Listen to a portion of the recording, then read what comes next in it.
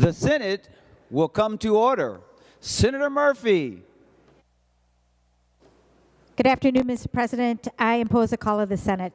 The Senate is now under call.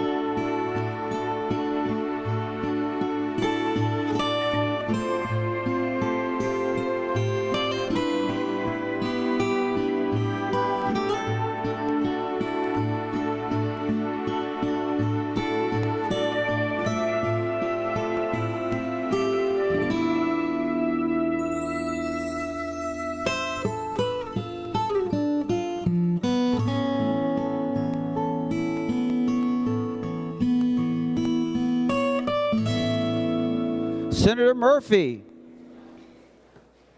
Thank you, Mr. President. I move that further proceedings under the roll call be dispensed with and that the Sergeant-at-Arms be instructed to bring in the absent members. On that motion, all in favor say aye. All opposed say no. The motion prevails. Members, if you would be so kind as to stand. And members, consistent with our tradition, we're going to start off with prayer. Today's chaplain is our own Reverend Dr. Dwayne Davis from Plymouth Congregational Church in Minneapolis. Following the prayer, members, please remain standing for the Pledge of Allegiance.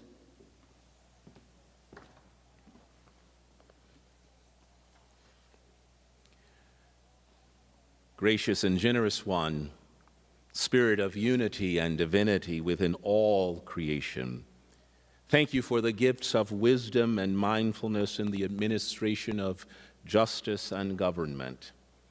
Thank you for hallowing these halls for good work on behalf of the people and in service to our democracy. In the execution of our duties, let us be agents of a restoration of democratic values and principles strong enough to withstand the threats of sectarianism, nationalism, and radicalization.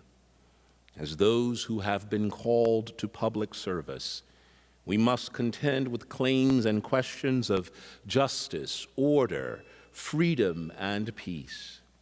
Give us ears and hearts to hear the cries of the people for peace, safety, and justice. Help us discern and respond to the people's will with fairness, hopefulness, and neighborliness, moving us toward beloved community in which all are heard, seen, and known. Satisfy our need and desire for a full democracy in which our laws, customs, and traditions are constantly perfected to be more just, more inclusive, more democratic. We pray that what we do here and our decisions this day will bear fruit that will heal the land. Amen.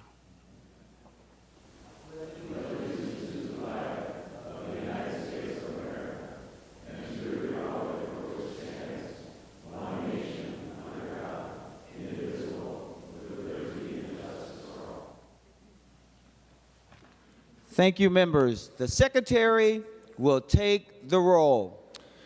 Abler, Anderson, Barr, Bolden, Carlson, Champion, Coleman, Cwodzinski, Dames, Dibble, Dornick, Draheim, Drazkowski, Duckworth, Diedzik, Eichhorn, Farnsworth, Fateh, Frentz, Green, Grunhagen, Gustafson, Hoschild, Herr, Hoffman, Housley, Howe, Jasinski, Johnson, Klein, Coran, Kroon, Kunish, Kupek, Lang, Latz, Liskey, Limmer, Lucero, Mann, Marty, Matthews, May Quaid, McEwen, Miller, Mitchell, Mohammed, Morrison, Murphy, Nelson, Lumu Verbatim, Pappas, Pa, Port, Pratt, Putnam, Rarick, Rasmussen, Rest, Seeberger, Utke, Weber, Wiesenberg, Westland, Westrom, Wickland, Zhang.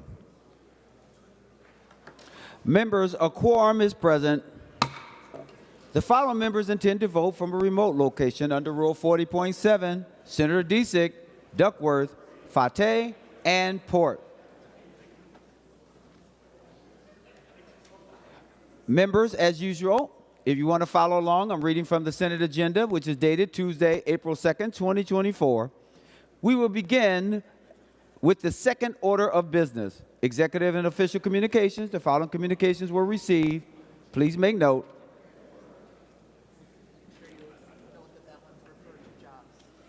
And just so you know, that is going to be referred to jobs. I'm now calling on Senator Murphy. Senator Murphy. Thank you, Mr. President. I move to lay notaries public on the table. On that motion, all in favor say aye. All those opposed say no. The motion prevails. We'll now proceed to the third order of business, messages from the House. The Secretary will read the message. Mr. President, I have the honor to announce the passage by the House of the following House files herewith transmitted. House file numbers 3589, 3925, 4109, and 4457. Signed, Patrick D. Murphy, Chief Clerk, House of Representatives. Members, for your note, no action is required.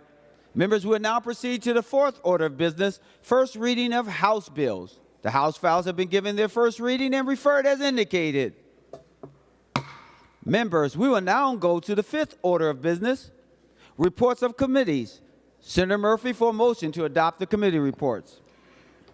Thank you, Mr. President. I move the committee reports printed in the agenda be adopted, with the exception of the reports pertaining to Joint Rule 2.03 and the report pertaining to appointments. On that adoption of the committee reports, all in favor say aye. All those opposed say no. The motion prevails. Senator Murphy. Thank you, Mr. President. I move that the committee report pertaining to the appointments be laid on the table. On that motion, all in favor say aye. All those opposed say no. The motion prevails. Members, we will now proceed to, give me just one moment to get to that place. We'll now proceed to the sixth order of business.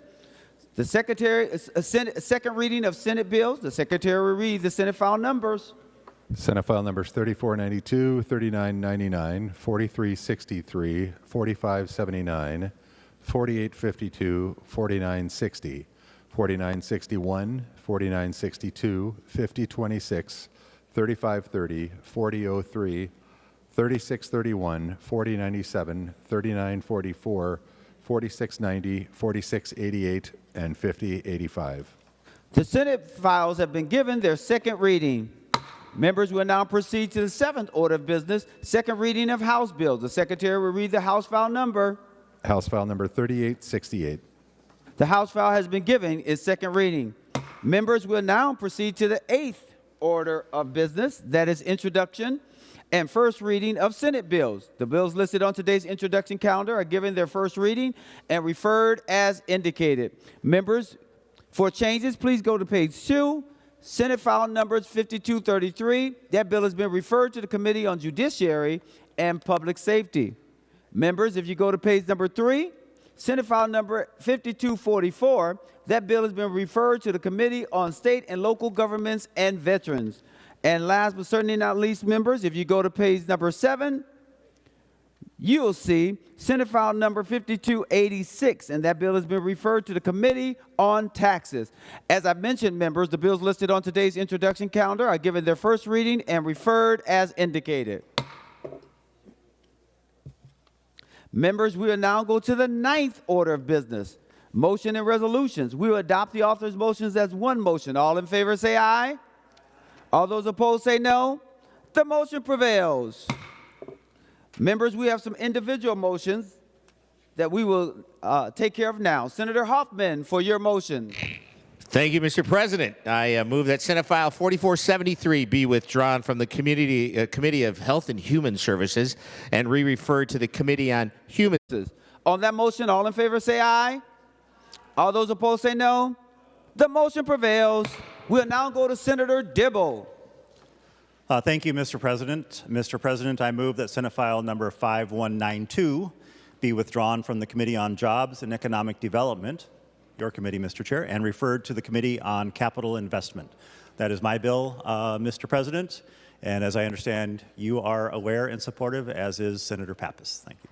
Thank you, Senator Dibble. That is correct. Senator Dibble moves that Senate File number 5192 be withdrawn from the Committee on Jobs and Economic Development and re-referred to the Committee on Capital Investments. On that motion, all in favor say aye. Aye. All those opposed say no. The motion prevails. Senator Dibble, I understand you have another motion.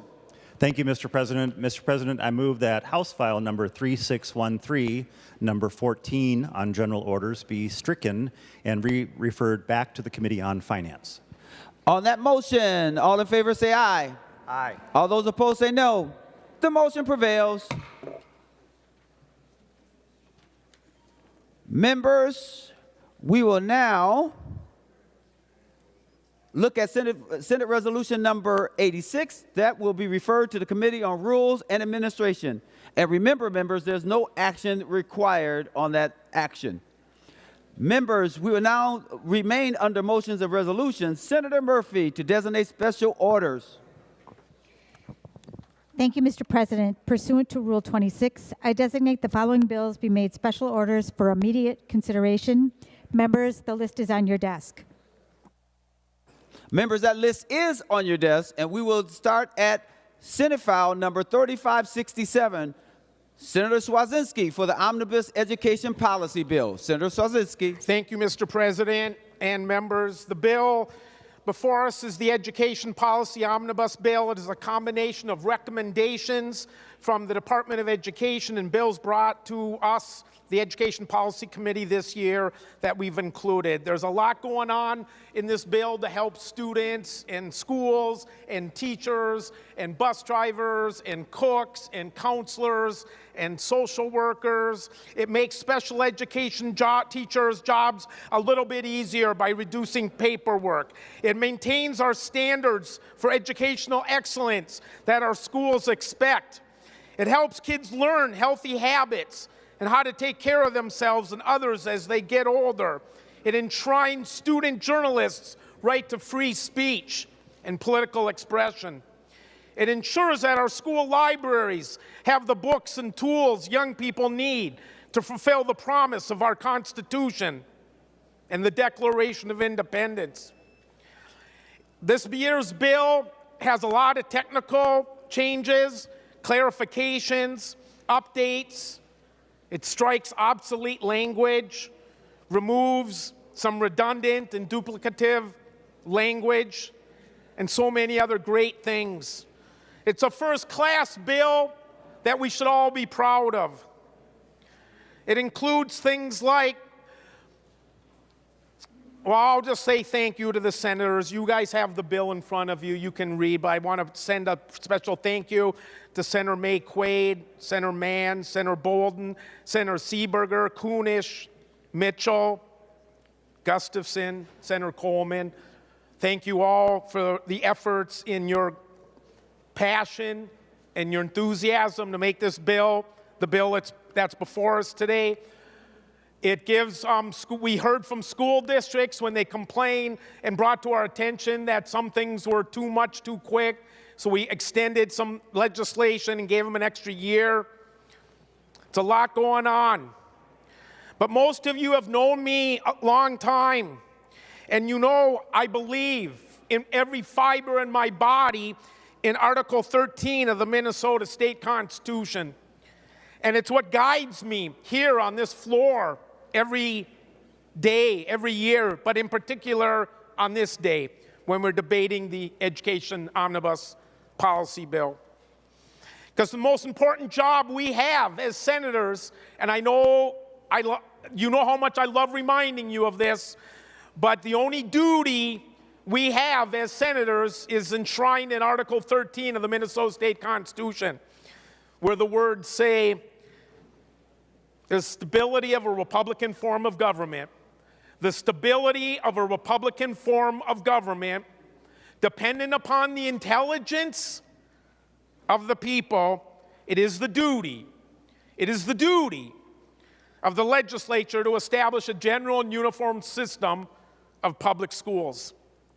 Right outside these doors, right there, enshrined in stone, right outside our chamber, are the words, next to importance to freedom and justice is popular public education, neither of which, freedom and justice, can be maintained without public education.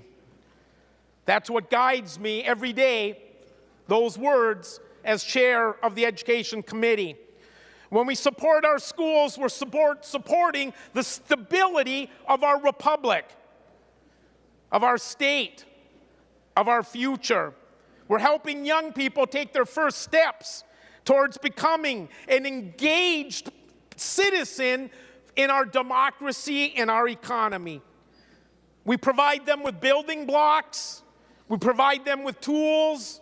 We provide them with the puzzle pieces needed to do the work that we expect every citizen to do. I want to send a special thank you to all the people. The saying goes, you know, it takes a village, and I believe that. I can't do any of this on myself. I want to thank my vice chair, Senator McEwen, the ranking member, Senator Coleman, my colleagues and other members, Senator Abler, Senator Bolden, Senator Duckworth, Senator Hochschild, Senator Kunesh, Senator Mann, Senator Wiesenberg, my committee administrator, Dana Elling, my CLA, Chelsea Barks. I'd like to thank Ryan Majerus and Ed Cook, the partisan research.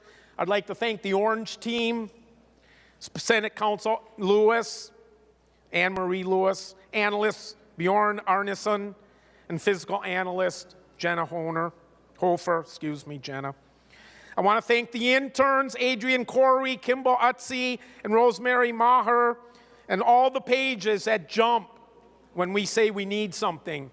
We can't do it without you, young people. Spencer Olson, Mahalia Norton, Luke Seck, Olivia McKell, and Princess Gaddard. I want to thank you all more than you'll ever know. The bills in front of you, members, there's a lot of wonderful things in there. I'm looking forward to a lively discussion and debate. Thank you, Mr. President. Thank you, members. We are on Senate File 3567. Any discussion? Senator Rarick. Thank you, Mr. President.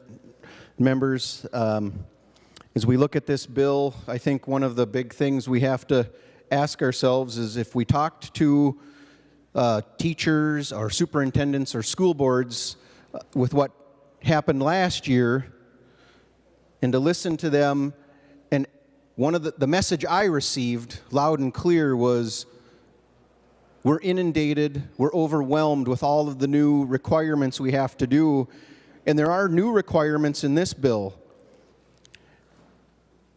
And so, Mr. President, we talked about this once before, but I would like to offer the A31 amendment. Senator Rarick offers the A31 amendment. At the right time, the Secretary will report the A31 amendment. Senator Rarick moves to amend Senate File number 3567 as follows. Page 6, after line 8, insert. This is the A31 amendment. Senator Rarick, to your A31 amendment. Thank you, Mr. President. We discussed this this amendment earlier. It's a bill that I have, Senate File 5025. And I came up with the idea for this language, Mr. President, in talking with school board members, superintendents, and teachers. And the idea and the concept behind the bill is, with all of the new things that they're having to incorporate, many of our schools, especially our smallest schools, just do not have the time needed in order to do this well. And so what this bill would do would be allow a local school board, through a public vote, to be able to extend the time that they would have to implement any of these mandates from last year's bill for up to 3 years. And then it would also allow them to be able to transfer funds into other account areas where they have areas of need. And again, this is not changing or eliminating anything that was done last year. This is just saying we're going to extend the time frame that any school district would have to implement those requirements if they see the need. And I think there are many things that they would look at as potential options for that. So I would appreciate the members to consider a yes vote to help our schools to have up to 3 years to implement the requirements from last year. Thank you, Mr. President. Senator Cwodzinski.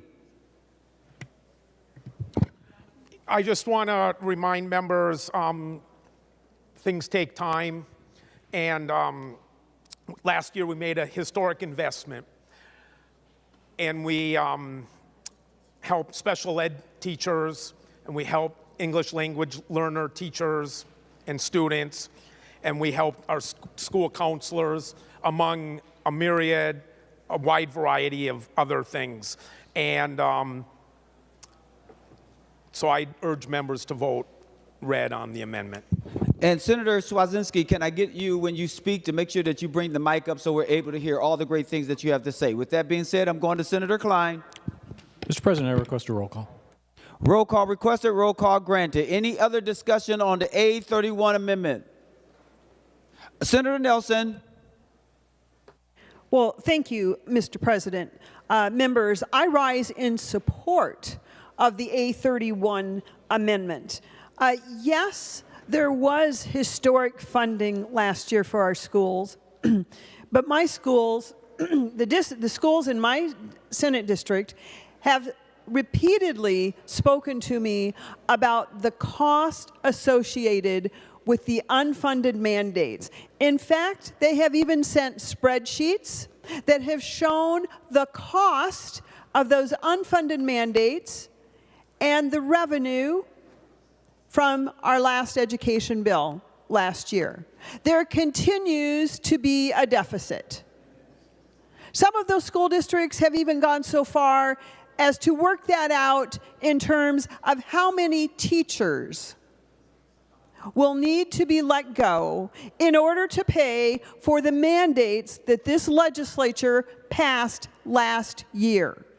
There are technical things in the bill before us that I wish were here by themselves. But there are additional new mandates even in this bill before us today. All the more reason why we should be supporting the A3 amendment, which allows school districts the flexibility, just a 3-year flexibility, in which to enact those unfunded mandates. I ask for a green vote. Support your schools, their local control, their teachers, their students, and please allow them a tad bit of flexibility. Remember, we're on the A31 amendment, Rarick amendment. We're going to Senator Westrom. Thank you, Mr. President. Would the author of the amendment yield for a question? Senator Rarick, will you yield? He will yield. Senator Westrom. Mr. President, Senator Rarick, one of the issues I'm hearing about from a district in my Senate district deals with a new law last year that was passed requiring them to change their mascot if they don't get an exemption from multiple groups relating to a mascot that refers to Indians or Native Americans. Would this amendment help delay or extend that mandate on our schools as well? Is that one of the mandates your language would cover? Senator Rarick, to the question. Thank you, Mr. President. Senator Westrom, yes, this would allow any of those school districts up to 3 years to fully implement that requirement. And I think I have a school district as well, Senator Westrom, and submitted a bill where they estimate their costs alone for changing their mascot to be at approximately $950,000. So by allowing them up to 3 years to make the full change would allow them to spread out the time that they would incur those costs. A very small school district like this one and the many others, having those full costs happen in 1 year is just going to overwhelm them. So that is one of the things that would be very beneficial for those school districts who need to change their mascot by giving them that ability to take up to 3 years to incorporate everything with that change. Senator Westrom. Mr. President, Senator Rarick, thank you for that answer. Members, that's how I read the Rarick amendment as well, and understand it would help our school districts. So it troubles me when the chair of the Education Committee gets up and says Democrats vote red. There's no rule that Democrats have to all vote red on this good amendment. So I would plead with any Democrat that has a school that has trouble with many of these local unfunded mandates that we put on them last year, give them some relief. And I'm thinking of my school district that has a $1.1 million unfunded mandate because the Benson Braves had to apply for an exemption from the Indian councils that we set up last year, and most of them didn't respond or were okay with the exemption, but about 2 of them out of 11. And members, the Benson Braves have already changed their mascot several years ago, a couple decades ago, in response to a lawsuit that they settled, changing their mascot from Braves and a headdress to Braves and a letter B with a feather. That is their mascot now, and now they're being penalized, and they had to do all of those changes in this lawsuit settlement back in the 90s, late 90s. And now they're facing another $1.1 million unfunded mandate because of what was passed last year by some legislators, not a bill I supported.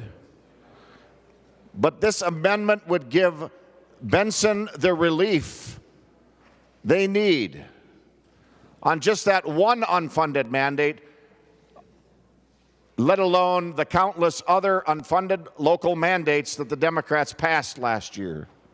And so to the audience, I hope they're listening to hear the chief author of the bill and the chair of the committee ask the Democrats to all vote red. We all have an election certificate. We can all represent our districts. And if you're not hearing this from your district, I would be shocked and surprised. Because every superintendent group I've met with in the last 9 months has brought these unfunded mandates up. And if they happen to have a mascot that somebody doesn't like, they have another unfunded mandate. And this amendment would give them relief for another 3 years to work out that mascot, or we can change the law, or we can offer some funding so we aren't forcing an unfunded mandate on school districts just because of a word preference. And I've heard in this mascot debate, there's some schools with the word warrior as a mascot. Now, warrior can mean multiple things. Some schools are having to change their warrior mascot. Others are getting exemptions according to the information I've been given. Another example I've heard about is the Bison down by Rochester. There's a school. They've had to change or chosen to change their name rather than fight the unfunded mandate. I've just heard a recent one, and I'm still going to confirm this, but it's just outside my district, the Ashby Arrows. I had people come up to me this past weekend and say that is what they're hearing locally. Is this true? And I said, well, it was a law they passed last year, the Democrats did. I can't believe that the word arrows would be an Indian mascot and a monopoly word for Native Americans to only use. I get the word Indians, I get words that are directly connected, that's at least a connection. But the word arrows, if that's being covered, Mr. President, would Senator Kunish yield for a question? Senator Kunish will yield? She will yield. Senator Westrom. Mr. President, Senator Kunish, under the bill, I believe you were the author last year that banned the mascots. Would the mascot arrows be covered under the bill and what you intended to cover last year as a mascot that would have to change? Senator Kunish to the question. Senator Kunish. Thank you, Mr. President. We did not specify the specific words or names or images in there, but we left it up to a panel to do the investigation and to determine which schools would be asked to either change their image, change the name of their mascot, or both. And under this circumstance, because you have not confirmed this, I don't know why we're talking about it. Senator Westrom.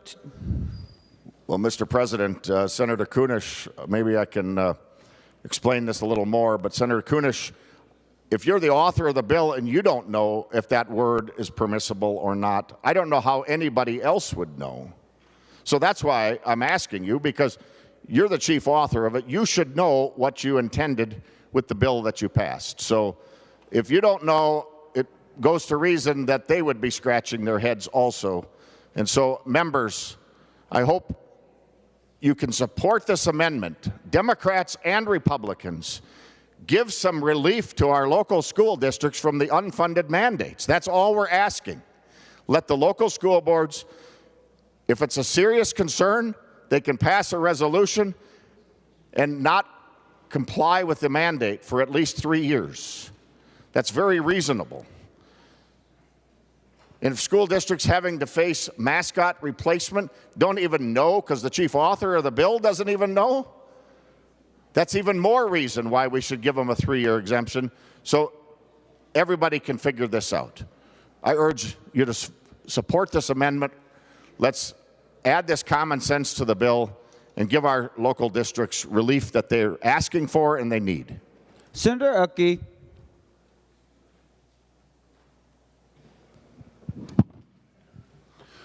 Thank you, Mr. President. And there's been a lot said already, so I won't repeat some of those things that affect us, but I would ask members to please support the A31 amendment.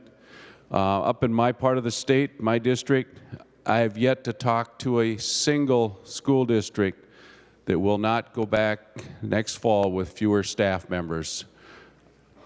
The mandates last year were incredible and just are hurting them tremendously financially, and they've all come with, I mean, it's some pretty serious numbers that they're sharing, and I don't think that's what anybody intended when you passed that bill last year, was that we would be laying off teachers. So, members, please support the A31 to support our local teachers, because a red vote on this amendment will ensure that the teachers and staff that they're talking about will either have to be laid off, or in some cases there's enough retirements and they just will not fill them. So please support the A31 amendment. Thank you. Senator Dames. Well, thank you, Mr. President and members. I too stand and rise in support of the A31 amendment. I have the same situation that's been brought up earlier. we have the Sleepy Valley Public Schools, which needs to change their mascot. This is going to cost them $550,000 to make this change. If this amendment would pass, it would give them 3 years to work with that, and 3 years to come up with the funding to try to figure out how they're going to pay for it. At this point in time, at the time frame they're required to do this, and to come up with $550,000, that money is going to come out either out of programs or it's going to come out of teachers. Something is going to have to change at that school district to come up with $550,000 in order to make this change. And it's not going to change education one bit. Our students' education isn't going to change. The marking on the gymnasium floor might, but what's really going to change is the reduction in programs within that school district because we've passed a bill, we didn't properly fund it or didn't fund it, and we expect it to be done in a very short time period. I think we need to look back and see just really what happened to our public schools in this last session.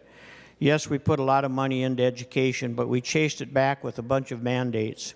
And these schools are just at the breaking point.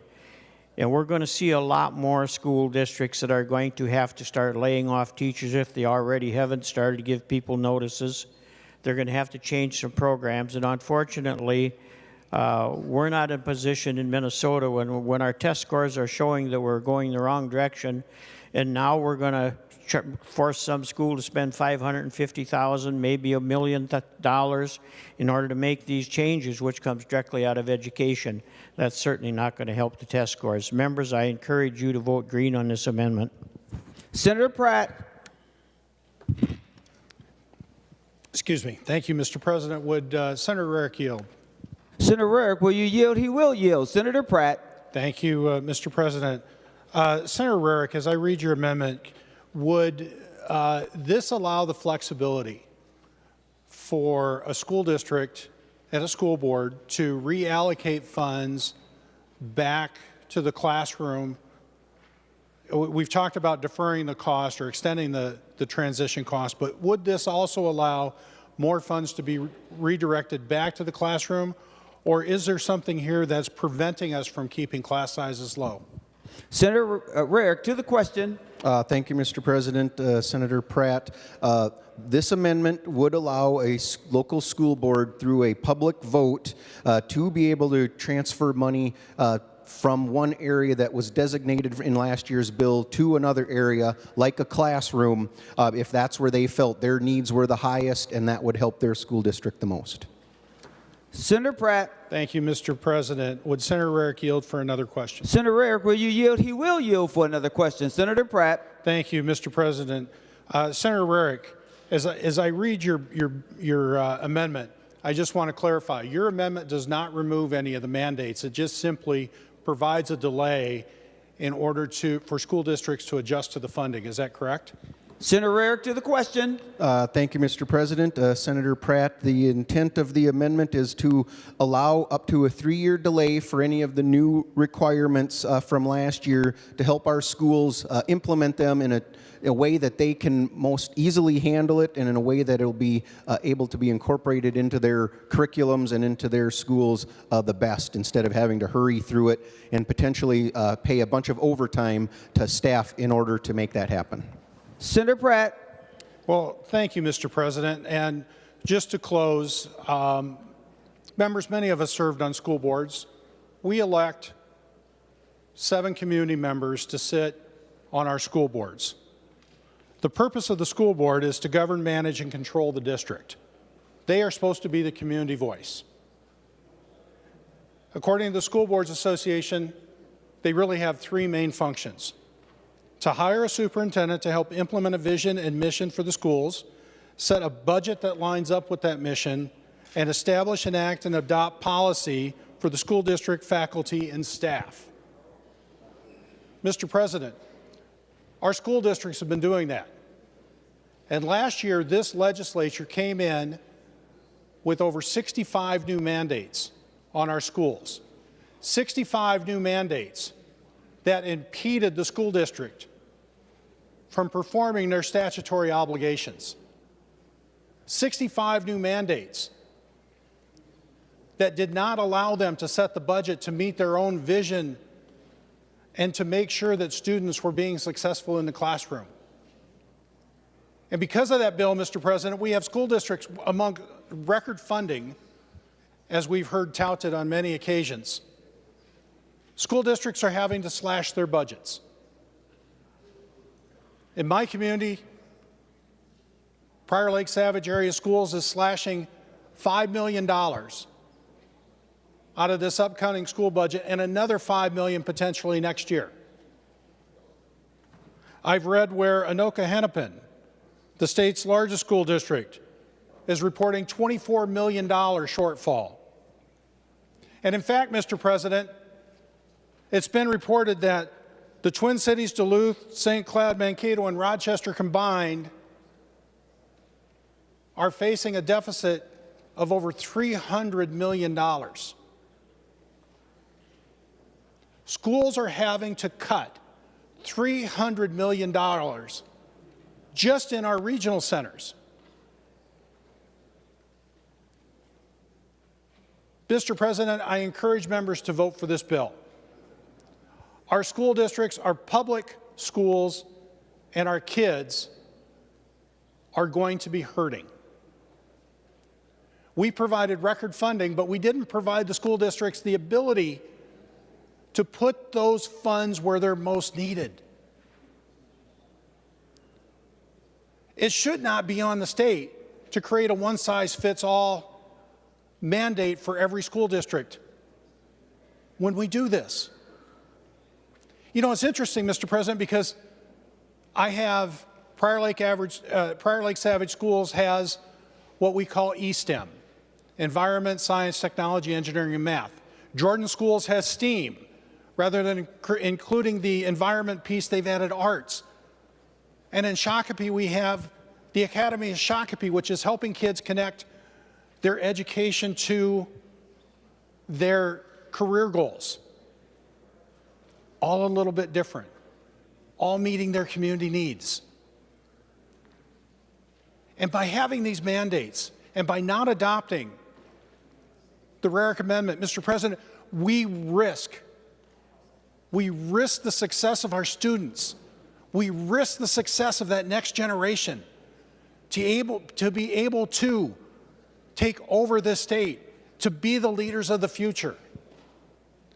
We owe it to those children to allow their school boards to allocate funds to keep class sizes low so they get the attention that they need. Mr. President, this is a very reasonable amendment. And I ask every member to vote green because, Mr. President, our kids are depending on us. Thank you. Members, before I go to Senator Cwodzinski and then the author of the A31 amendment, I want to pause and see if there's anyone else who wants to speak before we go to our last two speakers on the A31 amendment. Seeing none, Senator Cwodzinski, followed by Senator Rarick. Thank you, Mr. President, and thank you, everybody, for your comments, and appreciate it. I just want to draw attention before I ask everybody to vote red on the A31 amendment. Senator Cwodzinski, will you be so kind as to pull the mic up closer to you? Thank you so much. It's such, I've never heard that before, Mr. President, and it's something I'm going to relish this moment forever. So thank you, Mr. President. I just want to remind members that on your desk is a letter that we received from the Minnesota School Board Association. Nowhere in this letter from the school boards, 331 school boards in the state, is the word unfunded mandate found, or among the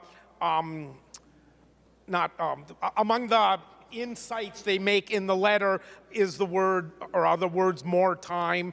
And I'd also like to remind everybody, I heard a lot in the discussion about finance and money and more time, and this is the Omnibus Policy Education Bill, members. And I'll try to hold the mic closer to my mouth, Mr. President. Thank you, Senator Cwodzinski. I appreciate you accommodating me. Relish in this moment. Senator Rarick, for the last voice that you'll hear before we vote on the A31 Rarick Amendment. Senator Rarick. Thank you, Mr. President. Members, Last year, the Education Finance Committee was a brand new issue area for me. And as the lead, I took the role very seriously that over the interim to get out and not only speak to the school districts in my area, but to the many from around the state.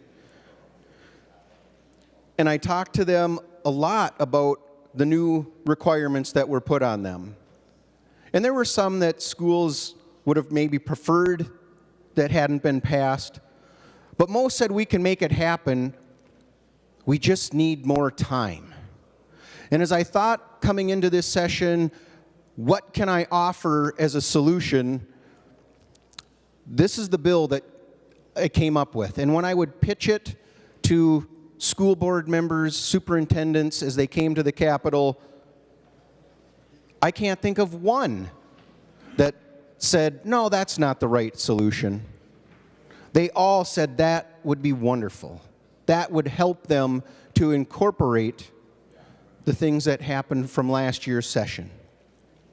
And Mr. President, I draw you to the very first statement that the chief author made when he first rose.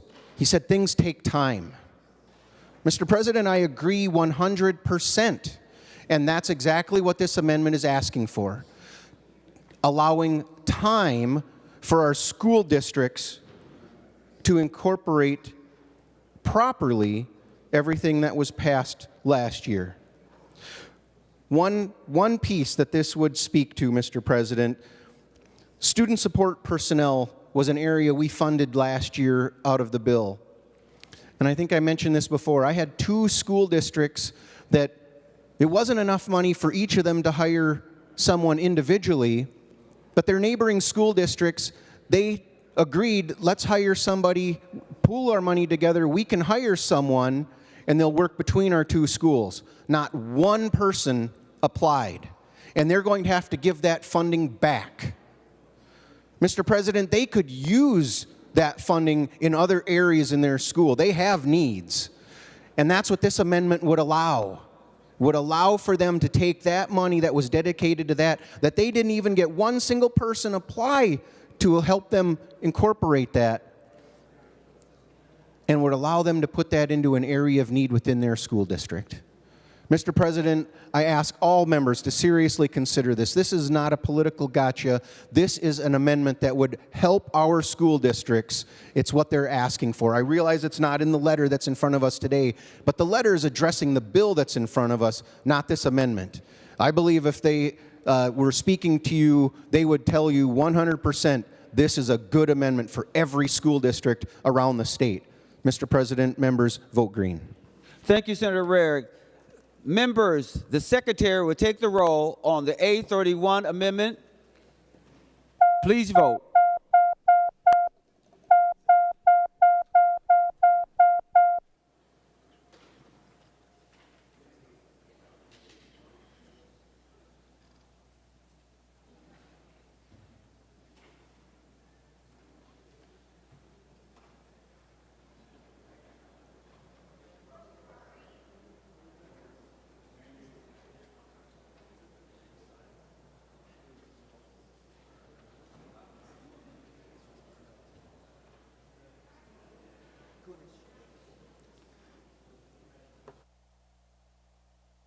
Senator Kunesh, for those voting under Rule 40.7.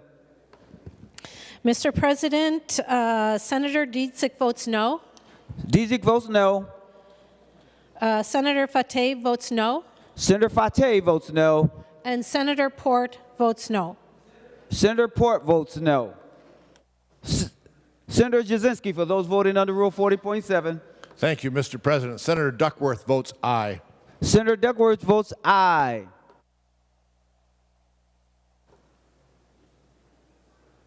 All senators having voted who desires a vote, the Secretary closed the roll. There being 32 ayes and 34 noes, the 831 Rarick Amendment is not adopted. Any other discussion? Senator Rarick. Thank you, Mr. President. One of the other things that was talked about in regards to this bill was that we were deleting some potentially obsolete or redundant language, and I'm wondering if Senator Cwodzinski would yield to a question. Senator Cwodzinski, will you yield? He will yield. Senator Rarick. Thank you, Mr. President. Senator Cwodzinski, if you look on page 18, lines 29 through 31, we are deleting language that requires the commissioner to report data that compares performance results among school sites, school districts, Minnesota, and other states, and other nations. Senator Cwodzinski, is that language repeated somewhere else, or is that deemed obsolete language? Senator Cwodzinski, to the question. I'm waiting for some sort of something. Senator Cwodzinski, do you need a moment? I do need a moment. Thank you, Mr. President. All right, members, be patient. He'll get the answer, and then he'll come right back. Thank you. Senator Rarick, would you like to continue, and I'll answer your question as soon as I can. Senator Rarick, you want to continue, or do you want to wait for the answer? I'll give him a second question because they're both. So also on page 21, lines 6 through 10, actually starting in line 8, there's some more language that is deleted, that a report that comes from the department typically comes on September 1st. We're deleting that language, and the report would now come on December 1st. And so I'm just wondering around that language, why we are changing the date from September before school starts, when the information could be incorporated by the schools, to mid-school year. Senator Cwodzinski, you got both questions, correct? Not the first one. I'm still waiting. But the second one, Senator, I'm ready for. As someone that for 33 years experienced the overwhelmingness, I don't think that's a word, of that first month of the school year, there's two reasons why we're changing that language. One is to push out the date a little bit when it's a calmer part of the school year, and more time to gather all the comprehensive data that maybe isn't quite there yet, literally the first week of school or during workshop week, when teachers and students are already overwhelmed with a lot of work that week. Senator Cwodzinski, you still need a minute for that first question. Still waiting, Mr. President. Senator Rarick, if you have another question or you have a couple comments until he gets ready, I'll be happy to recognize him at that moment. Thank you, Mr. President. And I guess in response to Senator Cwodzinski's answer on the second part, I see this as a report that comes from the department, not from the schools themselves.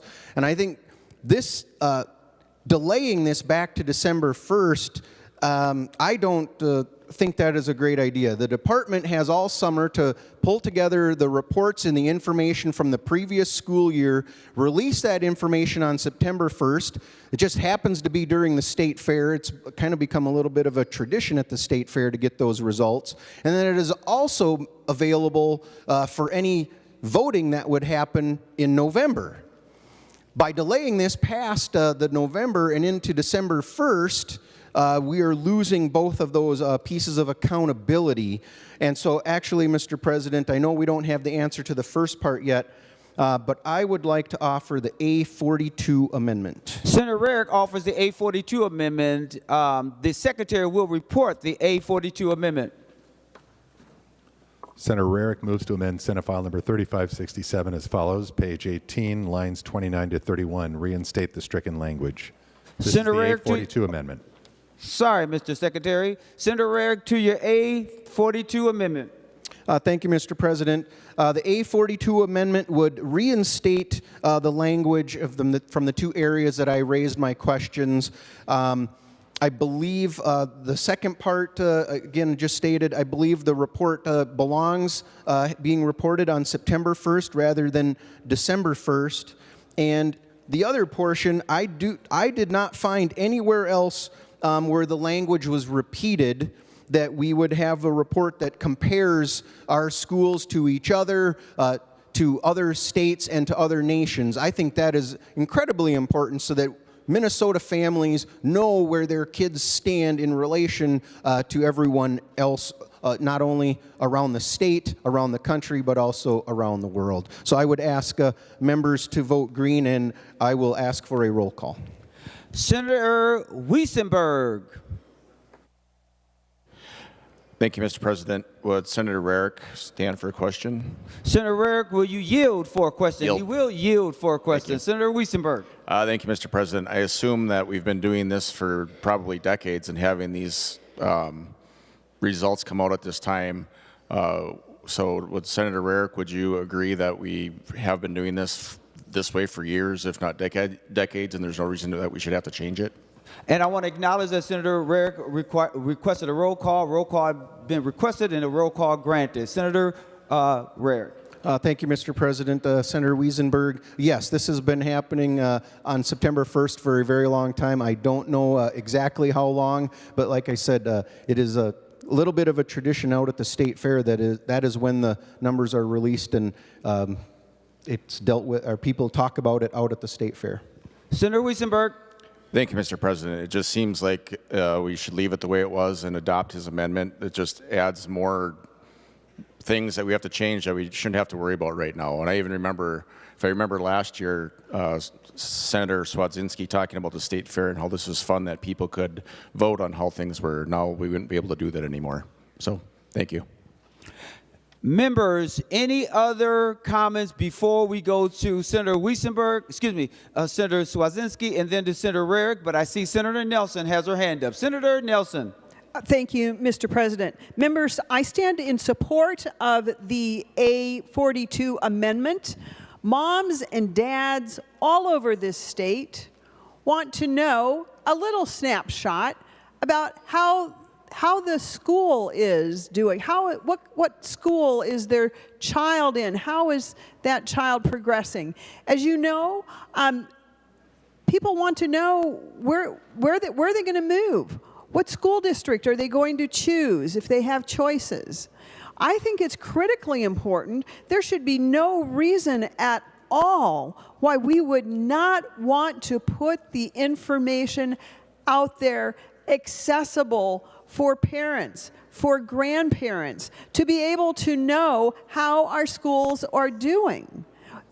And if there's something that we're not happy about, well, then we need to know about it so we can change what's happening, so we can help improve our local school districts, our local schools. There is no reason that I can see why we would strike the long traditional reporting of school data.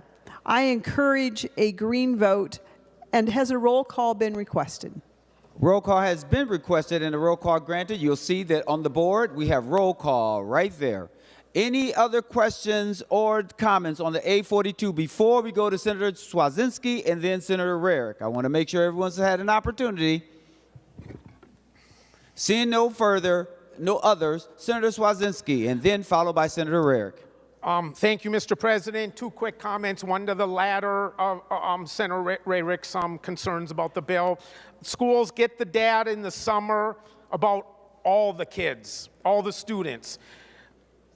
But the process that ensures data integrity statewide takes time. And as I said, that first month of the school year, the administrators and teachers and students have a lot on their plate already.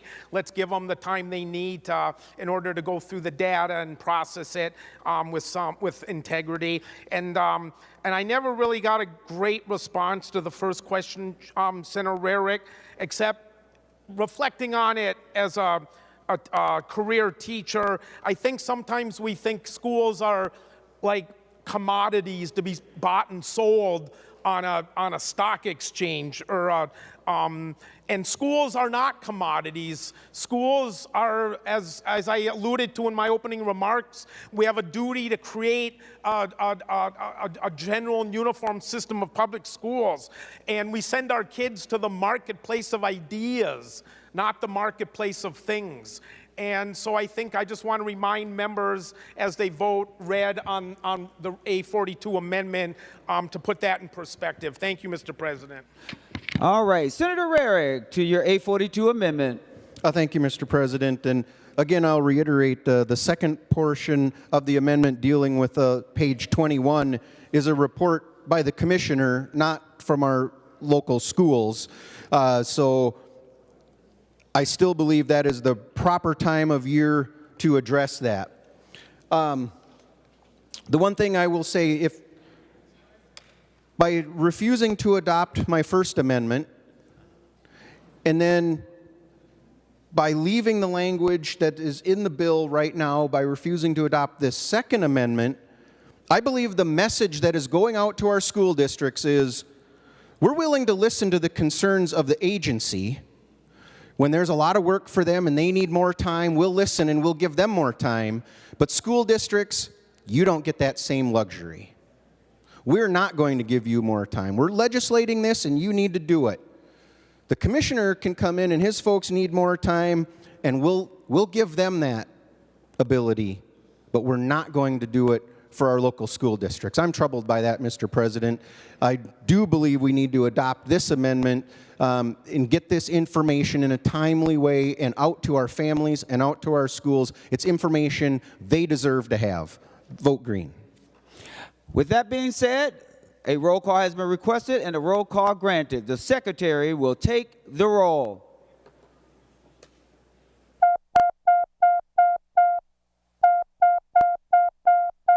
Members, please vote.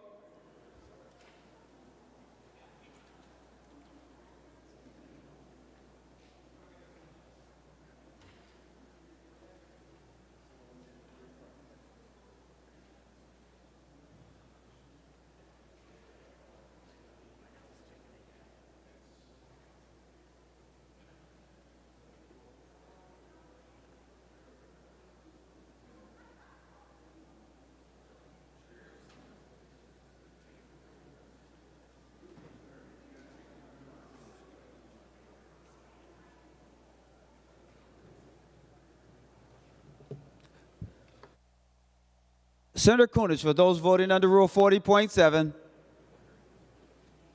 Thank you, Mr. President. Senator Dziedzic votes no. Senator Dziedzic votes no. Senator Fateh votes no. Senator Fateh votes no. And Senator Port votes no. And Senator Port votes no. Senator Cwodzinski, for those voting under Rule 40.7. Thank you, Mr. President. Senator Duckworth votes aye. Senator Duckworth votes aye. All senators having voted who desires to vote, the secretary will close the roll. There being 32 ayes and 34 noes, the A42 amendment is not adopted. Senator Coleman. Thank you, Mr. President. I'd like to offer the A32 amendment. Senator Coleman offers the A32 amendment, and the secretary will report the A32 amendment. Senator Coleman moves to amend Senate File Number 3567 as follows. Page 80, after line 14, insert. This is the A32 amendment. Senator Coleman, to your A32 amendment. Thank you, Mr. President. Before I forget, I'd like to request a roll call, please. Roll call requested, roll call granted. Senator Coleman. Thank you, Mr. President. Members, the idea for the A32 amendment, it was in bill form, did not get a hearing. It came to me after a St. Paul public school teacher came to my office. I'm not here to name names, but she could not get a meeting with her senator and desperately wanted to share her story, and so I sat down with her. And what she told me, it made me nauseous for the rest of the day. Now, she's a middle school teacher. This isn't happening in a high school. This is happening in a middle school teacher, in a middle school. And she's had teachers grazed with bullets, stabbed. She has had students with traumatic brain injuries because they've been beaten and they can't do anything in the hallway. She has students that bring weapons to school and join gangs, not because they want to, but because they feel they have to in order for their protection. And the worst part is she said the parents don't know that this is happening, they don't know how bad it is, and I can't do anything because my job has been threatened. And so what this does is it's very straightforward. The first half, it does request that school districts and the Their local school boards can opt out of this if they choose not to do it, but it does request that they give timely notice to parents 24 to 48 hours of any violence that's happening in the schools, if there was a weapon brandish, if there was a fight, anything along those lines. So students and parents can really get a good idea of what's going on in those classrooms. The second portion, it does protect teachers. It puts them into the whistleblower statute and says if they want to come forward, if they want to talk about how bad things are getting, if they need to say, look, this is really violent and not enough's being done, that their jobs are not on the line as a result of speaking up. And so I want to thank the teacher who I promised I wouldn't name for coming to my office, for sharing her stories with me. It was really, really disheartening to hear, and my heart absolutely broke for the teachers and the students and the parents that have to try to learn in an environment like that. And hopefully this can help us shed a little light and protect our teachers in the process. So I do request a green vote, members. I think this is non-controversial. I think we should be voting for something like this and getting an idea of what's going on in our schools as far as school safety goes. Thank you. Senator Cwodzinski to the A32 amendment.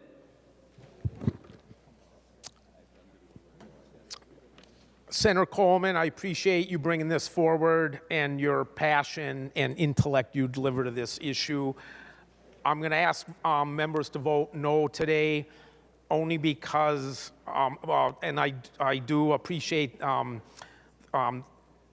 much of what's in this bill. I think it would to have a hearing on this bill next session and get more information from all the stakeholders in order for us to make a better decision. Thank you, Mr. President. We are on the A32 amendment. Any other discussion? Senator Weissenberg. Thank you, Mr. President. I think we should vote for this amendment. Next session will happen, then the next session will happen, and then the next session will happen. We'll keep kicking the can down the road. Before I ran and was elected as a senator, I was active in my community, and I had teachers come and speak to me and tell me about problems they were having because they were afraid that they would get fired if they brought any issues forward.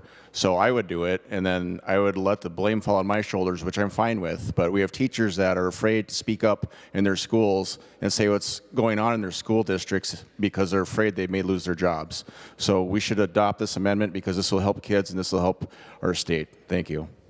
Any other questions or discussion on the A32 amendment before we go to Senator Cwodzinski, and then the last voice you hear is Senator Coleman. Any other senators who wish to be recognized?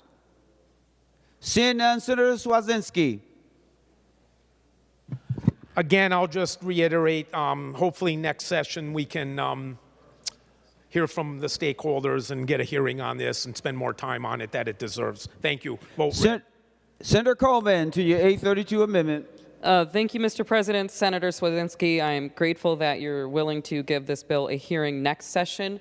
But this is one of those things that is urgent. You know, when we have teachers getting grazed with bullets, when we have teachers getting stabbed, when we have students getting TBIs, this is something I would like to address now. It was a bill that would have been eligible for a hearing this year.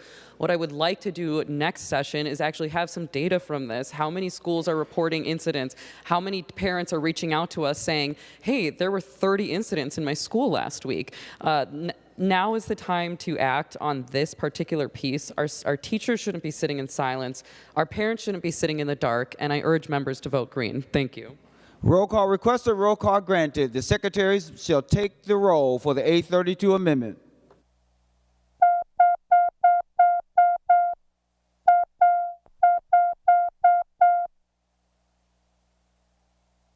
Members, please vote.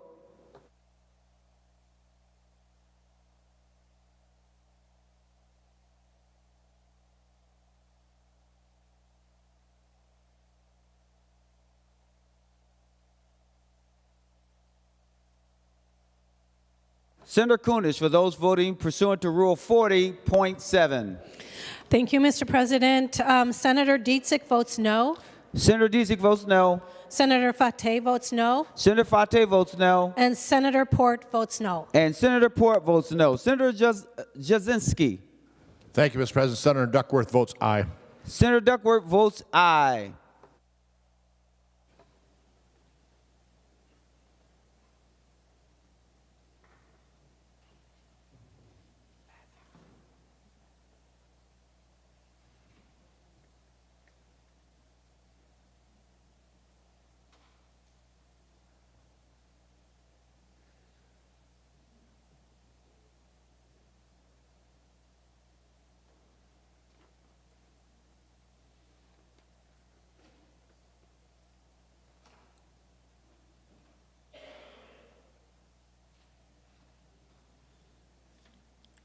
Members, please be patient. We're just waiting for one member who wishes to vote.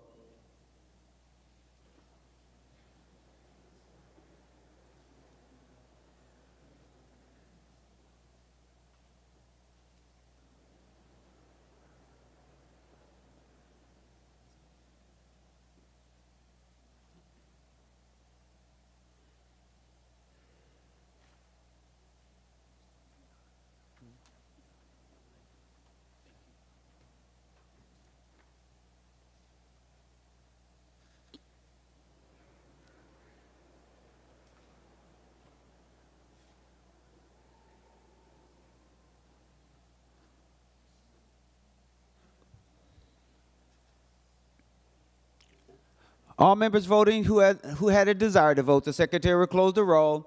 There being 32 ayes and 33 noes, the A32 amendment is not adopted. Members, any other discussion? Senator Abler. Thank you, Mr. President. Well, I appreciate the discussion. I don't know how we ever got the idea, Mr. President, that education policy and finance should be decided by one party in the state of Minnesota. I remember when I first came in here, Mr. President, 25 years ago, it was kind of a bipartisan thing.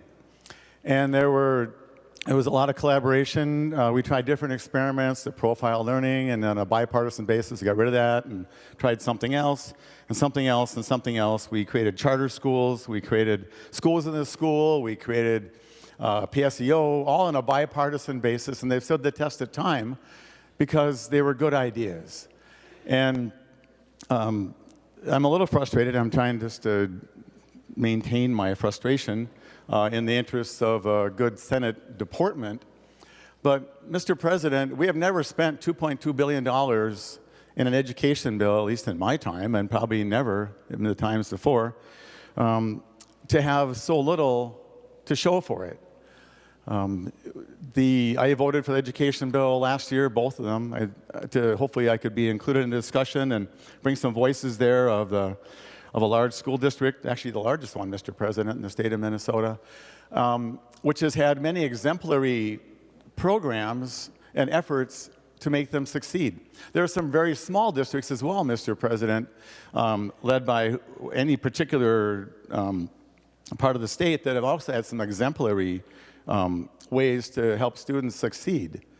But over the years, my district has, so I'll talk maybe more about that on third reading, but over the years, my district has been plagued by mental health challenges.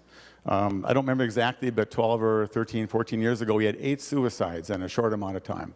And it was tragic. And Anoka District revamped its mental health programming to include licensed professional clinical counselors, which we passed in Minnesota as an entity on a bipartisan basis.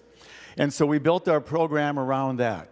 We built Anoka, being the frugal thing that it is, with so many students, that has gone with large school buildings and has actually contracted out for mental health services. And Mr. President, you may not realize this, but that's actually a very economical way to do it based upon the state. And so when you contract out with different local providers for mental health services, they're not only very qualified, they actually know the families, but the state or the school only has to pay about 1/3 of the cost because the rest of it is taken up by private insurance, which is appropriate. And so we have a much more broad set of programming that's available. Mr. President, with the advent of one of the new elements of this bill was to get, school counselors in schools on a more broad basis, which I think is a great idea. Mr. President, I have actually worked for, at least with my rhetoric, have said, can we not have more school counselors in schools? I favored a ratio and have yet to accomplish that. And so I appreciate the merits of the school counselor part of the bill that passed in last year's omnibus. Unfortunately, Mr. President, not every school district has access to school counselors. They aren't geographically spread out. There aren't just enough human beings to go around, and if the program is several $100 million, I don't have the exact number, but it's a maybe $400 million over the 4-year period to get these counselors into schools. And this money is segmented and sequestered and put aside for that purpose and other licensed school staff, which are also not available. And so what the districts have asked for, never mind the very, I'm just all choked up, Mr. President. Never mind the mild letter they put out, they are starving for flexibility in an effort to serve their students, and each and every district just about is reducing spending. And if you read the headlines, you'll read that Minneapolis is proposing a budget with over $100 million in cuts. My district is facing up to $30 million in cuts. And so, well, what does that mean? Well, it means they're trying to be responsible. And so they've already gone forward with $5 million of spending of layoffs that they just voted on in the face of the largest spending increase in the history of Minnesota. And I listened to the governor in his State of the State. He was really proud of how good education is going in Minnesota. And I really don't know how he can say that. He must not have really been out around town lately and talked to any of the schools, because even in my district, which is amongst one of the more capable ones, just slightly over half of the third graders can read and do math at grade level, and it doesn't get any better throughout the system. And the money that's come has already been booked into the budget.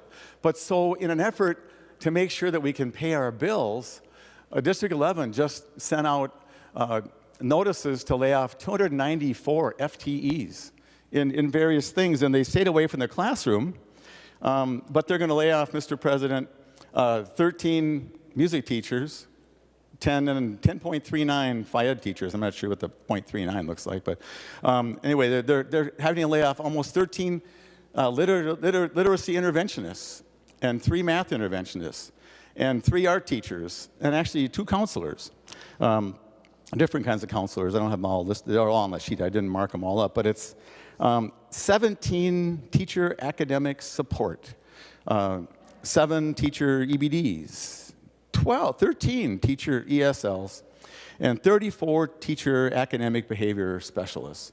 And so this is the first round, Mr. President. This is about $5 million worth, and they wanted to get ahead of it. And so there was criticism that the admin is too deep. Well, I almost defy you to tell me how these positions are admin. They sound like they're almost teachers themselves. And they all say teacher in front of it, so they're all licensed staff. And we discussed this in the committee. And so my plea is, we didn't want to do the mandate thing. And on a bipartisan basis, teachers are noticing all the stuff the schools have to do now that costs money, that takes away from keeping these kids. And so I've adopted a new theory, Mr. President. So whatever thing we add on for the schools to do, how many reading specialists and how many EBD specialists is that going to cost my district? So just in an effort to make the money be better spent, Mr. President, I offer the 827 amendment. Senator Abler offers the 827 amendment. The Secretary will report the 827 amendment. Senator Abler moves to amend Senate File number 3567 as follows. Page 83, after line 30, insert. This is the A27 amendment. Senator Abler, to your A27 amendment.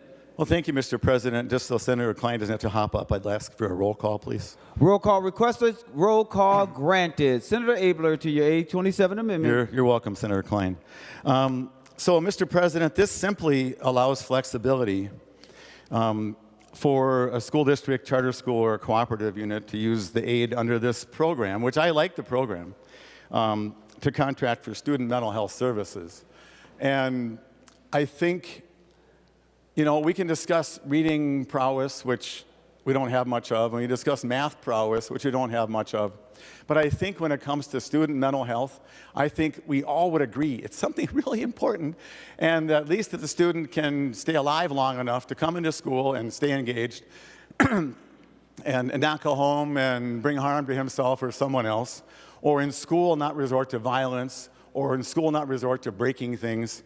That this is the kind of work that the mental health does. On a bipartisan basis, Mr. President, we've come up with school-length mental health grants, which we loved. Senator Draheim led a whole crew on a bicameral, bipartisan basis to beef up that and some other mental health. So, Mr. President, what the districts need, and I think we discussed this in the committee, and I just want to ask people, can't we be open to some flexibility to protect student mental health? This is not a gotcha amendment. It's just a really important amendment. And if Senator Cwodzinski says he likes it, I'll pull off the roll call. But I think it's really important for us to think about this, that it's a time to do some little mini repairs, mini flexibilities. Maybe you don't want to do the whole mandate relief thing, which I thought made sense, but Mr. President, I hope we can vote for this. And Senator Cwodzinski, I hope you've had a chance to rethink this and decide that you're really hoping that we can be flexible and protect these students from coming to harm. Thank you, Mr. President. Senator Cwodzinski to the A27 amendment. Thank you, Mr. President, and thank you, Senator Abler. I'm going to ask members to vote red on this amendment.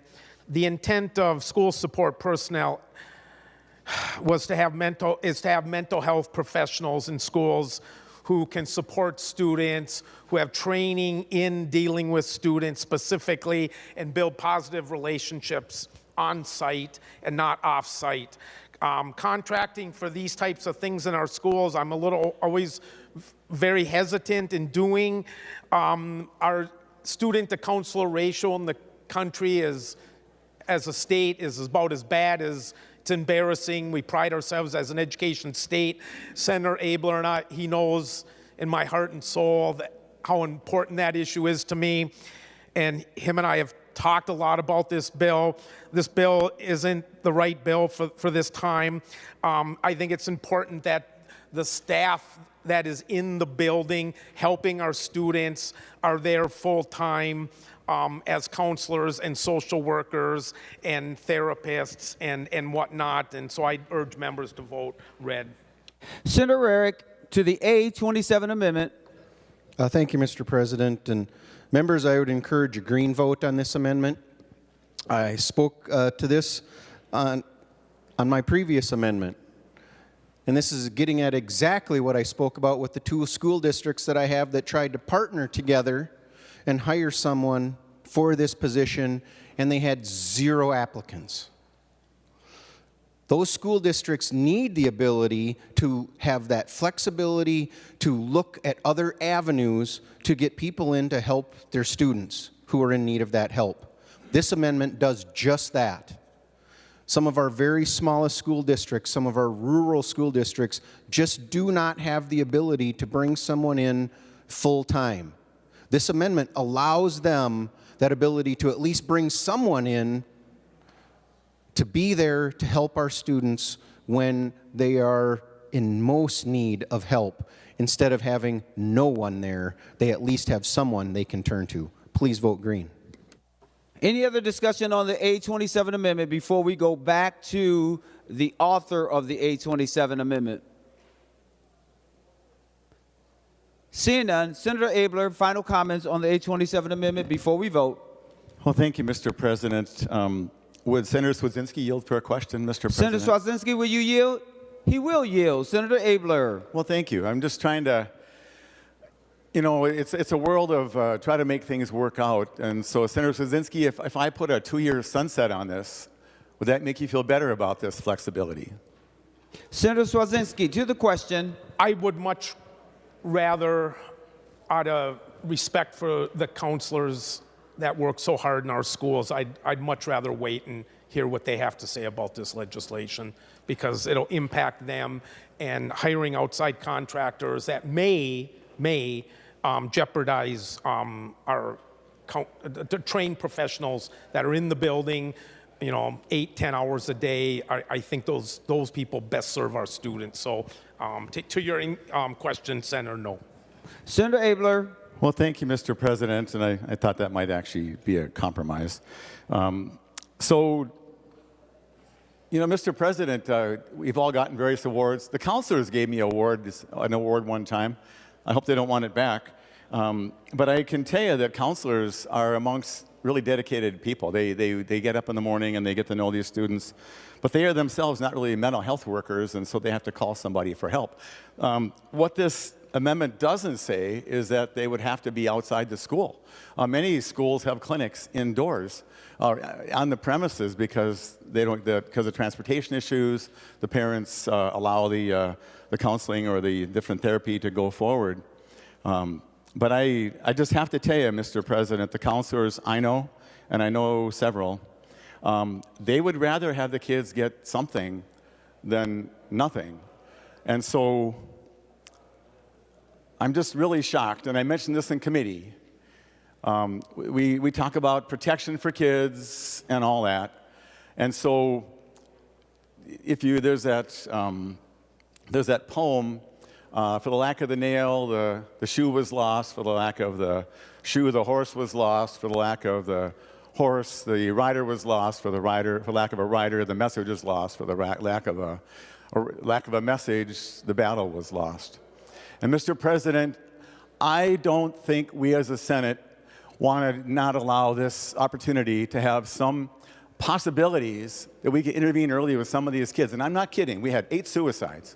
And so I hope you rethink this, and I hope that in the independent streak that Minnesota Senate has been known to have, that we actually decide we care about flexibility. If it's a problem, if they're firing counselors, what they're not going to do because they love them and they can't, and they'll be protected. I don't know. There's nothing else I can say, Mr. President, but I would urge people to please vote yes, and let's protect our kids. Thank you. A roll call has been requested, and a roll call is granted. The Secretary will take the roll on the A27 amendment.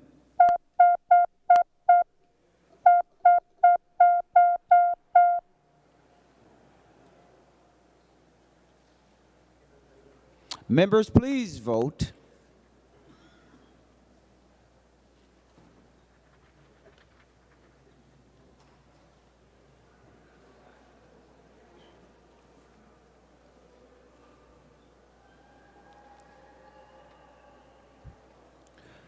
Senator Kunish, for those voting under Rule 40.7. Thank you, Mr. President. Senator Dietzick votes no. Senator Dietzick votes no. Senator Fateh votes no. Senator Fateh votes no. And Senator Port votes no. And Senator Port votes no.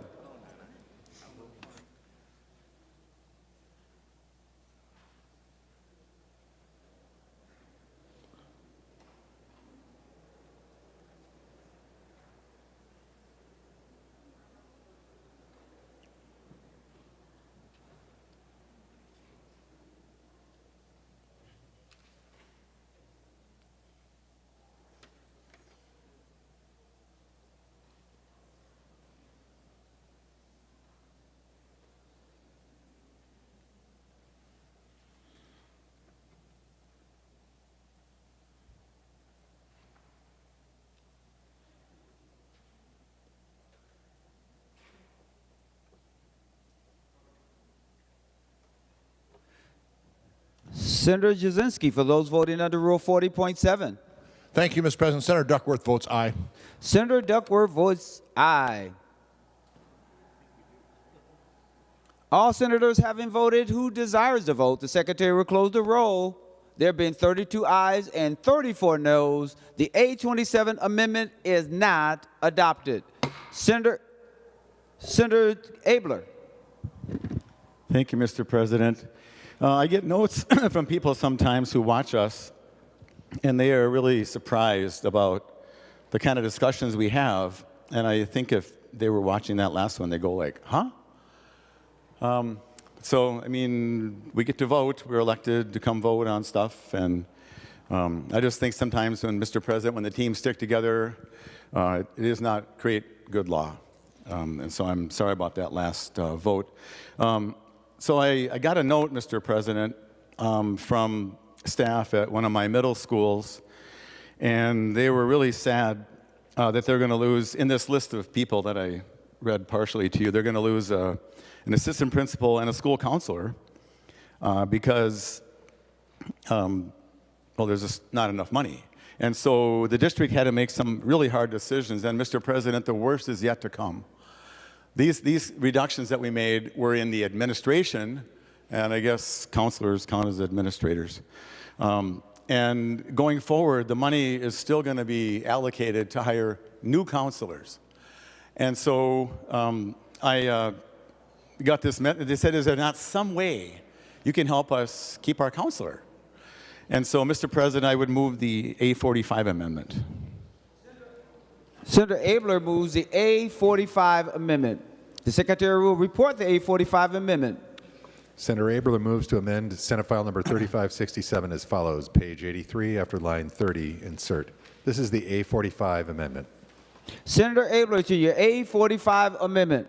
Thank you, Mr. President. And this simply says, if you have a school counselor and you're going to lay them off, you could use that money to keep them and serve the students. Because if you recall, the money is for new staff to supplement and not supplant. This would simply allow, like this one at my middle school, to actually be kept on the job using that pot of money. And I'll stand for questions. Thank you, Mr. President. Senator Klein. Mr. President, I request a roll call. Roll call requested, roll call granted. Any Senator Cwodzinski to the A45 amendment. Will Senator Abler rise for a question? I couldn't hear you. Will Senator Abler rise for a question? Senator Abler, will you yield for a question? He will yield. Senator Cwodzinski. Senator Abler, is the phrase on line 1.27 a statement of assurances? Is that? Senator Abler, to the question. Hidden meaning, could that be argued it's a mandate? Senator Abler, now to the question. You know, Mr. President, I don't understand why you're asking that question. So it's not a mandate, because if they don't want to preserve the position, they don't have to do anything, Senator Cwodzinski. But it was meant to be simple, and so the superintendents and charter school directors are highly ethical, honorable people. And so the point is that if they choose to keep this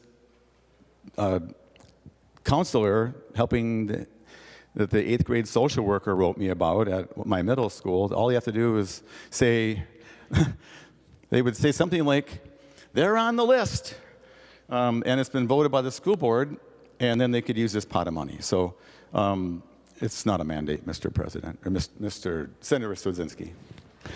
Senator Cwodzinski. Thank you, Mr. President.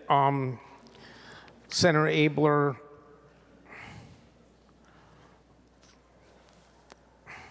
so basically what this bill does, will Senator Abler rise for another question? Senator Abler, will you yield for another question? He will. Senator Cwodzinski. So if I get your bill accurate, or if I'm interpreting it accurately, if a school district has a shortage of counselors and they've got some money left over somewhere, they can use it to rehire a licensed counselor. And I know the bill mentions school psychologists and social workers and nurses and CD counselors, but to make simpler my question, I'll just use the word school counselor. Am I interpreting it correctly or somewhat? Thank you, Senator. Senator Abler. Well, thank you, Mr. President. Senator Cwodzinski, it's actually easier than that. This is somebody who already is working on site at the school district in those categories that the money is meant to be used for. And the only thing that's different is if they're going to lay off this person from the 8th grade, from the middle school in my area, they'd have to go somewhere else to get rehired as a new person. But with all those relationships, they use the term beloved. I didn't read you the email, Mr. President, because it's probably 150 words, but they just want to keep this person because they love them, they know the students, and this would simply allow that they wouldn't have to require that this individual be a new hire. It could be a rehire using that pot of money. So it's just meant to preserve existing staff, not to expand it, nothing to do with anybody unlicensed or contracting. The people that are on the list could be rehired to keep them in the school. Thank you. Senator Cwodzinski. Nothing else. Okay. Any other comments or discussions before we vote on the A45 amendment? Senator Abler, you get the last word. You're okay? The secretary will take the roll on the A45 amendment.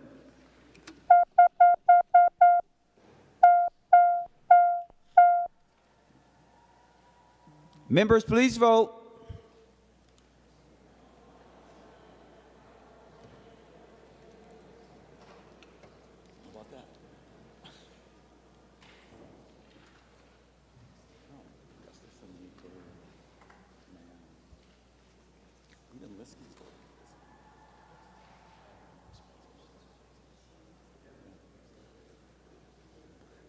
Senator Kunesh, for those voting under Rule 40.7. Thank you, Mr. President. Senator Dietzick votes no. Senator Dietzick votes no. Senator Fateh votes no. Senator Fateh votes no. And Senator Port votes no. And Senator Port votes no. Senator Cwodzinski. Thank you, Mr. President. Senator Duckworth votes aye. Senator Duckworth votes aye.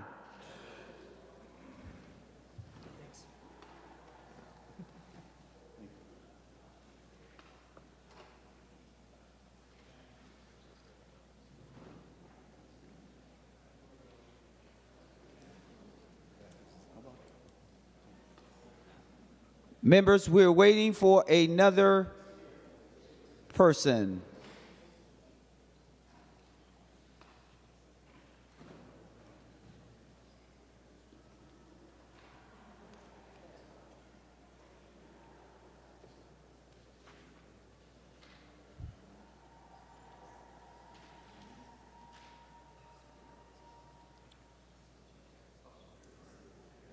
Members, please vote. All senators having voted who desires to vote, the secretary will close the roll. There have been 42 ayes and 24 noes. The A45 amendment is adopted. Senator Kunesh. Thank you, Mr. President. I have an amendment that I'd like to propose here this afternoon. It is the A26 amendment. Senator Kunesh offers the A26th amendment. The secretary will report the A26th amendment. And it's a very simple amendment that extends. Senator Kunesh, you have to wait until the secretary reports the amendment. Beg your the pardon. secretary will report the amendment. Senator Kunesh moves to amend Senate File number 3567 as follows. Page 21, after line 10, insert. This is the A26 amendment. Senator Kunesh, now to your A26 amendment. Okay, thank you. This basically extends for schools that must change their mascots for 1 year. So in our bill that we passed last year, we asked schools to comply by September 1st, 2025, and this amendment extends that to 2026, and that is my amendment. Any other discussion on the A26th amendment? Senator Klein. Mr. President, I request a roll call. Roll call requested, roll call granted. Any other discussion on the A26 amendment? Senator Kunesh, you are the author. You get the final word. Are you finished? Senator Kunesh. I am finished, and I'd just like to give the school districts a little bit more time to sort this out, so thank you. Please vote green on this amendment. All right, a roll call requested, roll call granted. The secretary will take the roll on the A26 amendment.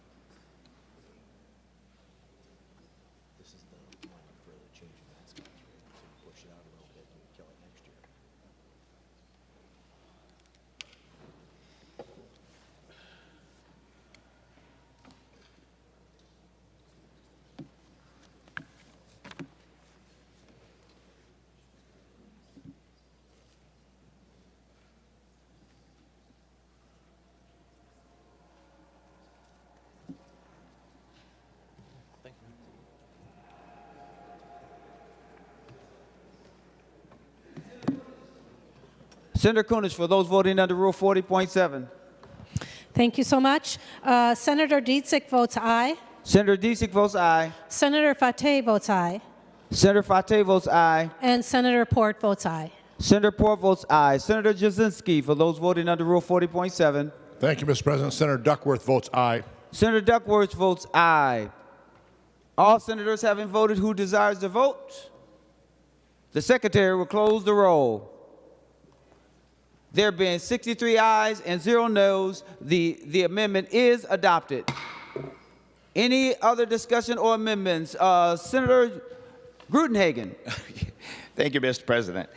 Yeah, you know, during my time on the school board, I had a lot of concern about the teaching of to our students of a constitutional republic versus a democracy. And in fact, the Minnesota School Board Association used to send down a directive to teachers that we had a vote on at the school board meeting that said the criteria for selecting curriculum. And it said diversity and multiculturalism, but it did not mention U.S. history or patriotism. And after a number of years of offering an amendment on that clause, I finally overwhelmingly had the school board vote to add the words U.S. history and patriotism. So there seems to be a deficiency of understanding in our schools and also in our society in general of the difference between a constitutional republic versus a democracy, which some people call democracy. So I'd like to offer the A38 amendment. Senator Grudenhagen offers the A38 amendment. At the appropriate time, the secretary will report the A38 amendment. Senator Grudenhagen moves to amend Senate File number 3567 as follows. Page 25 after line 14, insert. This is the A38 amendment. Senator Grudenhagen to your A38 amendment. Oh, thank you, Mr. President. And members, this is a recommendation. It is not a mandate, but it recommends to our school board and our public schools to teach the difference between a constitutional republic and a democracy. In fact, we are a constitutional republic based on God-given rights. If you check the state constitutions, 49 out of 50 states acknowledge God, Creator, or Lord as the author of our civil and religious liberties. 49 out of 50. In Minnesota, I memorized the preamble of the Constitution of the state of Minnesota. It says, "We, the people of the state of Minnesota, grateful to God for our civil and religious liberties and desiring to perpetuate its blessings to ourselves and our posterity, do hereby establish this Constitution." Posterity meaning children. Our founding fathers, when they built this Capitol, did an additional thing.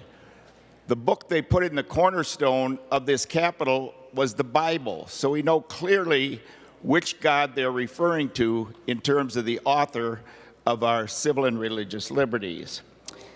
The other thing I'd say is that, you know, our founding father, Ben Franklin, when he came out of the Constitutional Convention, was addressed by a lady and said, "What form of government have you given us?" And he said, "A republic, if you can keep it." So our constitutional republic has lasted for several hundred years, where mob democracies tend to crash and burn, and that's what our founding fathers believed. And one of the differences is you have checks and balances on the will of the majority. And of course, our electoral college was based on that.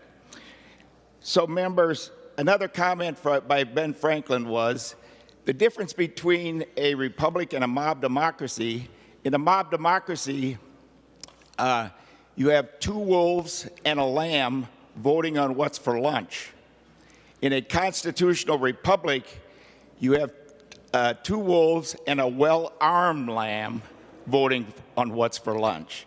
That's the difference, and that's what we're talking about here. So again, this is not a mandate, it's a recommendation. Second thing I'd like to address is in the bill, in Article 7, Section 3, it talks about not censoring curriculum in our public schools. And members, after 16 years on the school board and doing a lot of reading and research, our educational bureaucracy are the #1 censors of books and information in our public schools. They've been doing it for decades, all the way back to the 60s. So, you know, whether it's in science or history or in other areas of academic education, the educational bureaucracy tends to flush down into our school districts censorship, lies, and deceit since the 60s. So members, all this amendment does is recommend, not mandate, that we teach the difference, because it's imperative that our students and our citizens understand that difference, as we've had a republic based on God-given rights that has created stability and tremendous opportunities for people to improve their lives. So with that, Mr. President, I would urge a green vote and ask for a roll call. Roll call requested, roll call granted. Any other discussions or comments on the A38 amendment? Senator Cwodzinski. Thank you, Mr. President. Thank you, Senator, for bringing this forward. I just want to, I couldn't enjoy reading these words any more than you could ever know, but I will remind you this is exactly why we put in this legislation last session to require civics to graduate from high school. And if you ever get a chance to read the social studies standards, literally this is one of the social studies standards that every child will be required to learn as a result of the civics class that we passed last session. So members, I urge a no vote. Any other comments before we go to the author who gets the last word on the A38 amendment? Seeing none, Senator Grudenhagen, you get the final words before we vote. Thank you, Mr. President. Yeah, thanks for your response there, Senator Cwodzinski. But, you know, I've looked at those standards, and they're ethnic standards, and I've also attended some Zoom meetings on this with administrative judge, I'm trying to think of the date, and it just isn't clear that they are teaching this, that we're a constitutional republic based on God-given rights. And members, this is not a mandate. It's simply a suggestion, because it is woefully inadequate to teach ethnic studies, which again is simply critical race theory renamed. And it is vitally important to teach our students the difference. It gives, again, a constitutional republic has given us stability for over 200 years. Please vote green. Thank you, members. Roll call was requested and a roll call granted. The secretary will take the roll for the A38 amendment.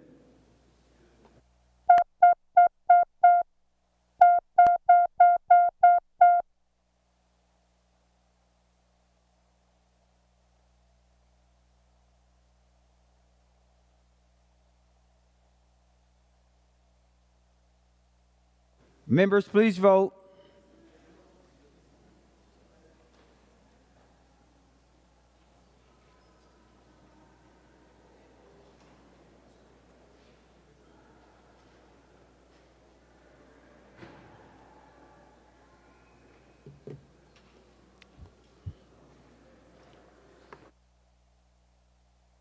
Senator Cwodzinski, for those voting under Rule 40.7. Thank you, Mr. President. Senator Duckworth votes aye.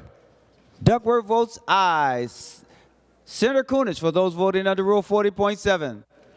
Mr. President, Senator Dietzick votes nay. Senator Dietzick votes no. Senator Fateh votes no. Senator Fateh votes no. And Senator Port votes no. And Senator Port votes no. All senators having voted who desires to vote, the secretary will close the roll. There being 32 ayes and 34 noes, the A38 amendment is not adopted. Senator Grudenhagen. Well, you just voted against the teaching of U.S. history and patriotism. But hopefully things will change down the road.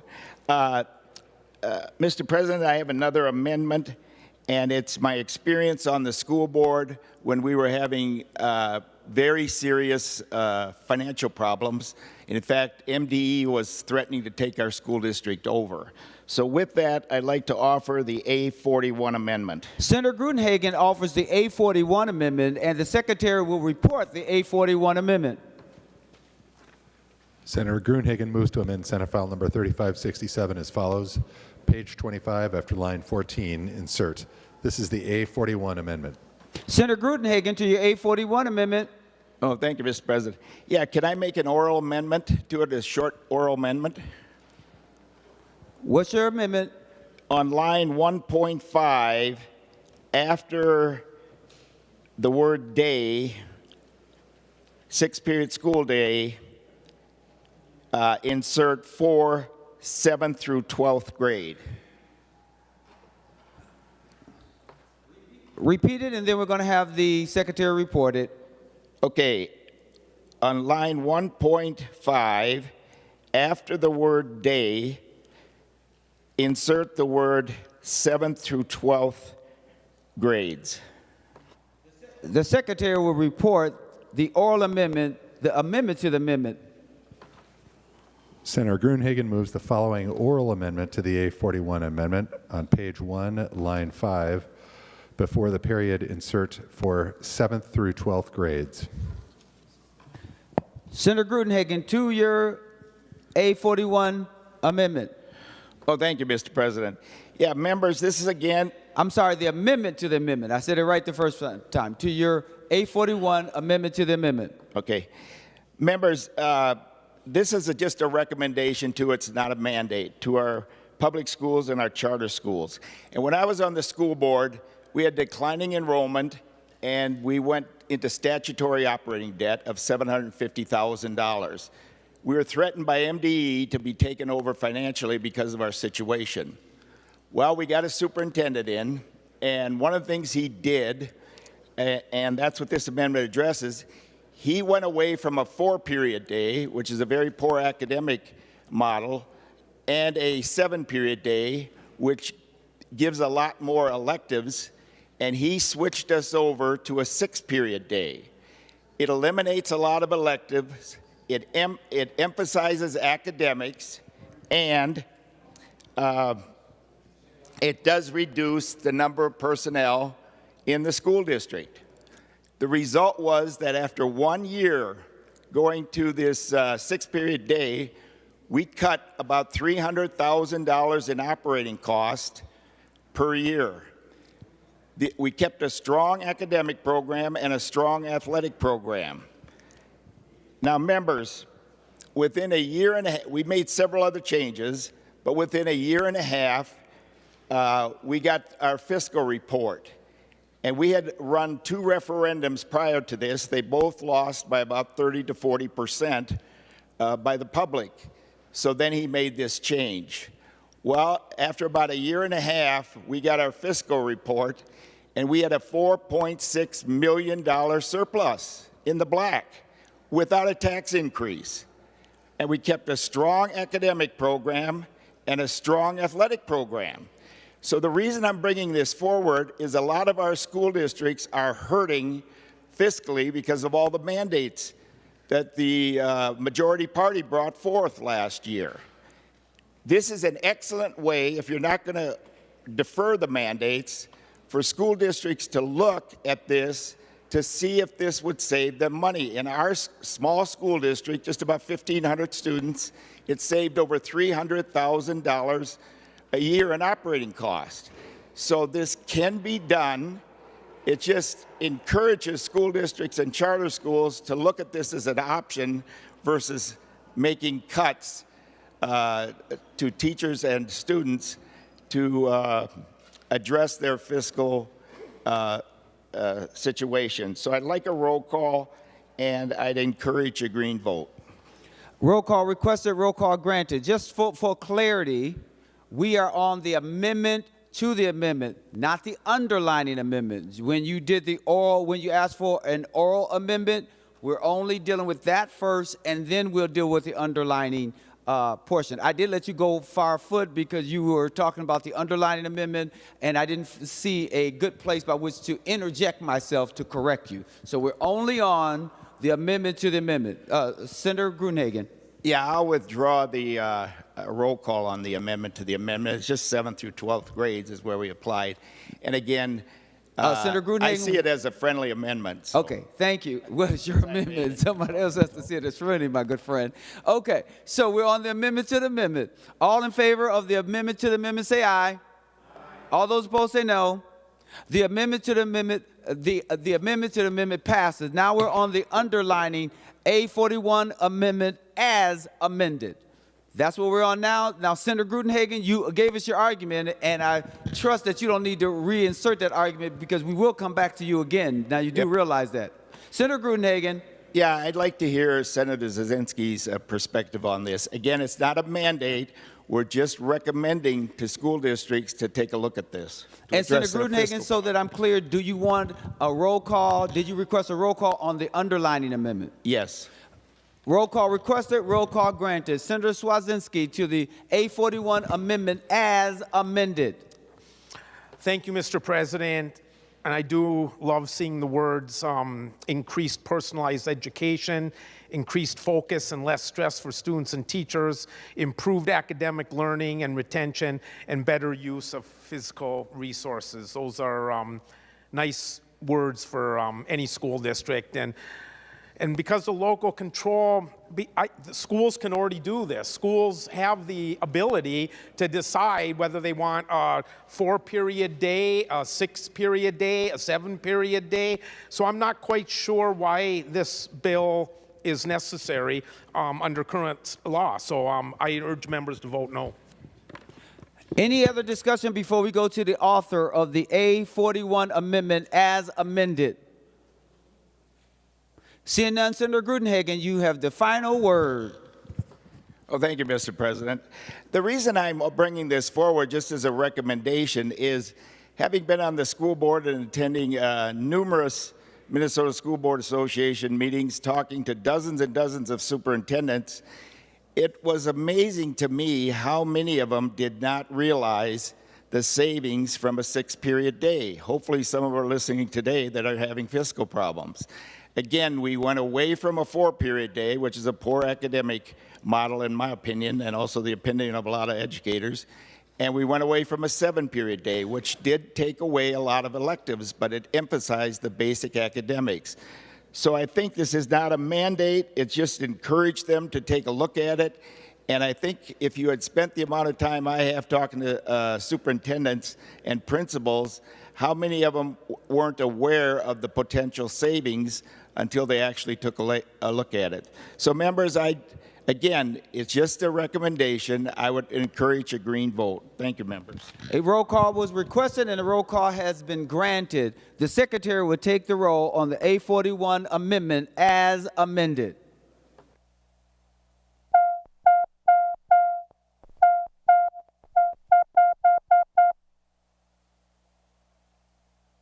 Please be so kind to vote and vote.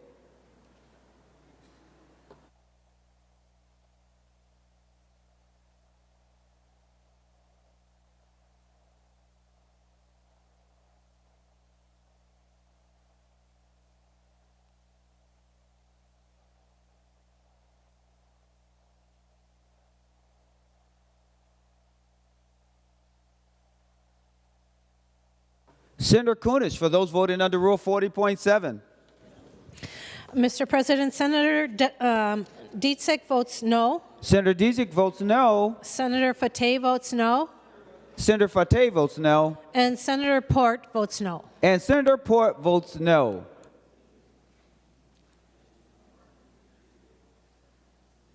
Senator Cwodzinski, for those voting under Rule 40.7. Thank you, Mr. President. Senator Duckworth votes aye. Senator Duckworth votes aye.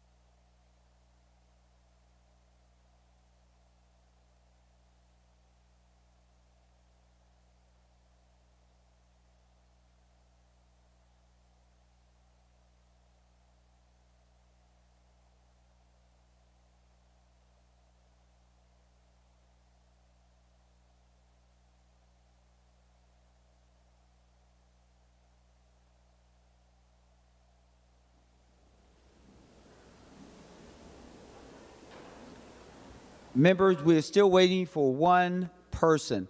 And if I can take the time to gently remind you that if you're going to step away from the floor, if you can stay nearby so you don't hold up the rest of the body.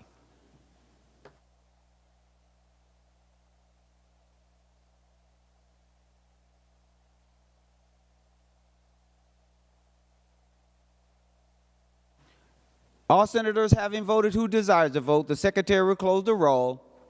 There being 19 ayes and 45 noes, the A41 amendment as amended fails. Any other discussions? Senator Grudenhagen. Well, thank you, Mr. President. Yeah, when I was on the school board, I know it's going to be hard for people to believe, but I probably voted no more than anybody else on the school board. And yet, when it came to election time, I got more votes than anybody else running. Every time I ran except the first time. So I hope our school districts will take a look at that in terms of their fiscal problems that they're having. The next thing I'd like to talk about, and I probably most for information, I'd just like to offer the A39 amendment. Senator Grudenhagen offers the A39 amendment. The secretary will report the A39 amendment. Senator Grudenhagen moves to amend Senate File Number 3567 as follows. Page 25, after line 14, insert. This is the A39 amendment. Senator Grudenhagen to your A39 amendment. Oh, thank you, Mr. President, members. This tries to address a lot of the problems that we have in our public school, okay? I spent probably 15 years studying this issue with a psychologist, Dr. W.R. Colson. He had a PhD from Notre Dame and also from Berkeley. So he had 2 doctorates.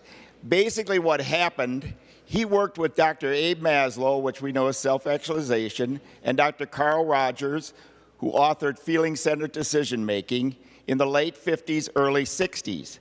And what they did, they introduced that into the schools, that feelings trump truth or what you know and believe. And they put that into the curriculum. The result has been that, especially in our sex and drug education, we have what's known as this critical thinking and decision-making. What it really represents is atheistic psychology is what it amounts to, because both Maslow and Rogers were atheists. Dr. W.R. Colson was Catholic, that he worked with them. Well, when they introduced this curriculum into California schools, one of the things that happened is they expected tobacco use, alcohol, and illegal drug use, and bad behavior or violence to go down.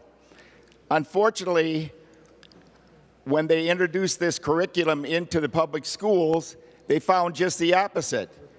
Illegal drug use, tobacco use, alcohol use, and behavior got worse. It didn't get better, because there was something faulty about what they believed. Now, the interesting thing with tobacco use going up, R.J. Reynolds funded Dr. Abe Maslow and Dr. Carl Rogers and Dr. W.R. Colson's research to the tune of hundreds of thousands of dollars, because they realized that if you get children to make decisions on feelings only rather than truth and facts, they have much better chance of recruiting them into addictive behavior. And of course, A.G. Humphrey had a lawsuit on this, and there were articles in the Star Tribune that I cut out and kept. And that's one of the reasons he did that, I believe. So the interesting thing, Dr. Abe Maslow and Dr. Colson both decided eventually to stop promoting this to the children. Unfortunately, Dr. Carl Rogers didn't. Now, it started in California, but it spread all across our country. Now, when I shared this with a superintendent at a Glencoe Silver Lake School Board, he said that drug curriculum is not from California. I said, look at the footnote. the footnote said this curriculum was adopted from California drug education. So it has permeated our entire school district as we promote feelings versus making decisions on what you know and what you believe and what is true. Now again, feelings are important, but they need to be expressed within the limits of truth, facts, and belief, okay? So what the curriculum did, members, they asked children through little exercises to get in touch with their feelings, and I have copies in my office if you want to see the curriculum that we had in the 90s at the Glencoe Silver Lake School, and it was really throughout our school districts. And then it teaches values clarifications with little stories. And I'll just relate one little story. It's 6th grade, and Johnny is asked by his friends to go smoke marijuana. And then the curriculum says, what should Johnny do? It doesn't tell the child what to do. It says, what should Johnny do?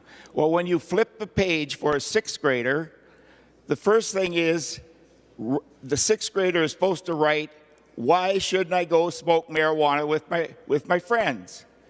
But then the curriculum takes an additional step. It says, write positive answers for going to smoke curriculum with his friends. So what you're doing, members, you're getting students to write, elementary students to write positive answers for negative behavior. And that's why if you look at the research, you'll find this doesn't work. Today, in our public schools, we have social-emotional learning. That is nothing more than Dr. Abe Maslow and Dr. Carl Rogers. And it's going to create more problems and more behavior problems than it's going to solve. So what this amendment does, it simply encourages charter and public schools to look at the research on this before indoctrinating our children with making decisions on their feelings versus what they know to be right and wrong. I know it's a technical area. It does need to be studied. I studied it for about 15 years, and I corresponded with Dr. W.R. Colson, who actually came to Minneapolis one time. And if you'd like to see the curriculum, I have copies in my office of how they're doing this and the negative results. So just call my LA and schedule an appointment. So with that, it's basically informational. I won't ask for a vote. I'll simply withdraw the amendment. The 839 amendment has been withdrawn. Senator Farnsworth. Thank you, Mr. President. And I stand, Mr. President, to talk about something of absolutely grave importance. Mr. President, I walk into a high school in my other job, and I see a lot of pain and suffering. And one of the things that causes the most amount of pain and suffering among our students is called Algebra 2. So, Mr. President, I would like to offer the A61 amendment. Senator Farnsworth offers the A61 amendment. The Secretary will report the A61 amendments. Senator Farnsworth moves to amend Senate File Number 3567 as follows. Page 11, line 26, strike everything after mathematics. This is the A61 amendment. Senator Farnsworth, to your A61 amendment. Thank you, Mr. President. And what this amendment does is it just allows the math standards to be set at the local level. It still requires 3 years of math, still requires 3 credits of math, but it allows school districts to provide the math classes that they might need for their area. Now, you might be wondering, what does Farnsworth have against Algebra 2? Well, before I started to serve in the legislature, and actually even now, my office is right next door to the school counselors at Hibbing High School, and they said if you accomplish anything in your time at the legislature, you've got to get rid of the Alg 2 requirement, because we have more students that have to take summer school because of Alg 2 than any other area. And I made the promise that I would try and get rid of that requirement. Schools would still, of course, be able to offer that, but it wouldn't require every student to take that. And so I made a promise, and just like I said last year, the number's a little bit different, but I graduated on June 1st, 1996. That was 10,167 days ago, and it has been 10,167 days that I have not used algebra. Mr. President, it is time to stop forcing students to endure this pain and suffering. I ask for a green vote on this amendment. Thank you, Senator Farnsworth. Senator Frentz.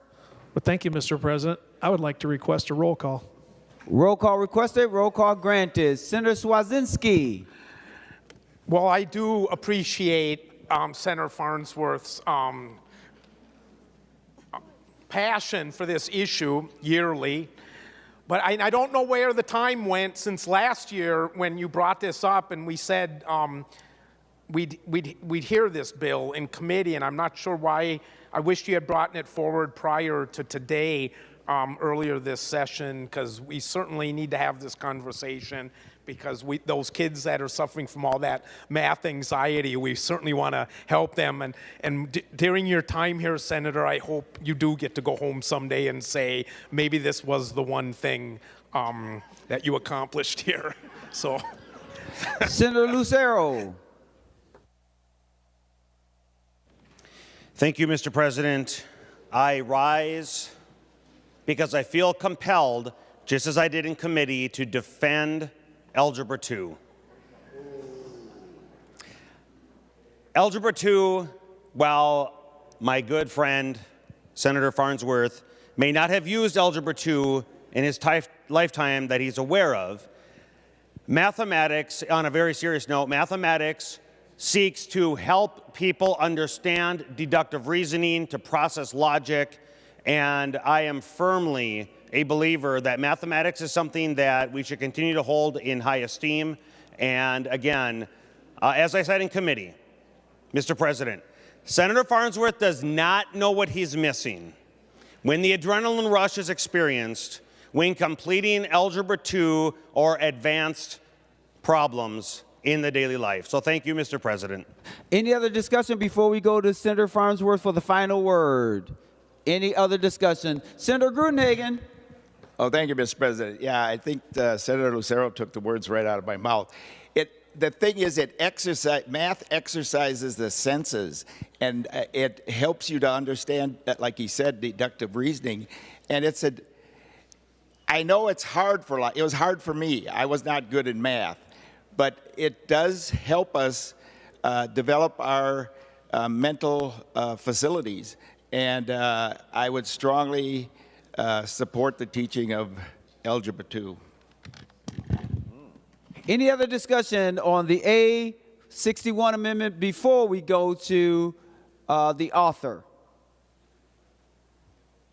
Seeing none, Senator Farnsworth, you get the last word.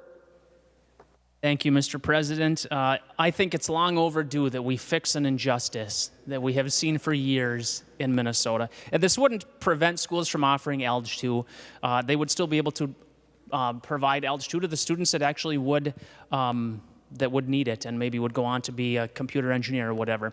But the last thing that I do want to say, I would like to refer to something that Senator Lucero said. He's talked about how I probably never experienced that rush of completing an algebra problem, and I probably shouldn't say this on the Senate floor, but no, I didn't, Mr. President, because I wasn't a nerd. Thank you. Please vote green.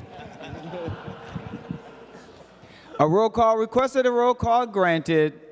The Secretary will take the roll on the A61 amendment.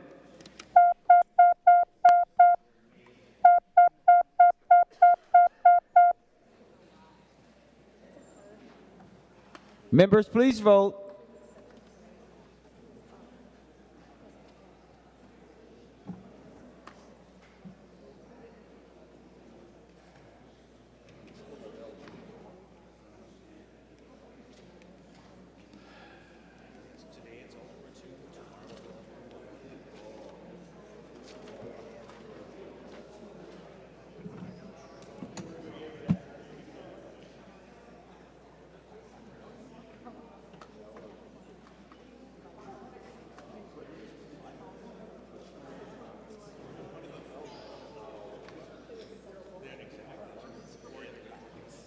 Senator Kunich, for those voting under Rule 40.7.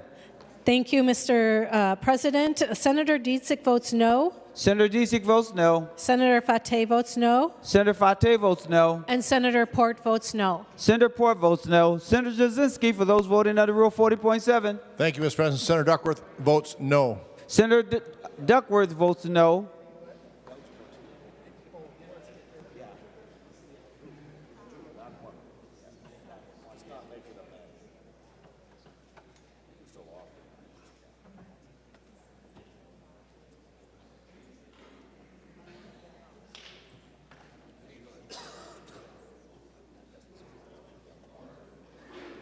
All senators having voted who desires to vote this.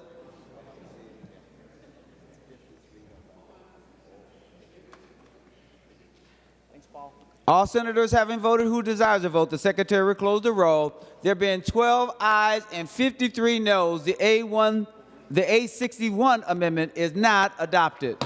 Any other discussion? Senator Lucero. Thank you, Mr. President. I would like to offer the A46 amendment. Senator Lucero offers the A46 amendment. The secretary will report the A46 amendment.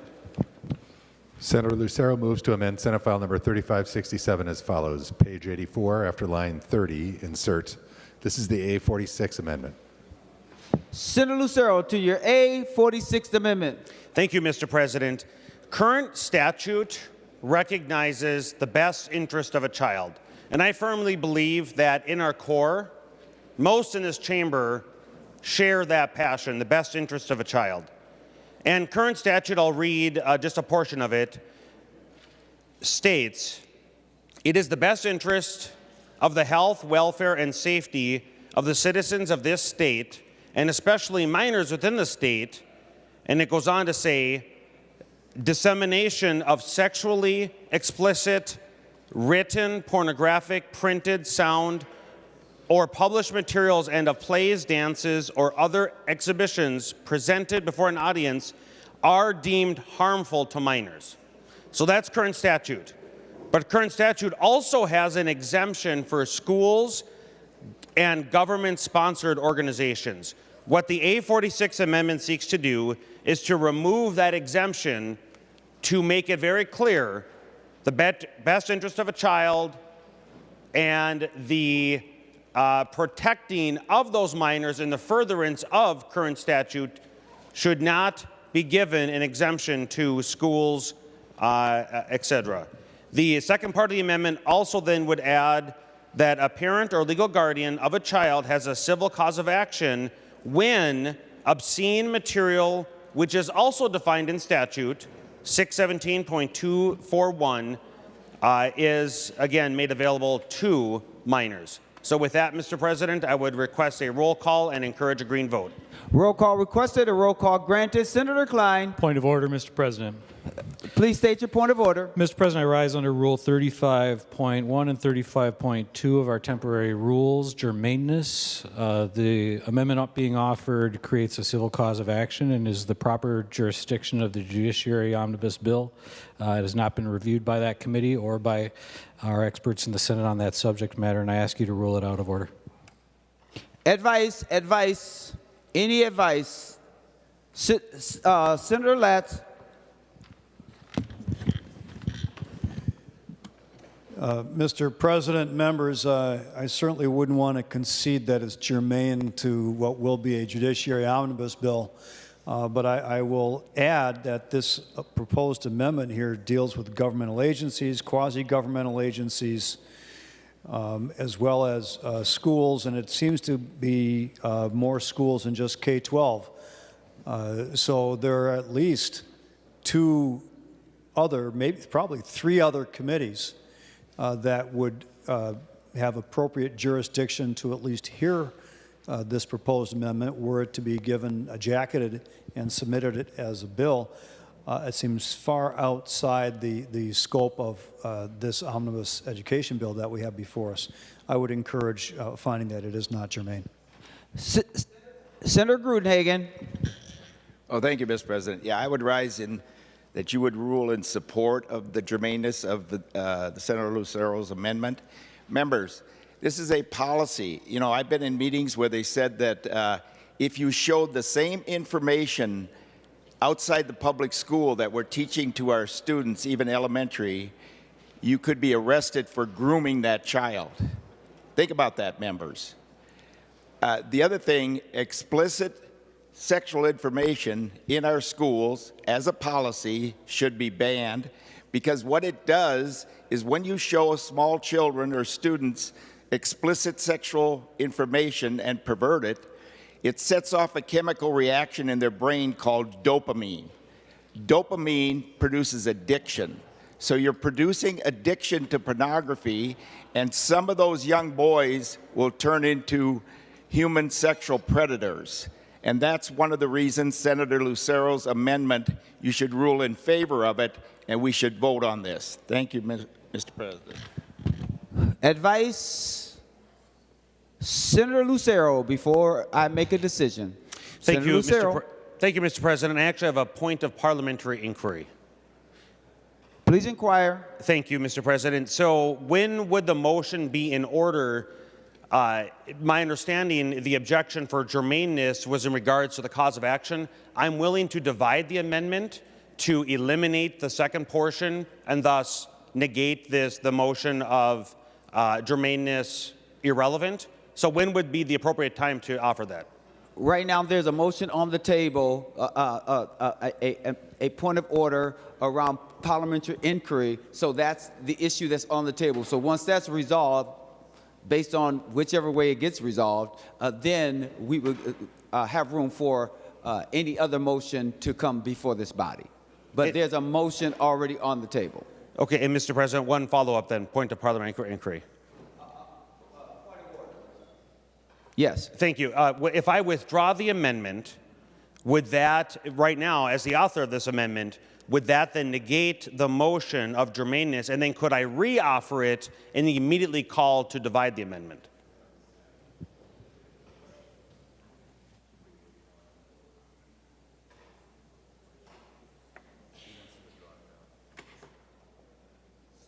Senator Lucero, after conferring, you can withdraw it, and then it can be represented, but there's a point of order that is before the body right now, but that would only make sense based on what is before the body. Now, if you want to withdraw the A46 amendment, you are certainly entitled to do so. With that, Mr. President. Senator Lucero. Thank you, Mr. President. With that, I would withdraw the A46. Senator Lucero withdraws the A46 amendment. Senator Lucero. Thank you, Mr. President. And then I would like to re-offer the A46 amendment and then at the appropriate time call to divide the amendment. Senator Lucero offers the A46 amendment. The Secretary will report the A46 amendment. Senator Lucero moves to amend Senate File Number 3567 as follows. This is the A46 amendment. Senator Lucero, to your A46 amendment. Thank you, Mr. President. And I would like to divide the amendment between lines 2.2 and 2.3. The Secretary will report the division. Senator Lucero divides the A46 amendment into two parts. The first part being lines 1.1 to 2.2, and the second lines 2.3 to 2.11. And Senator Lucero, which portion would you like for us to consider first? The first portion, Mr. President. Give me just one moment. I just want to make sure that we're doing everything correctly.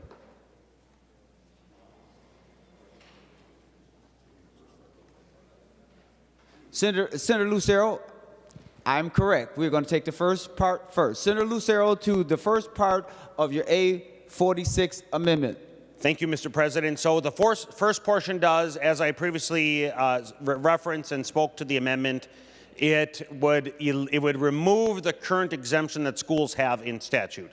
Therefore, it is germane, and I've separated the second portion, so it does not have the cause of action in this first portion that we would be taking. And Mr. President, I would ask for a roll call on this first portion. Roll call, requested roll call granted. Senator Klein. Mr. President, I rise under a point of order under Rule 35.2 of our temporary Senate rules, germaneness. Mr. President, despite the division of the amendment, the portion which we are now pursuing deals, as Senator Latz described, with Chapter 617 of law. It deals with government agencies and quasi-governmental organizations and numerous other organizations. It would be under the jurisdiction of several committees which have not reviewed this provision, and it accomplishes a substantially different purpose than the intent of the bill. Any advice before I go to a ruling? Senator Lucero.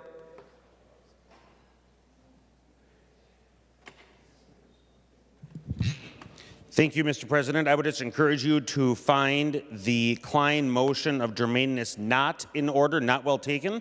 The amendment then that is before us, the first portion, is dealing with the best interest of a child. We have before us the education policy omnibus bill, which obviously is children K through 12, and the amendment seeks to remove the exemption from schools as in current statute. It clearly is germane, and I would again encourage you, Mr. President, to rule the motion not well taken. I will take it under advisement. Give me a moment.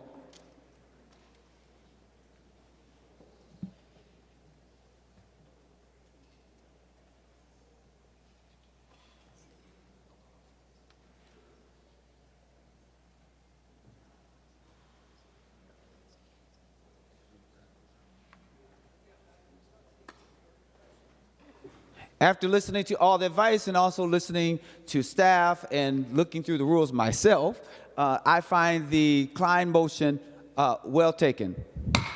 Point of order, well taken. There you go. All right, now we're on the second part of the amendment. Senator Lucero.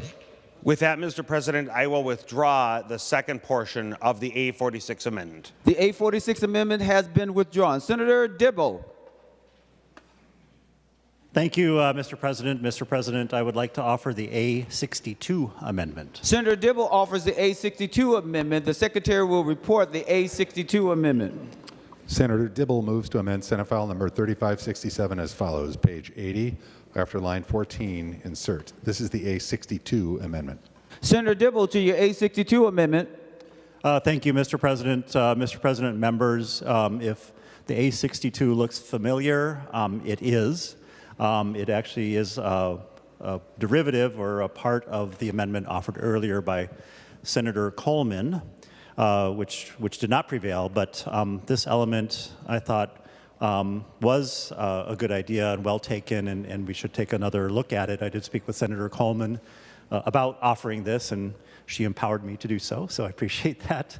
Given that it was her idea, I appreciate that very much. And it has to do, Mr. President, with prohibiting schools from engaging in any form of retaliatory action against a teacher or another school employee if they were to discuss incidents of violence or other forms of dangerous conduct. And Mr. President, the idea there is not the full-fledged reporting, but certainly allowing communication to occur between those who are on site and ideally or specifically parents of students, particularly those perhaps who have been involved with or the target of violence in their schools. I have some experience with this with relatives of mine who were not informed, or actually were informed, but were informed by teachers and social workers about something that was happening with their child, and those teachers, those social workers, very much were clear that they didn't want their names to be known by their leadership team, and that shouldn't occur. They should be free to be able to pick up the phone, call parents, and let them know when things are happening that they should be aware of. So with that, I encourage a green vote or a yes vote for the A62. Thank you, Mr. President. Any other discussion on the A62 amendment? Senator Cwodzinski. In the spirit of compromise, I did have one concern with Senator Coleman's original bill, and that concern has been taken out, so I urge members to vote green on the A62 Dibble amendment. Any other discussion? Senator Coleman. Thank you, Mr. President. Thank you so much to Senator Dibble and Cwodzinski for taking another look at this.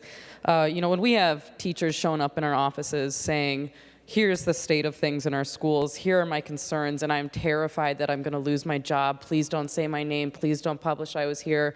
That's a big red flag for me. So I greatly appreciate you taking a look at this. I think this will do a lot of good for our teachers in our schools, and I encourage members to vote green. Thank you. Any other discussion on the A2 amendment? Senator Dibble. Mr. President, I would like to request a roll call. Roll call requested, roll call granted. Seeing no further discussion, the Secretary would take the roll on the A62 amendment.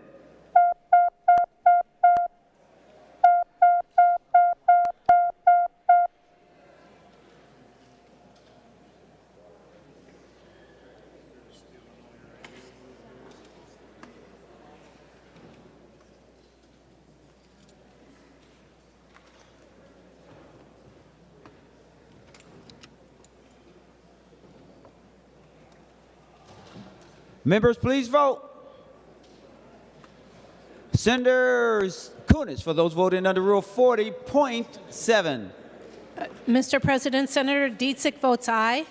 Senator Dietzick votes aye. Senator Fateh votes aye. Senator Fateh votes aye. And Senator Port votes aye. Senator Port votes aye. Senator Cwodzinski, for Thank you, those Mr. voting President. under Rule 40.7. Thank you, Mr. President. Senator Duckworth votes aye. Senator Duckworth votes aye.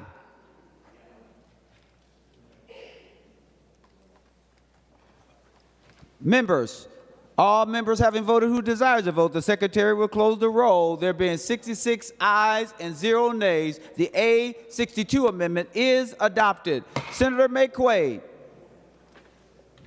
Thank you, Mr. President. I would like to offer the A30 amendment. Senator McEwen offers the A30 amendment, and the Secretary will report the A30 amendment. Senator McQuaid moves to amend Senate File Number 3567 as follows. Page 39, delete Section 2 and insert. This is the A30 amendment. Senator McQuaid to your A30 amendment. Thank you, Mr. President. Members, the A30 amendment is some important clarification, timeline extensions, and definition updates for the READ Act here. I'd be happy to answer any questions about it. I want to thank both my colleagues in the Senate Education Policy Committee and the Finance Committee, both sides of the aisle, as well as all of our stakeholders for giving great input to make this bill better every year. Senator Cwodzinski to the A30 McQuaid amendment. Vote green. Any other discussions? Senator McQuaid, you get the last word unless you're okay. All in favor say aye. Aye. All those opposed say no. The motion prevails. The A30 is adopted. Any other amendments? Senator McQuaid. Thank you, Mr. President. I would like to offer the A60 amendment. Senator McQuaid offers the A60 amendment. The Secretary will report the A60 amendment. Senator McQuaid moves to amend Senate File Number 3567 as follows. Page 12 after line 13, insert. This is the A60 amendment.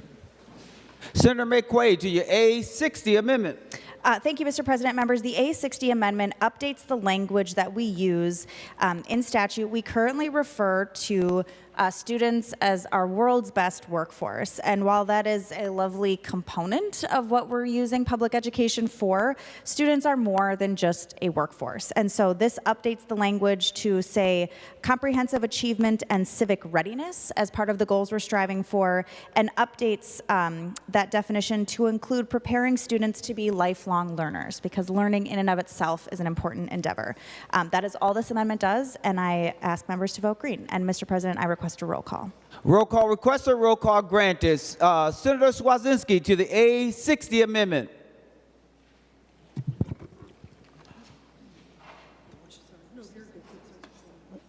Would the senator rise for a question? Senator McQuaid, will you yield for a question? She will yield for a question. Senator Cwodzinski. Senator, is this the bill that you had a hearing scheduled and you couldn't be there that day because you were testifying on in another bill hearing? Senator McEwen to the question. Thank you, Mr. President. This was drafted as an amendment to the Education Policy Omnibus, but yes, I wasn't able to offer it in committee because I was testifying in another committee. I believe. Senator Cwodzinski. I accept this amendment. Vote green. Any other discussions on the A60 amendment? Senator Nelson. Well, thank you, Mr. President. I was prepared to vote for this amendment until I read it. As I looked at the page 2, line 10, we are striking the word achievement. So performance measures currently include the size of the academic achievement gap. And as I read this amendment, it would strike the word achievement, and it would say the size of the academic opportunity grant. I rise as a former educator. Am I looking at the correct amendment here? Let me speak with I am on the A60, Mr. President. 2, line 10. I am vehemently opposed to striking the achievement gap reporting. I realize that this amendment changes the word achievement to opportunity gap. Now, opportunities are critically important. I don't mean to negate that. However, our schools are in the business of helping students achieve. I think parents are looking for achievement. Taxpayers are looking for achievement.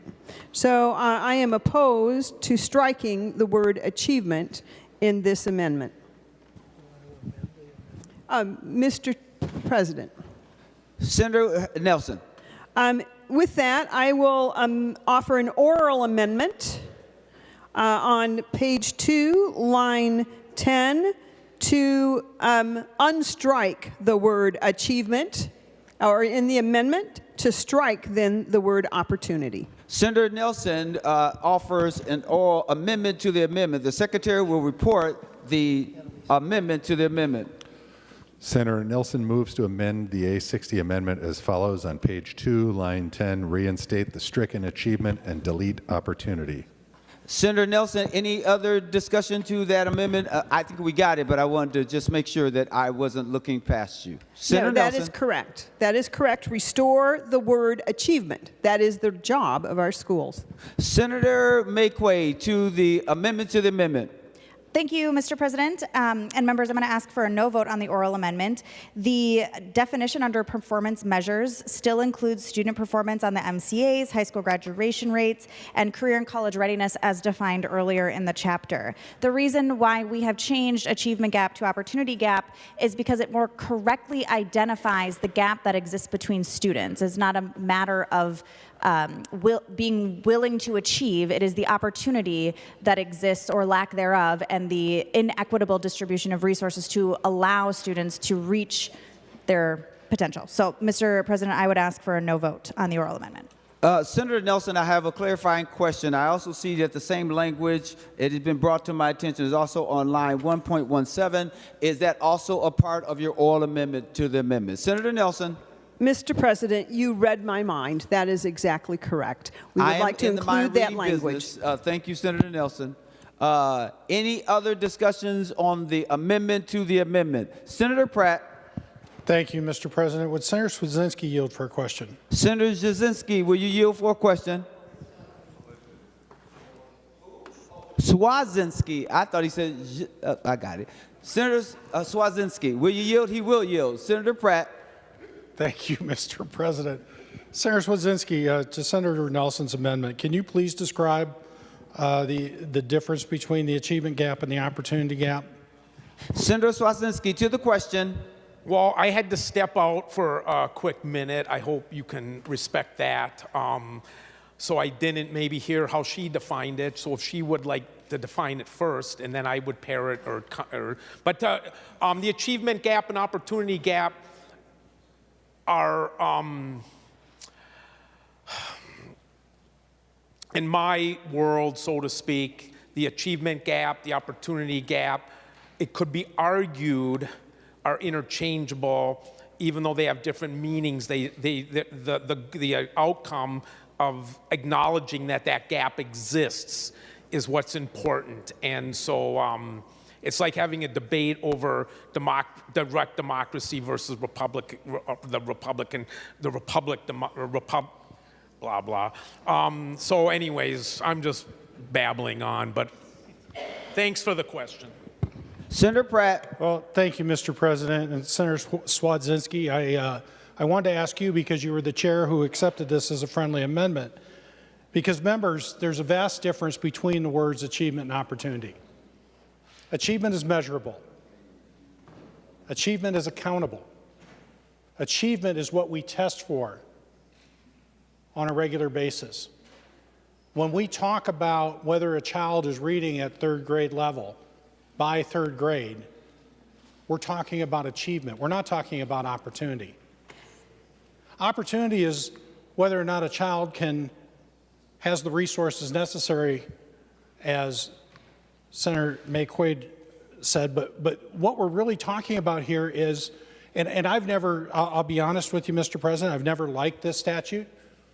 I think so many of our school districts are already doing strategic plans in order to maximize achievement, but our focus needs to be on the student, and our focus needs to be on the student being successful in the classroom. And my fear is that the word opportunity over achievement lessens our commitment to students being successful. Commitments to make sure that students in my district, in your district, and across the state have the best education. And so, Mr. President, I rise to support the Nelson oral amendment, because members, words matter here. Words really do matter.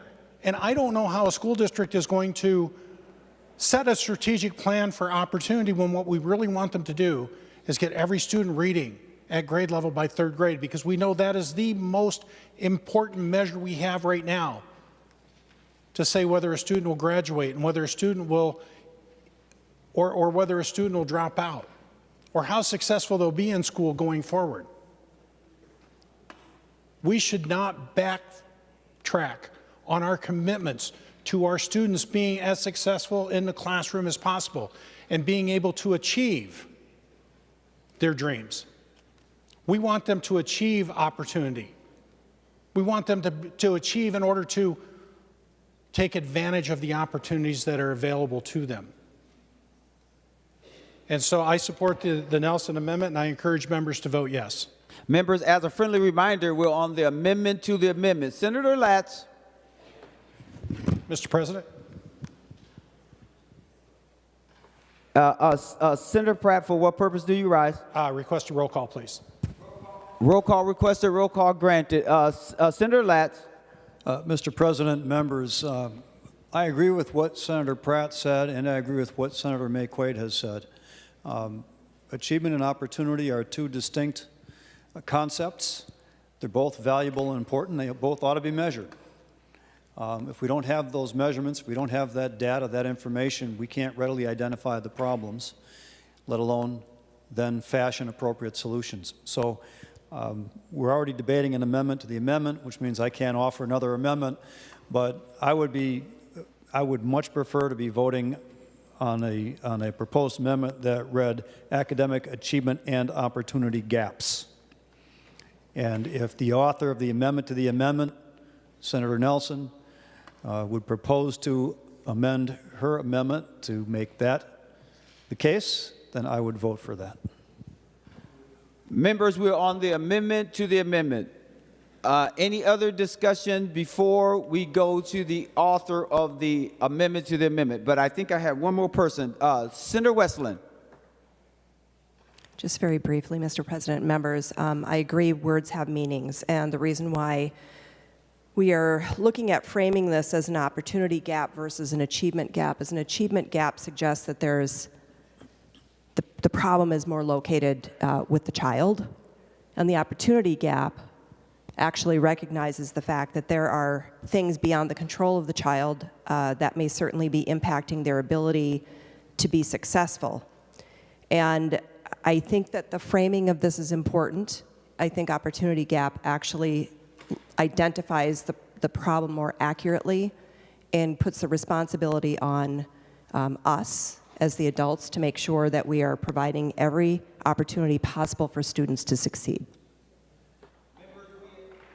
Members, we are on the amendment to the amendment. We are not on the underlying amendment. Any other discussions on the amendment to the amendment before we vote? Senator Rest. Thank you, Mr. President. I support the interpretation that Senator Latz is offering, and I think both words belong in this, and look for a way to achieve that. Senator Nelson, I support your amendment to the amendment, but also an additional of having both words there.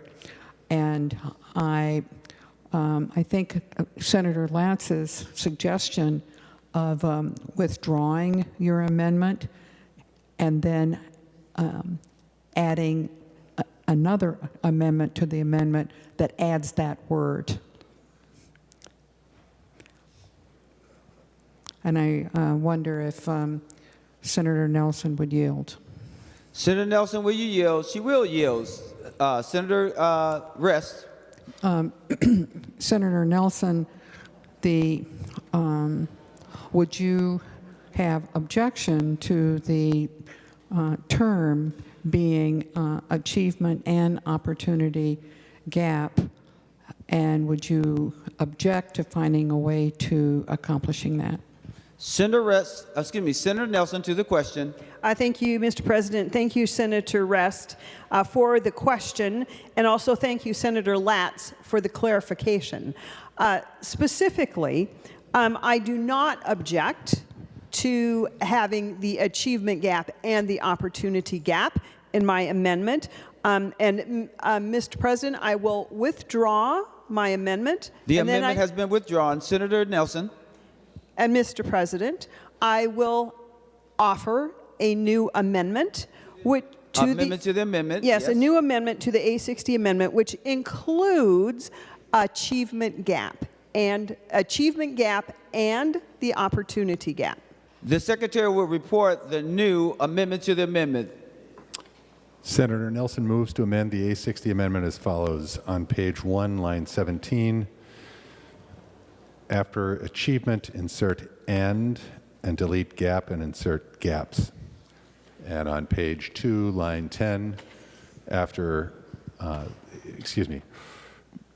going back to line 1.17, reinstate the stricken achievement and insert and delete gap and insert gaps. On page 2, line 10, reinstate the stricken achievement and insert and delete gap and insert gaps. Everyone's clear on what the amendment to the amendment has been reported? I still have to, Senator Nelson has the floor, Senator Rest. Thank you, Mr. President. I would just like our Secretary to read those lines as amended, please. Secretary Bonner, will you please read the amendment to the amendments completely? The amendment would read as follows on page, the amended language would read as follows on page 1, line 17. Close the academic achievement and opportunity gaps. The same language can be read on line 2.10. Senator Nelson. Thank you, Mr. President. That is my amendment. I do want to speak to this amendment. My colleagues have done a nice job. But, you know, members, at a time when it's recently been released that over 50% of our students are achieving below grade level or in reading, we know that third grade reading mark is essential. Senator McEwen knows that for sure. It's essential that we measure achievement. And I appreciate the good work on this body to keep the word achievement in the A60, and I encourage a yes vote. Senator McQuaid, you are the author of the underlining amendment, the A60. Your thoughts on the amendment to the amendment. Senator McQuaid. Thank you, Mr. President, and members for the discussion.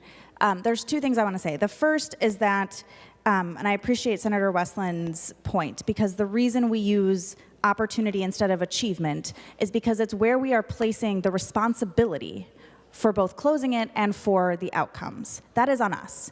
We know that students aren't reading at their grade level. That's because the adults in this room have not taken the responsibility to ensure that the most effective forms of literacy instruction are being used in school. We've done that now, but it took us all this time to get there. It's not because students are willfully trying to not learn to read. It's because we didn't do our part.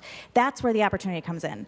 The reality is that what we have changed here is just what the gap is called, not what the measurements are. We could call this the macaroni gap, and it wouldn't change the fact that it would be measuring MCA assessments, high school graduation rates, and career and college readiness, which is why, Mr. President, I'm fine calling it the achievement and opportunity gaps.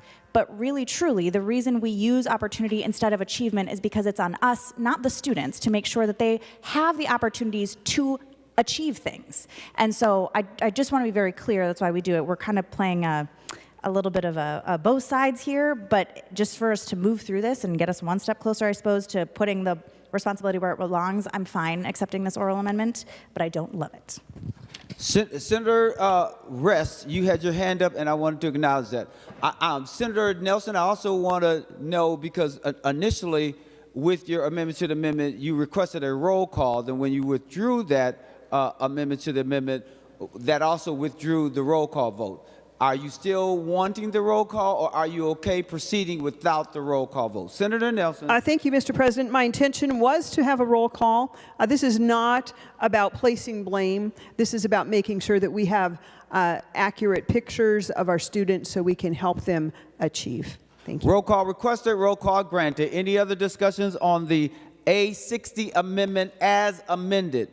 Excuse me, the amendment to the amendment, I'm sorry. We're on the A60 amendment to the amendment. Any other discussions?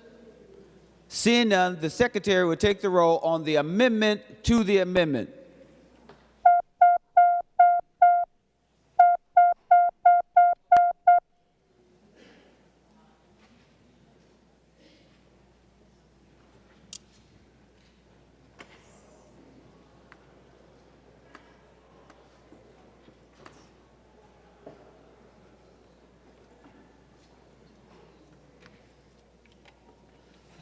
Members, please vote. Senator Kunesh, for those voting under Rule 40.7. Mr. President, Senator Dietzick votes aye. Senator Dietzick votes aye. Senator Fateh votes aye. Senator Fateh votes aye. And Senator Port votes aye. Senator Port votes aye.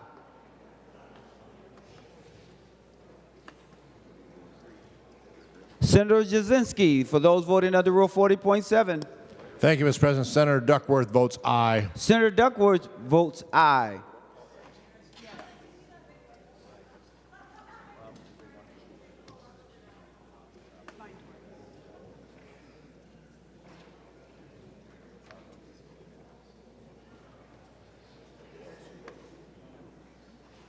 All senators having voted who desires to vote, the secretary will close the roll.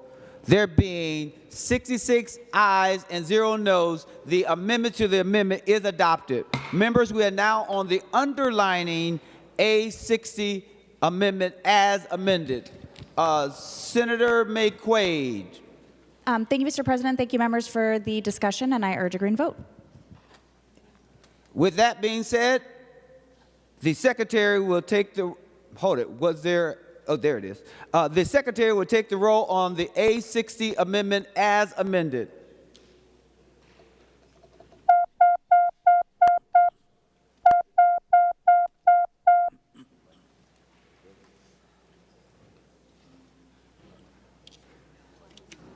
Members, please vote.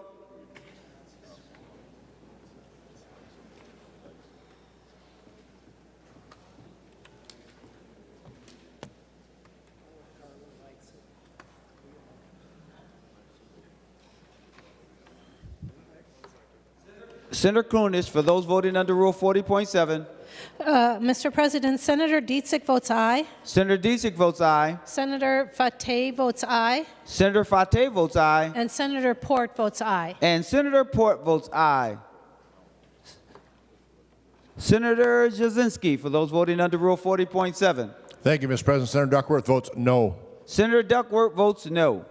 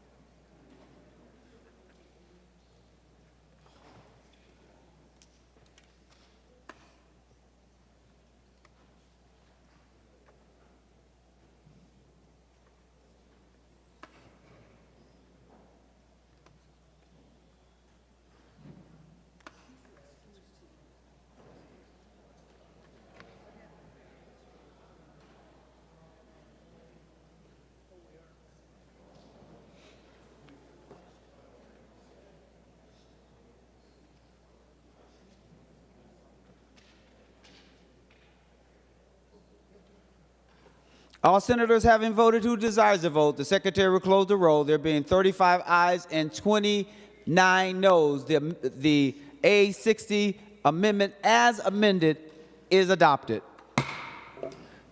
Any other? Senator Hoffman. Thank you, Mr. President. And nice conversation regarding definitions of achievement or gaps of whatever we need to talk about. And with that, Mr. President, it's clear that we need to do some definitions and defining certain terms. So with that, I have an amendment. It's the A64 amendment. Senator Hoffman offers the A64 amendment. The secretary will report the A64 amendment. Senator Hoffman moves to amend Senate File Number 3567 as follows. Page 53, after line 3, insert. This is the A64 amendment. Senator Hoffman to your A64 amendment. Thank you, Mr. President. This simple amendment does three things. Number one, it defines some following terms. Number two, and then it does the define of qualifications or the qualities that might have that child either be eligible or maybe and for special education or related services. And the third thing that it does is that the commissioner must report these findings. We accepted this last year in the education policy bill, and we would do the same thing here. This gets us consistent, Mr. President, with Code 34. If you look at CFR Code for Regulation number 34, section 300.111, if you want to look it up at Ken, it's about child fine. This helps address that, and I believe it would be a friendly amendment. Say yes. Thank you. Senator Rest. Thank you, Mr. President. Senator Hoffman, I draw your attention to line 1.18 and the date that's there. You might want to correct that. Senator Hoffman. Thank you, Mr. President. It's always nice to have a professor in the House that can absolutely find something, and I would like to do an oral amendment to change that to no later than February 15th, 2025. Sorry, Mr. President. Thank you. Thank you, Senator. Good senator from New Hope, Minnesota, over there for pointing that date out. The secretary will report the amendment to the amendment. Senator Hoffman moves to amend the A64 amendment as follows. On page 1, line 18, delete 2024 and insert 2025. Senator Cwodzinski to the underlining amendment, or the amendment to the amendment. Would you like to comment on that or not?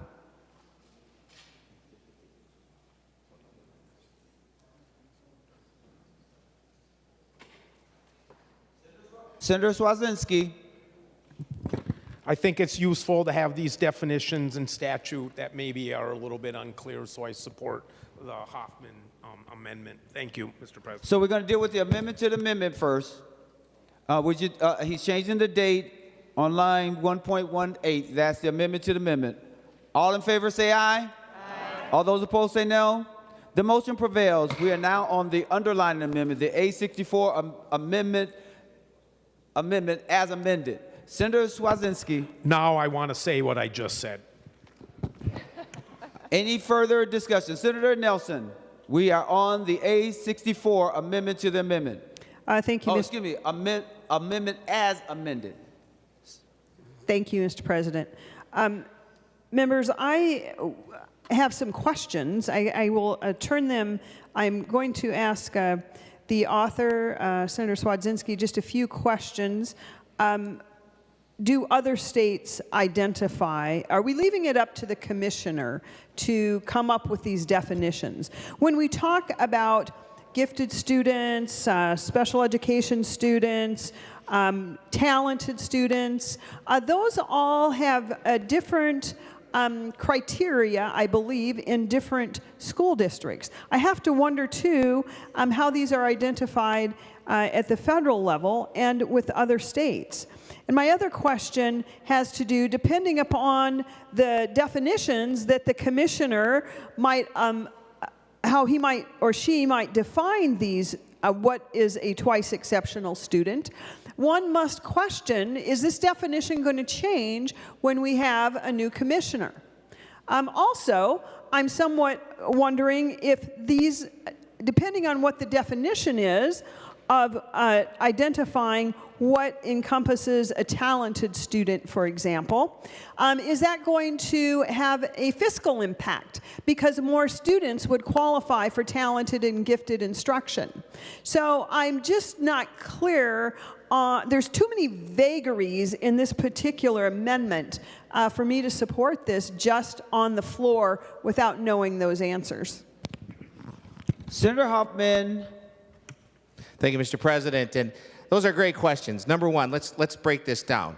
As we know, when the ARC of Pennsylvania sued the state of Pennsylvania because they failed to do an identification of somebody that was needing special education or related services, that turned into what became Mills versus DC. And as you know, that's the issue of FAPE, free appropriate public education. The federal guideline says we're going to identify who are those individuals that perhaps might need special education or related services. But this bill isn't just about that piece, to the good senator of Rochester.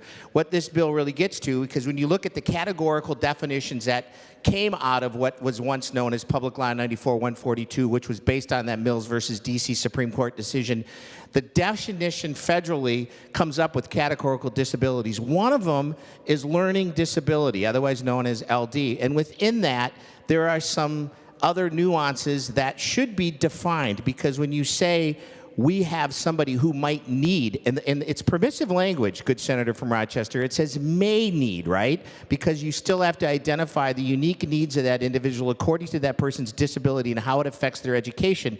In the sense, the federal law and the state law already say, how does that affect their access to the general education, right? And so when we look at our own article, we look at our own state constitution that says every child in the state of Minnesota has that free public education. In this sense, this is free and appropriate. But what I'm getting to on this piece, if you look at Minnesota statute section 120B.15, and go ahead and look that up, good senator from Rochester, because there is a definition that the state has regarding gifted and talented students, since we're talking about that, right? But there's no clarity about what if that gifted and talented student also has X. There's an intersectionality conversation that comes into play here, right? And all this is saying is really, let's take another look at that to make sure that these definitions are going to be consistent, because if I go back to what is my one primary drive that each local education authority, LEA, has in the state of Minnesota from the federal government is to identify, assess, and evaluate every child that has a disability with whether or not they may be eligible to receive special education or related services. And to that, Mr. President, to the good Senator Rochester, special education isn't a noted term, rather it is a service. So when you say that there's a child that is a special ed child, that's not necessarily an accurate statement. A child is a child receiving some kind of special education services. And I'm going to go back to what's consistent when you look at 300.111, what it says to, does that child have the unique and individualized needs? This just gets that conversation ongoing. And I think it was a great amendment last year. We accepted it because it really got that conversation on the table.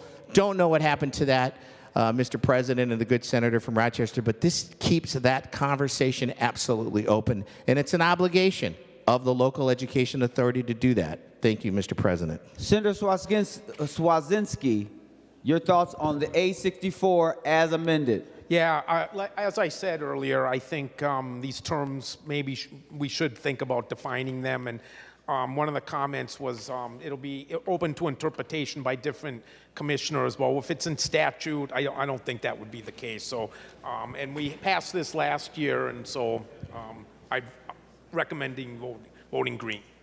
And Senator Hoffman, was there a roll call requested? Mr. President, no roll call needed. Thank you. Senator Abler, to the A64 as amended. Well, thank you, Mr. President. And in brief, I support the idea behind the amendment. Just advice to the author and whoever is going to be working on this bill. And to Senator Nelson's concerns that I think are valid. I think we want these definitions to be really thought through, and I think, as we do on many kinds of laws, that if the commissioner would bring forward advice on these definitions, and then we would perhaps act on them. I don't have an amendment now, but just as this goes forward, I think that makes them stronger, and then they will stand the test of time as Senator Hoffman is looking for. And so I support the amendment, Mr. President. Any other discussion on the A64 amendment as amended? Senator Nelson. Oh, thank you, Mr. President. I just want to note I think those questions do remain. I appreciate the good senator from Champlin's comments. Certainly, I'm familiar with Public Law 94-142 and FAPE as a special educator myself. And so I do believe that there is some need here, but we must not lose caution in the fact that we are empowering the commissioner alone to make definitions about these very special cases. That should cause some further discussion. We don't need to have it today, but we do know that depending on how the commissioner chooses to define these terms, there would be a fiscal note, perhaps, as a result. And of course, services are important, so I just want to register those concerns and hope that they are addressed as we go forward. I do plan to vote for the amendment. I believe it is well intended, and I believe it can have good results. We just need to be very cautious as we move forward with this. Any other discussion on the A64 as amended? Seeing none, all in favor say aye. All those opposed say no. The A64 amendment as amended is adopted. Any other amendments? The secretary will give the, I'm sorry, anything else? The secretary will give the bill its second reading. Its third reading, I'm sorry. Senate File Number 3567, a bill for an act relating to education, modifying provisions for pre-kindergarten through grade 12 education. Third reading, Senator Abler. Well, thank you, Mr. President. Actually, it's kind of been kind of a good, robust day discussing some elements about education today. I wish the bill itself had more of those robust elements in there. And so there was quite a discussion about reading, and I appreciate that. There's not really much about math. We do have a little whistleblower for school violence, which will not itself solve it, but actually be a little nod toward that. We haven't discussed attendance, which is abysmal in the aftermath of COVID, which we could have spent some time on in the committee, which I hope for. And it doesn't discuss the issues with discipline, where in the committee I didn't bother the body today. But just what happens currently if a person can be suspended only for less than a full day. And what that does avoid is the opportunity to have a little plan when they come back to school tomorrow. And so I'm sorry that we haven't gone forward to that. I did want to mention the governor's marquee thing in the bill. And so having spent a record amount of money with some of the poorest outcomes pending in my district and others, reducing actually the very kinds of help that was going to be required to help reading and math and address violence and help maybe kids buy in to the school thing. And by the way, I forgot to mention, Mr. President, I didn't read the list of the probationary teachers that are going to be laid off. Usually a lot of them come back. I'm afraid, Mr. President, a lot of them will not. The bill last year put great, attention into finding ways to get people into the teaching path. We kind of pretty much ruined the Tier 2, which allowed a lot of BIPOC teachers to come in, which had been very successful in favor of having to go to full college to get a real license, which was really unfortunate. And so some of those teachers actually draw the students in by being young and maybe looking like the students that they're becoming friends with. But I did want to call attention, Mr. President, to the marquee, in the face of all those challenges, cutting staff, really poor outcomes across the state. The governor was really very proud of himself at Owatonna High School, commending his education prowess. And so clearly all that was left to discuss on that topic was book banning. And so thank goodness, actually the language got improved. I ran this by my my fiscal person at Anoka district, and they're like, "What? That's not even a thing." Anoka has a really good method, but but just don't take it from me. There was an editorial written by Nicholas Kristof, who identifies himself as a liberal, and he said just a few things I wanted to enlighten the group with here. We get distracted by these culture wars, but what we should focus on is that only 32% of American fourth graders are proficient at reading, according to a national test referred to as the nation's report card. Mr. President, we're at about 50%, so there you go. We can build on that with our success. That means 50% of the third graders are not proficient in reading and math.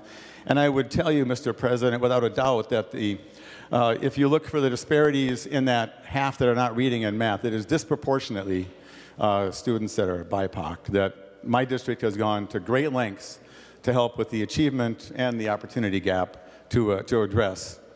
And so then they mention, if Mississippi, which hasn't come close to fixing poverty or racism, manages to get kids reading, there's no excuse for the rest of the country. I do want to commend Senator McEwen for her effort on getting that going.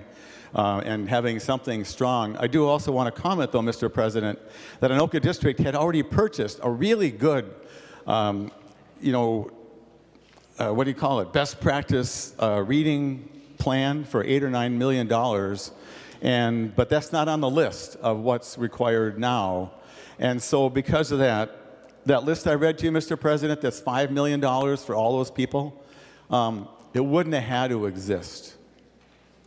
And so all those reading teachers, all those math teachers, all the counselors, all the people helping kids with special needs, EBD, et cetera, are unnecessary because of a decision made that I was not part of to allow Anoka, which is a leader in reading remediation, to actually use the curriculum that they went and bought.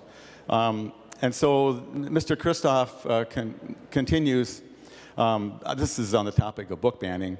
We are setting up too many of our kids for failure, and instead of focusing on that crisis, we adults are screaming to one another over whether to ban books that at this rate, far too many kids won't even be able to read. And Mr. President, I want to point out for those 50% of the third graders who are unable to read, every book is banned, Mr. President. And so I hope that as this bill goes forward, that we can find a way to address some of the genuine concerns that my district has and others. And I want to thank Senator Gustafson and others for putting on that little amendment about giving some flexibility with counselors, because they are really very important. And some of the work we've done on a bipartisan basis today with the achievement and opportunity was really sound, and the way this bill should be worked on. And so, Mr. President, I hope for more in the future, because the children in third grade who don't read and don't do math simply are the future. Mr. President, one day they will be here, and they'll wonder, why did we have to work so hard just to get back to par? So Senator Cwodzinski and others who are going to work on this bill going forward, as you deliberate what comes back and with the finance bill, please remember that there's a lot of districts that are just trying to make it work, and they need our help with a little time and a little flexibility. Thank you, Mr. President. Any other discussion on Senate File 3567 as amended before we go to the author, and then we're going to vote? Seeing none, brief comments. Senator Cwodzinski. I will, in fact, be brief, so thanks for that reminder.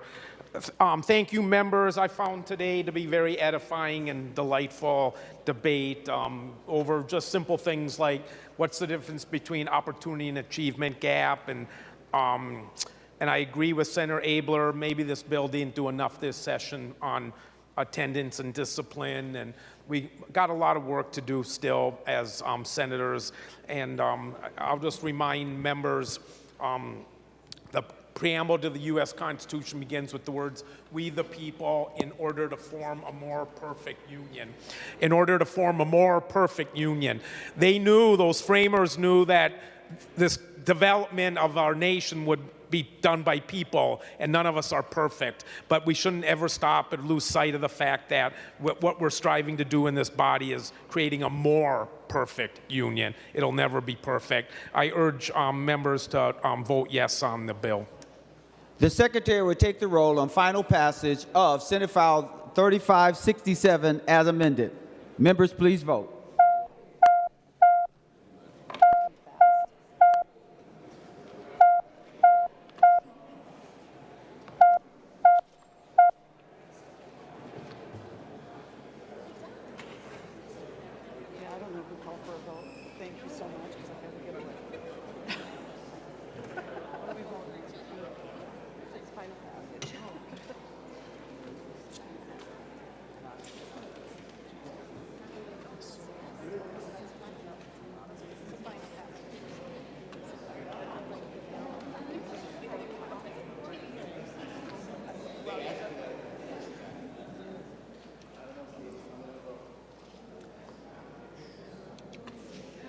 Senator Kunesh, for those voting under Rule 40.7. Thank you, Mr. President. Senator Cwodzinski votes aye. Senator Cwodzinski votes aye. Senator Fateh votes aye. Senator Fateh votes aye. And Senator Port votes aye. And Senator Port votes aye. Senator Cwodzinski, for those voting under Rule 40.7. Thank you, Mr. President. Senator Duckworth votes no. Senator Duckworth votes no.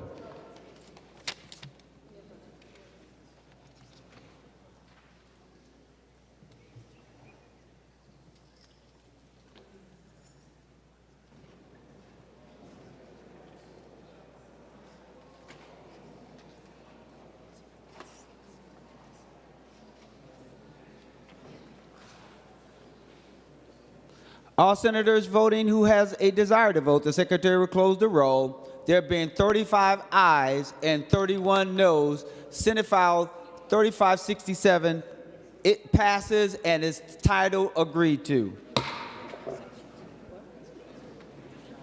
Members, we will now go to Senate File 3852, Senator McEwen for the Omnibus Labor and Industry Policy Bill. Thank you very much, Mr. President. Members, it is my great honor today to present Senate File 3852, the Senate Labor Policy Omnibus Bill.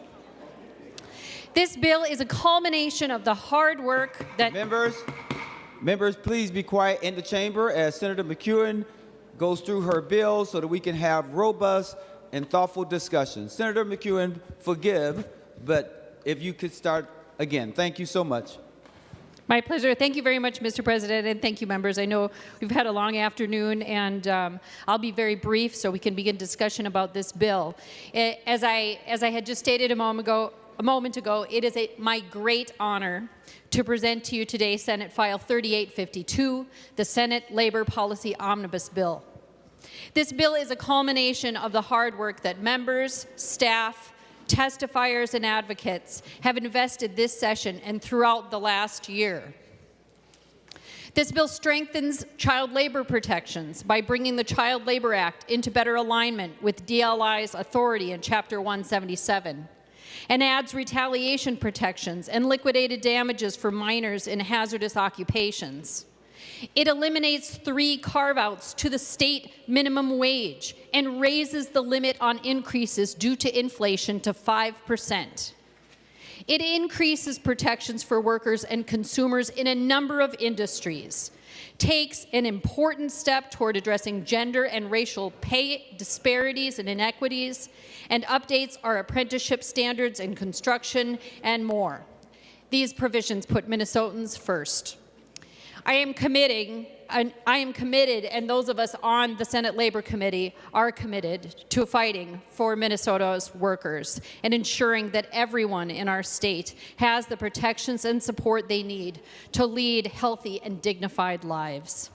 I thank the many community members, testifiers, and workers who came to our committee, who told us their stories, and advocated passionately for these bills. Colleagues, respectfully, I ask for your support to pass Senate File 3852, and I will stand for questions. Thank you, Senator. We will now go to Senator Dornick.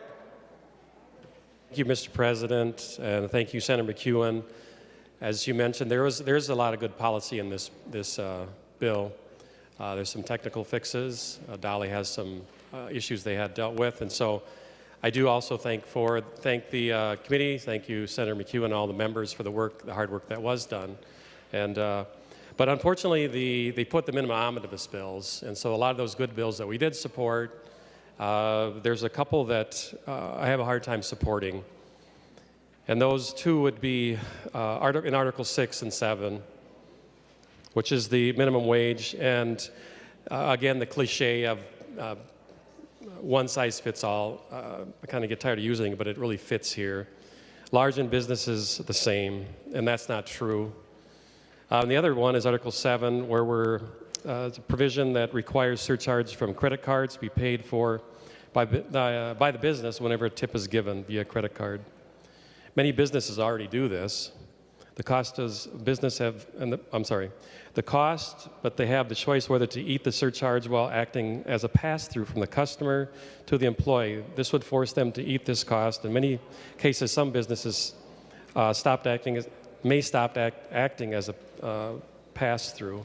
And so we had a good handout from the Hospitality Minnesota, and just the concerns of hospitality because their margins are thin. 2%. So over the past few years, many of our operators have been operating at a loss due to the pandemic and are struggling to recover. And to note, employers are already paying the Social Security tax on the sales tax and tips. So many small businesses, this is a big deal.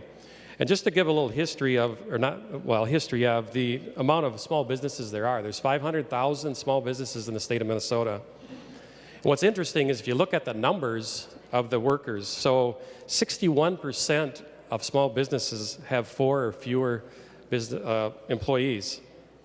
And if you bump it up to 20 employees, it's 86%. So we're talking about small businesses, large businesses, and then making them the same, but yet 86% of our small businesses only have 20 employees or less. So we can't continue to do these one-size-fits-all mandates. You know, we want to encourage businesses, we support them. And as I've talked to my small businesses in the district and actually out of the district, they're hurting, they're frustrated. And actually in the state, we still have 10,000 fewer jobs today than before the pre-pandemic.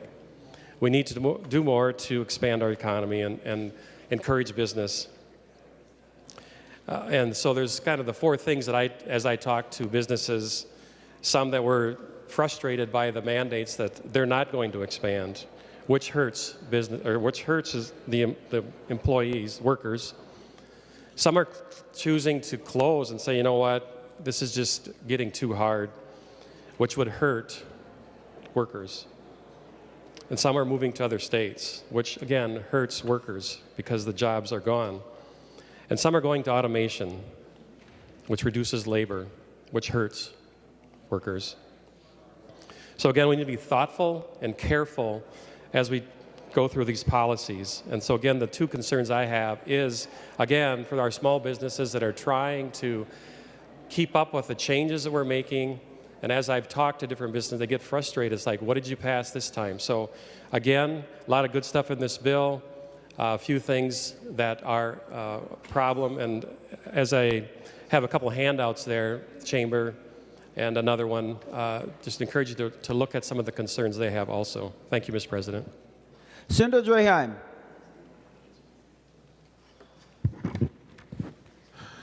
Thank you, Mr. President. And I want to thank the committee for their work on this bill. But I, too, like Senator Dornick, have some issues with some of the provisions. And mine has to do with the automatic inflator on page 55. And with that, I'd like to offer the A13. Senator Draheim offers the A13 amendment. The Secretary will report the A13 amendment. Senator Draheim moves to amend Senate File 3852 as follows. Page 55, line 19. This is Amendment A13. Senator Draheim to the A13 amendment. Thank you, Mr. President and members. On line 19, there's two parts really to this amendment. We reinstate the 2.5% and remove the 5%, and then we give the commissioner the ability not to raise the minimum wage. Mr. President, members, I think most of us would agree that the minimum wage should be adjusted, but it should be adjusted by the 201 elected officials, in my opinion, and to have a good debate around what minimum wage should be. And I'm against and have voted against many times anything that has an automatic inflator on it, as this bill does, as drafted. I'm all for a healthy debate, but I ask for a green vote on the A13, which keeps minimum wage at the current status with 2.5, with the ability for the commissioner to not raise it if we are in uncertain times. So with that, I'll stand for questions. Senator McEwen to the Draheim A13 amendment. Thank you, Mr. President. Thank you, Senator Draheim, for bringing this amendment for the discussion. Members, if we do not have a meaningful automatic inflator, then every time our inflation rises, Minnesotans are left behind. And not just Minnesotans, but the lowest paid workers in our state are left behind. I think that if we look at our minimum wage today, and Senator Draheim, I appreciate you acknowledging this, it's painfully, outrageously low. There is no one in our state who could live on what our minimum wage is right now, much less the sub-minimum wages that our bill eliminates. So, members, I think that the provisions that we have in the bill are important. The 2.5 cap that is in place right now, we see it. Has it been effective? I'll just ask you. I don't think it has. Obviously, it has not. So we're going to raise it to 5, and we're also going to make sure that that minimum wage rises appropriately as the cost of living increases so that working Minnesotans don't fall behind. And I don't want, with any changes in administration that would come forward in future years, for any future commissioner of the Department of Labor and Industry to just decide that Minnesotans, these working Minnesotans, don't deserve that raise and that our financial adjustment is going to come at their backs. I want this legislature and this body to have to come back and face Minnesotans to say, you know what, we're going to go ahead and give the commissioner an ability to hold back on that because we think we're going to balance this on your back. I want them to have to face the voters if they're going to do that. So, members, I would respectfully ask for a no vote on the A13 amendment, and I would ask for a roll call, please. Roll call requested, roll call granted. We are on the A13 Draheim amendment. Senator Gruenhagen, did you want to speak to this? Senator Gruenhagen. Oh, thank you, Mr. President. Yeah, I rise in support of the Draheim amendment. Here's the thing, members, is that there's, you want to talk about low-wage earners. There's a couple things that hurt them desperately. One is inflation. And again, we've had almost 20% inflation since the Biden administration's been in. That means for every dollar they earn, it's only worth, purchasing power-wise, 20 cents. So inflation is taxation without legislation. You don't have to believe me, you can believe Milton Friedman, an economist and Nobel Prize winner. Again, inflation is taxation without legislation, and it hurts the low-income people the most. Secondly, government spending drives up the cost of all our essentials, especially for low people. Last session, we increased government spending almost 40% here in this chamber. The Democrats did, and Governor Walz. On top of that, they raised taxes another $9 to $10 billion. Government is an expense on the private sector. it raises the cost of necessities. And then in Labor Committee, we have one group after another coming and saying, let's raise the minimum wage, increase my salary. Well, the reason they're saying that is because government is overspending. My response to them was, talk to your Democratic colleagues, tell them to quit increasing spending at a rate that cannot be sustained. So when you look at low-income people and the problems they're having, look no further than in the mirror, especially those who support this exponential growth of government.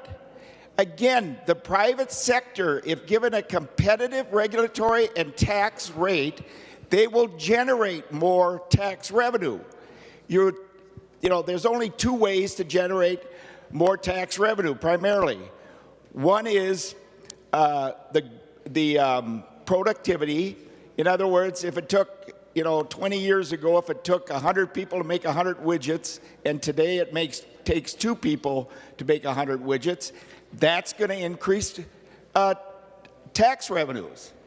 The other way is to have a competitive tax and regulatory system, and the private sector will grow and generate additional tax revenues. Now, we happen to live at a time with tremendous innovation and productivity advances due to technology and a number of other reasons. But members, we could have one of the best states in the union if we just kept our spending under control. It shouldn't grow any faster than the growth of the private sector and population at a minimum. You're causing more of the problems, and then you turn around and feel bad and say, oh, we got to raise the minimum wage. Well, that's only going to hurt people, because the federal CBO, Congressional Budget Office, says you're going to lose more jobs than people are going to benefit from. So members, please, let's minimize the damage and support this amendment and help our private sector prosper and grow rather than the needs of the people in the state of Minnesota. Thank you, Mr. President. Senator Westrom, okay. Senator Dames. Well, thank you, Mr. President and members. It's kind of an interesting conversation we have. First of all, I do support the A13 amendment, and I think that that's very important that we take a very strong look at that and vote green vote on that. Unfortunately, when we look back at what happened last year, we raised spending by about 40%. So anybody that was sitting in this room knows that we're going to have to do something if we're going to keep people on the lower income side of the schedule, even allow them to even have any type of decency in their life. And so this comes along now, and this is the consequences that we're paying for what happened last year. And so what we're going to say now is let's just have this locked in so that nobody has the right to make a decision on this, that we'll just lock it in statutorily, and every year they'll have up to a 5% increase. That's really not the way we should be doing this. We should be controlling a little bit of our spending. In fact, we ought to be controlling a whole hell of a lot of our spending that we haven't figured out around here when we spent 40% last year, and now we wonder why we're in the predicament we're in. Why do we as a government continue to do things that hurts the people on the lower side of the wage schedule? We continually do that. We talk about how we're going to help people. We want to come out with all these new programs that are going to help people have a better life. And in many cases, we drive them almost into poverty by doing that. And then we've got to come along and we've got to try to raise minimum wage and try to help these people. Well, these people need a lot of help. Absolutely they do. But let's stop the root cause of it is the spending we're doing that's out of control, and we ought to be more accountable when we do that. We ought to be more accountable how that reaches out and the effects it has in the general population. And so I'm going to support the A13 amendment because I think we're attacking this in the right direction by the A13 amendment and putting some responsibility on us as legislators to control our spending in order to allow these people to have a decent living. We are on the A13 Draheim amendment. Any other comments on the A13? Senator Nelson. Oh, thank you, Mr. President. Well, I do agree that we should have a thoughtful approach to the minimum wage, and it should be based on economic data and market conditions in order to be timely. But the bill we have in front of us does neither of those two things. The bill imposes new regulations at a time when we're having many small businesses already struggling under the weight of those recently enacted federal and state mandates. We have a severe labor shortage already. There's concerns that this increase in minimum wage, without being based on market conditions and a thoughtful discussion on minimum wage, will be problematic to many small businesses who now, because of the workforce shortage, they are bringing in employees that maybe they would not work with before. And they are training those employees additionally to make sure that those employees get the skills needed and the traits needed to be successful. But we cannot continue to make it hard for Minnesotans to employ Minnesotans. In fact, just last year, we saw $1.2 billion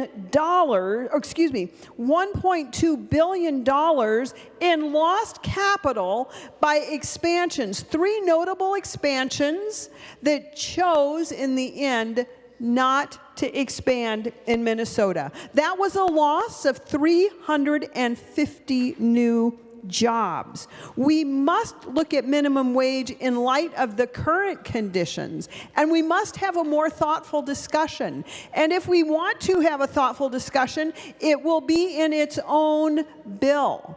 So, members, this is not the time. These are not the conditions, and this is not the process to increase the minimum wage. In fact, this does more than increase the minimum wage, members. It actually removes the small business minimum wage at the time when we need those small businesses employing more Minnesotans. We must not do this at this time. I encourage support of the A13 amendment. Members, I am now going to Senator Lucero, and if there's no other discussion on the A13, then I'm going to go to the author, who's the underlining person, and then to Senator Draheim, who is the author of the A13 amendment, just so that we're all on the same page. Anyone else wants to be recognized after Senator Lucero before I go to the author of the bill and the author of the amendment? Seeing none, Senator Lucero.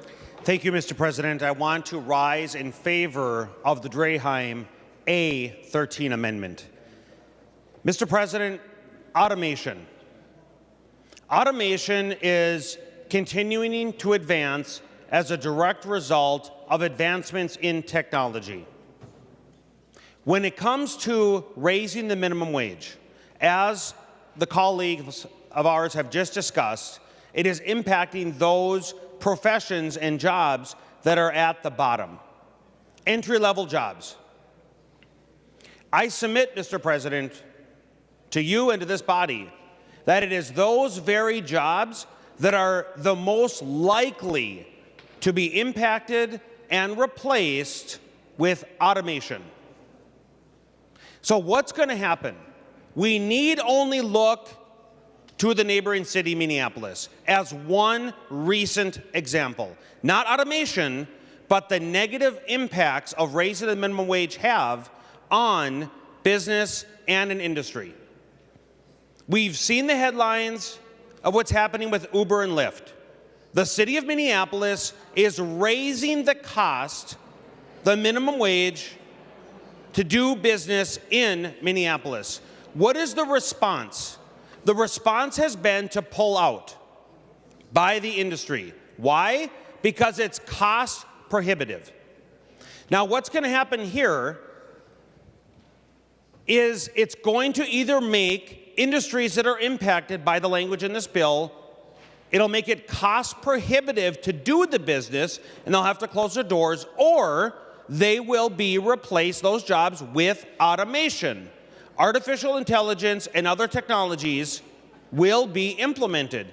A small business owner and business owners across the state are constantly engaged in the activity of cost-benefit analysis. And when that cost-benefit analysis is in favor of automation, then they'll pull that trigger. What does automation not have along with it? It doesn't have employees that call in sick. It doesn't have employees that you need to require to pay unemployment insurance. It doesn't have the requirement of having a whole host of other associated costs. And that cost-benefit analysis, when it tips in favor of automation, it's only going to hurt. The language in this bill is only going to hurt those at the very bottom. That is the reason why this is terrible language. We need to put a greater focus and not deny the reality of the economics when you put these mandates in places that industries either close their doors or replace those employees with technology. Mr. President, I encourage a green vote to the Draham Amendment. Thank you. Senator McEwen, any last words before we go to the author of the amendment? Senator McEwen. Thank you very much, Mr. President. Yes, just very briefly, I appreciate the discussion. Again, we've sort of veered off, I think, a little bit on what the content of this amendment would do and wouldn't do, but I would note that many small businesses look at our minimum wage and they see Target offering, $15 up where I live in Duluth an hour, $18 an hour and more. They see all of these service jobs offering much more than minimum wage. When we've looked at the numbers, colleagues, only 10% of Minnesotans are making less than $15 an hour. Our minimum wage is $10.85. So I posit to you that it is almost right now as if we do not have a minimum wage. So what you're saying is you're okay with a very small number of working Minnesotans receiving poverty wages. And you're okay with small businesses having to compete, having even a lower minimum wage with those big businesses who are offering much higher wages. They have to compete with them, and then they also have to compete with other small businesses that are continuing to pay that very, very low wage to a few people. It's just a terrible economics setup that we have right now. This bill does a lot to improve it, clean it up, and make it more fair, just to start to dig out of the hole that we find ourselves in with the minimum wage. I also just find it sort of incredible, the idea that with automation entering into, we've seen this over decades, increased automation. Yes, this has always been an issue and it will continue to be an issue, but the idea that we should continue to pay people poverty wages to protect their jobs from automation seems to me to be very wrong-headed. So members, I ask that we reject this A13 amendment. Respectfully, we need to make these changes. These are very, very basic. This is the very minimum that we can do for people who are making the very minimum. Thank you. The author of the A13 amendment, Senator Draheim, and after Senator Draheim, we will vote. Senator Draheim. Thank you, Mr. President. Thank you, members, for the lively discussion. But I do agree we did get a little off track. There is a difference between livable wage and minimum wage. Minimum wage, in my opinion, is for those employers to take a chance on maybe a very low-skilled or less skilled employee and our youth.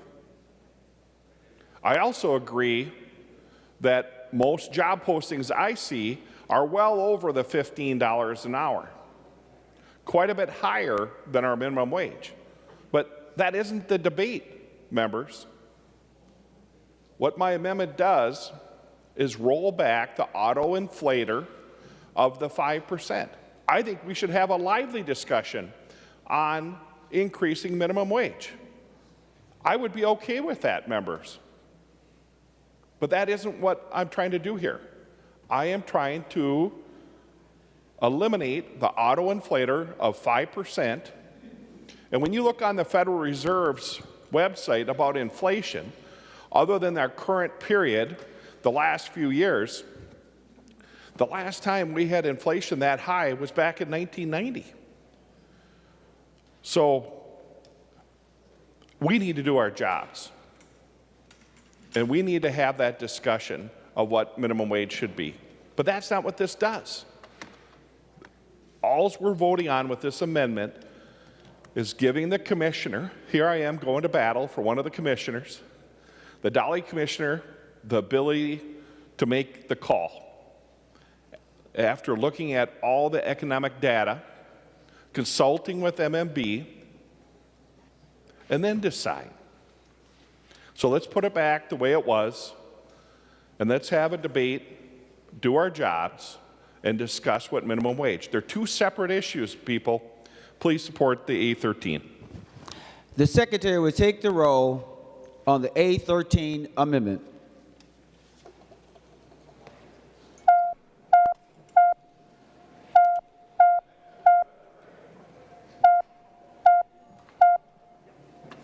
Members, please vote.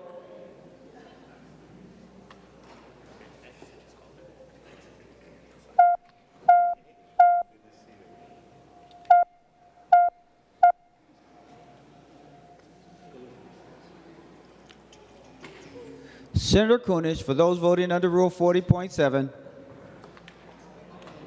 Mr. President, Senator Dietzig votes no. Senator Dietzig votes no. Senator Fateh votes no. Senator Fateh votes no. And Senator Port votes no.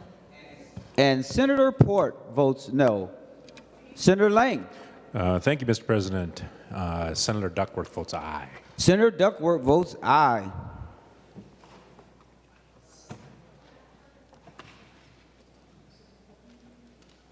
Members, please vote.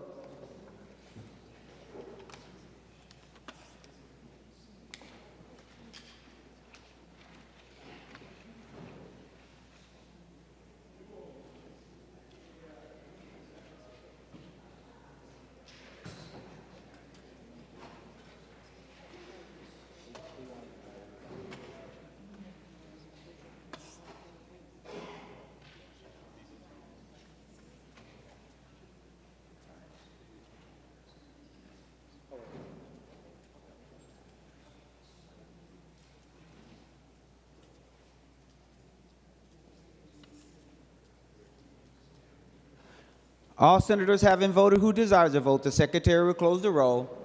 There have been 31 ayes and 34 noes. The A13 amendment is not adopted. Any other amendments? Seeing none, the Secretary will give the bill. Oh, I'm sorry. Senator McEwen. Thank you, Mr. President. I have the A12 amendment. Senator McEwen offers the A12 amendment. The Secretary will report the A12 amendment. Senator McEwen moves to amend Senate File 3852 as follows. Page 16 after line 33, insert. This is Amendment A12. Senator McEwen, to your amendment. Thank you, Mr. President. This is a fairly simple amendment, and it's in regard to the first rulemaking performed by the Nursing Home Standards Board, where I'd like to change the deadline for that from August of this year to November. So on line 1.20, we strike out the word August and we put in November. This was something that the board has requested just so that they have a little bit more time. Thank you. Any other discussions about the A12 amendment? Seeing none, all in favor say aye. Aye. All those opposed say no. The motion prevails. The A12 is adopted. Any other amendments? Seeing none, the Secretary will give the bill its third reading.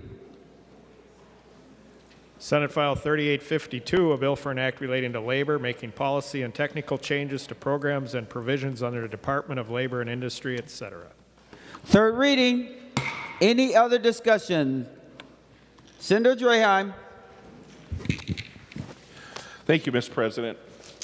I just want to touch on Article 7 a little bit about gratuity and credit cards. And I just want to make sure everybody is aware of what a business person has to pay when he processes credit cards.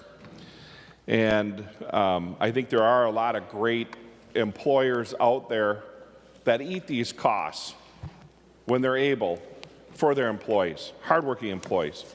And you know, we employed quite a few hospitality employees over my 22 or 3 years, whatever it was, in the hospitality industry. Couldn't do it without them. And of course, you wanted to see them succeed. But I think there's a little more that goes to it than I think what was explained in committee. You pay a discount rate, which is normally 3-4%, and then you pay a transaction fee. But then, depending on how that's categorized, if you're paying the credit card gratuity towards the employee, you could have some payroll expenses on top of that, which could be Social Security or some other benefits. And then there are a lot of services and taxes, et cetera, that go off of your payroll that affect your rate that you're charged for different types of computer software or services or insurance. Payroll is included in that. So I have a hard time with the one-size-fits-all. I think there are a lot of good employers that are covering the costs as a benefit to their employees, excuse me. But I also know there's a lot of other hospitality industry businesses that can't afford to pay it because they're just starting out. So members, I just urge a red vote on this bill. I think it needs more work. We have done a lot to the business community the last year, costing payroll quite a bit, and putting more regulation, more hoops to jump through. And I just don't think right now is the time to continue to add more, especially for the small businesses. The people with just a handful of employees, they have a hard enough time keeping up with everything we've done last year, let alone what we're going to do here with this bill. So I urge a red vote. Thank you. Senator Lucero.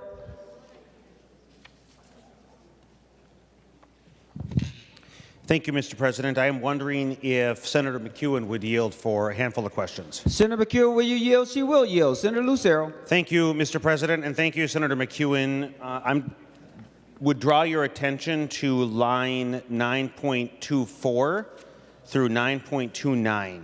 This is in regards to the ability of a homeowner or person to perform their own electrical work. The first question I would have, Mr. President, Senator McEwen, is in here you make a reference to the word residence and the word the words will occupy. Can you confirm what the definition is of residence or occupy? Senator McEwen, to the question.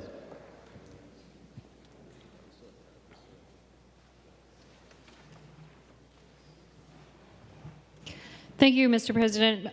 Senator Lucero, I can look to make sure that I have to see if we have a specific definition in the statute that does detail a definition for those two terms. But I mean, just as a residence or will occupy, I think is pretty just as a lay read of it, pretty common sense. But I will see if we have a more term of art definition in the statute and let you know. Senator Lucero. Thank you, Mr. President. Thank you, Senator McEwen, for looking it up. Would you yield for, Mr. President, would she yield for another question? Senator McEwen, will you yield? She will yield. Senator Lucero. Thank you, Mr. President, and thank you, Senator McEwen. I am among the many Minnesotans across this state for decades, for generations, who've had the opportunity and the privilege to have a primary residence and then a cabin. Generally speaking, somewhere up north, but not always the case. Under this language, I'm concerned that a cabin would not meet the definition of what you have here in verbiage as residence and will occupy. Can you confirm that a cabin would fall outside of what you intend here? In other words, Mr. President, would a person who owns a cabin and it's not their primary residence, will they be able to perform their own electrical work? Senator McEwen to the question.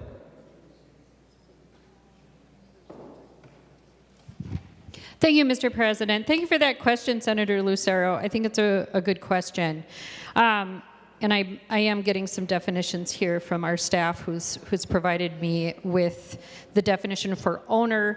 Mr. President and Senator Lucero, I'm happy to move on to the next question, but with having these definitions, would Senator Lucero like me to put these on the record for his series of questions? Senator Lucero to that question.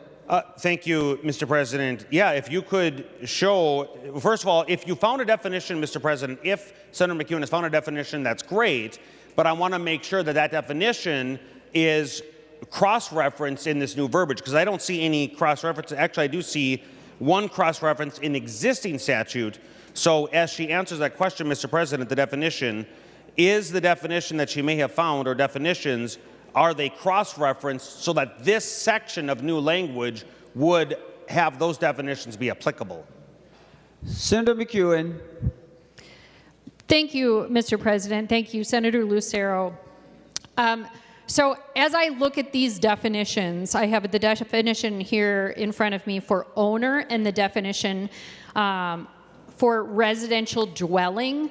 It doesn't say in the definition here that the requirement is that it is your primary residential dwelling.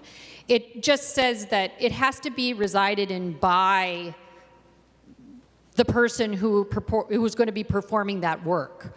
So if you own a cabin and it's not something that you are renting out to other people to actually live in, and it's just you and your family who are using that cabin, then I believe that the exception would apply to you. I certainly would never want to forbid someone from doing their own work on their own family cabin that just they and their family use.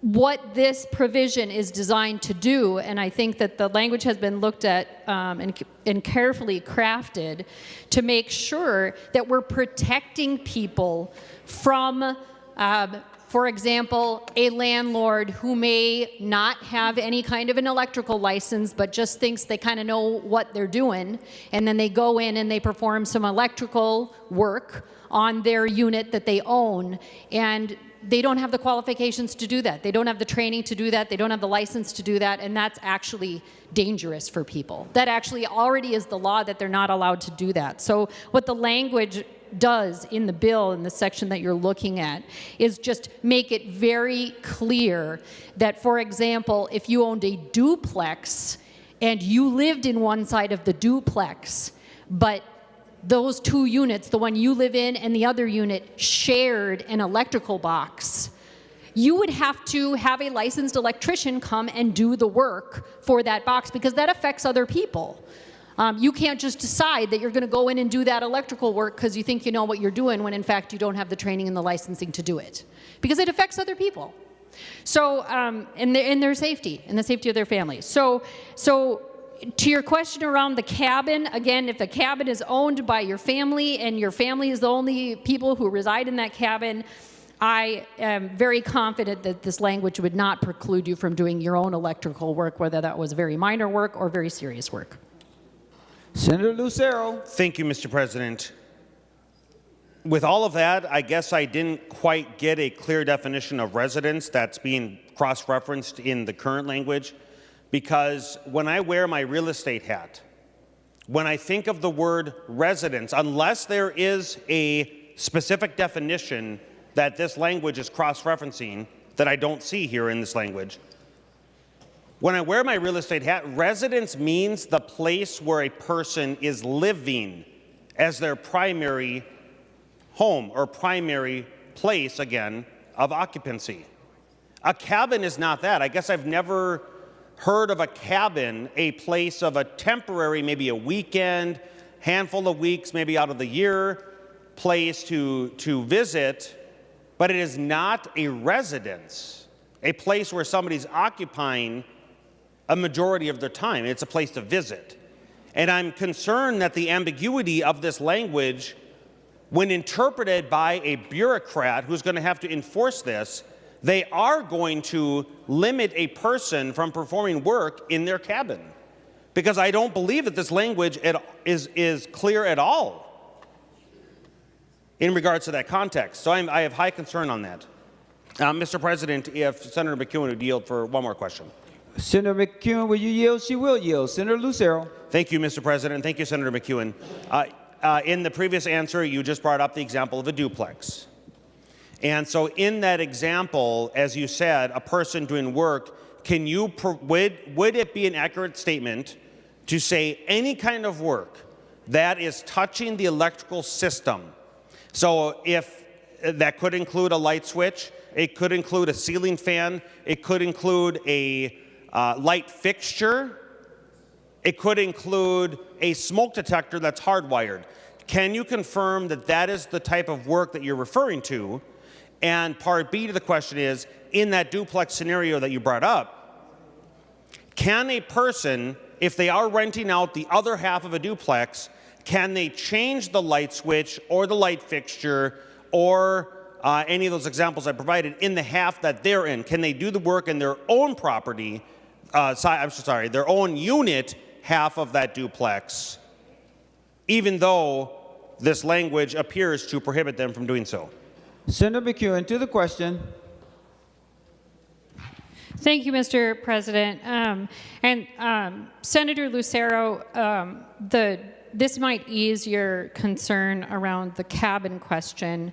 Included in the definition for residential dwelling, a residential dwelling is a single dwelling unit that is contained in a one-family, two-family, or multifamily dwelling as defined in the National Electrical Code pursuant to Section 326B.35. A residential dwelling includes a garage and accessory building that can only be used by the residents of the single dwelling unit. And I did also seek some advice from the Department of Labor and Industry, and they confirmed as well that a single family cabin, that yes, they could perform their own electrical work as the owner and occupant of that cabin. So I do feel that it is pretty clear, but I would offer, Senator Lucero, if you look at those definitions and you think that there needs to be some sort of safety language in there that you're interested in looking at, come talk to me. We can talk to the Department of Labor and Industry, and we can make sure that people feel secure about that. In regard to the question that you just asked about the electrical work, if there is electrical work done, electrical work cannot be done by somebody who is not licensed to do electrical work in a dwelling that is not that person's own dwelling. Right? It is the law right now, as I said. There's nothing that we're doing right now that's actually changing what the law currently is. So that is currently the law. Senator Lucero. Thank you, Mr. President. Would the senator yield for the question? Will you yield? Senator McEwen will yield. Senator Lucero. Thank you, Mr. President, and thank you, Senator McEwen. We're going back and forth on two different topics here, so I'll start with the cabin scenario. You provided me a definition here of residential dwelling, but the verbiage that you have in this bill is residence. You didn't provide me a definition of residence, which is what I'm asking. So I don't believe that your language is applicable with what you're explaining here with residential dwelling. So I do have concern with this current language. So to the topic of the electrical work, can you confirm, Mr. President and Senator McEwen, you just made the reference that we're not changing current law. Can you confirm that if I live in, as my primary residence, a duplex, a triplex, or a fourplex, a duplex, a triplex, or a fourplex are all considered residential dwelling structures? If I live in one of the units and it is a shared system, so one breaker panel, And does current law permit me to change the light switch in the unit that I occupy or in the unit that I might be renting out in a duplex, triplex, or fourplex scenario? Senator McEwen, to that question. Thank you, Mr. President, and thank you, Senator Lucero. Senator Lucero, the definition that I read to you was for residential dwelling. That is what is the language in 9.24 to 9.29, just for clarification. That is exactly what I read out. It's residential dwelling. So to your present question, all electrical work and technology work, including so-called minor repair work, is required to be performed by licensed contractors and their licensed or registered employees. That is the law. Senator Lucero. Thank you, Mr. President. Well, Mr. President, I would draw Senator McEwen's attention to line 9.26. It reads, as a residence. The word residence is in the language. There are other places that say residential dwelling. That is correct. But the criteria for the exclusion reads, an individual owns and actually occupies as a residence. That is has ambiguity. It doesn't have a definition associated with it. And a cabin, the reasonable persons test, most people don't consider their cabin their residence. Their residence is the place that they leave to go visit the cabin for a short period of time and then return. There is ambiguity, and I have concern by bureaucrats or future courts that have to make this determination because of the deliberate ambiguity by the author, Mr. President. Furthermore, a person, to answer the previous question, which I don't think was answered accurately, a person who lives in a duplex, triplex, or fourplex can perform that work because it is, or at least one of the units in that structure, is their residence, their primary residence. I am concerned with the scenarios of a person renting out their basement, going to be attached to the same breaker panel. There won't be a separation there likely. A person who rents out a room. So it's their primary residence, but they're renting out a room. Under the scenario of an Airbnb, which would be a room or it could be several rooms.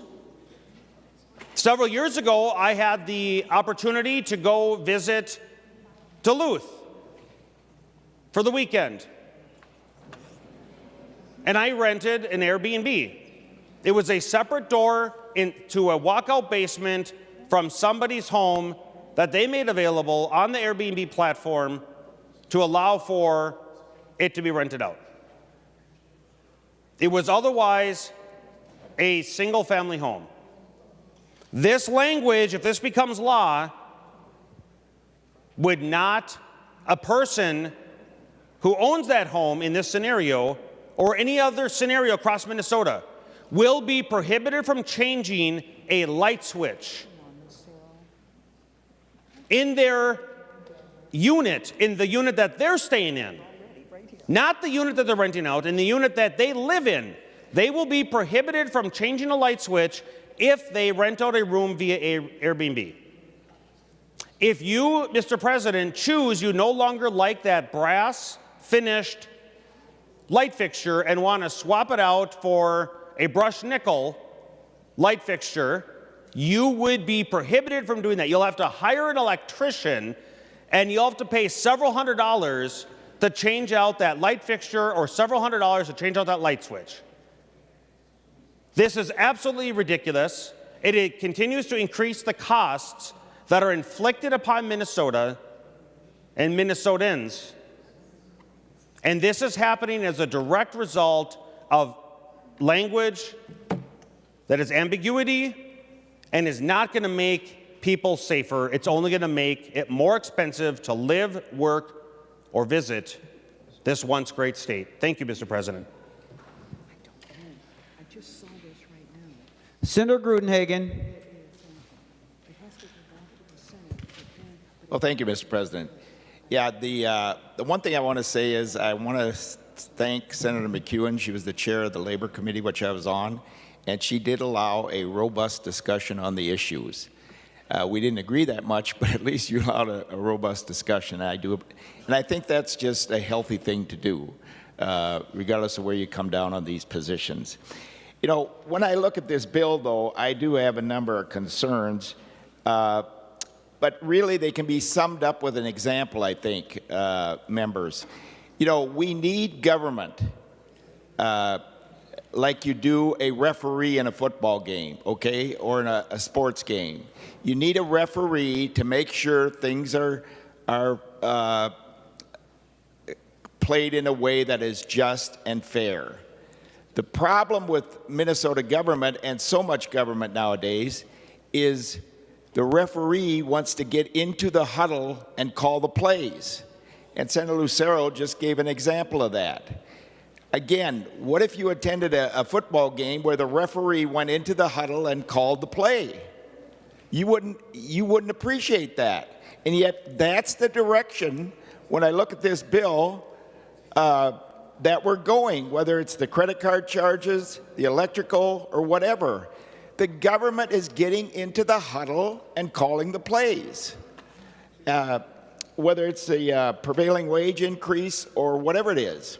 Also, there's a provision in 15.25, 15.31 that does expand the prevailing wage on all public construction. Again, we're growing the cost of government exponentially at the expense of the private sector.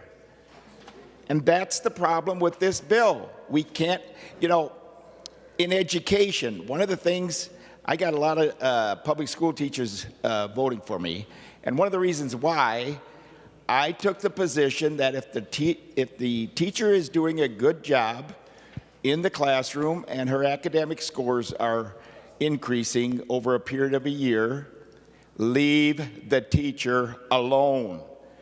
You know, whether it's education or this bill, we want to micromanage what people think, talk, and say. That's the wrong direction for government. That does not represent the founding principles that our country was founded on. I'll give one more example, members. You know, when Obamacare was passed, it was supposed to provide health insurance for everyone who worked 30 hours or more. Well, several of my friends worked at jobs where they just worked a little over 30 hours, but they got health care. Well, guess what happened? When Obamacare was passed, the employer said, you can't work more than 30 hours. If you do, we're going to fire you. So they had to reduce their hours, and guess what had to happen to them? They had to go get a second job, and they didn't have health care anymore. That's government. I mean, government's involvement, micromanagement of almost every aspect of our lives makes things worse more than better. And unfortunately, this bill takes us down the same road in several areas. So members, I would encourage Senator McEwen, when she goes to conference, you know, when I read the letters of concern from the Minnesota Chamber and NFIB that represents thousands of businesses and small businesses across the state, try to gradually bring in an increase. At least give them that much of a break, rather than all at once. And I think at least the amount of damage that's being done might be minimized. So members, I just can't support this bill, and I recommend a red vote on this. Thank you. Thank you, members. Any other discussion before we go to the bill author for the final comments? Seeing none, Senator McEwen, and then we will vote.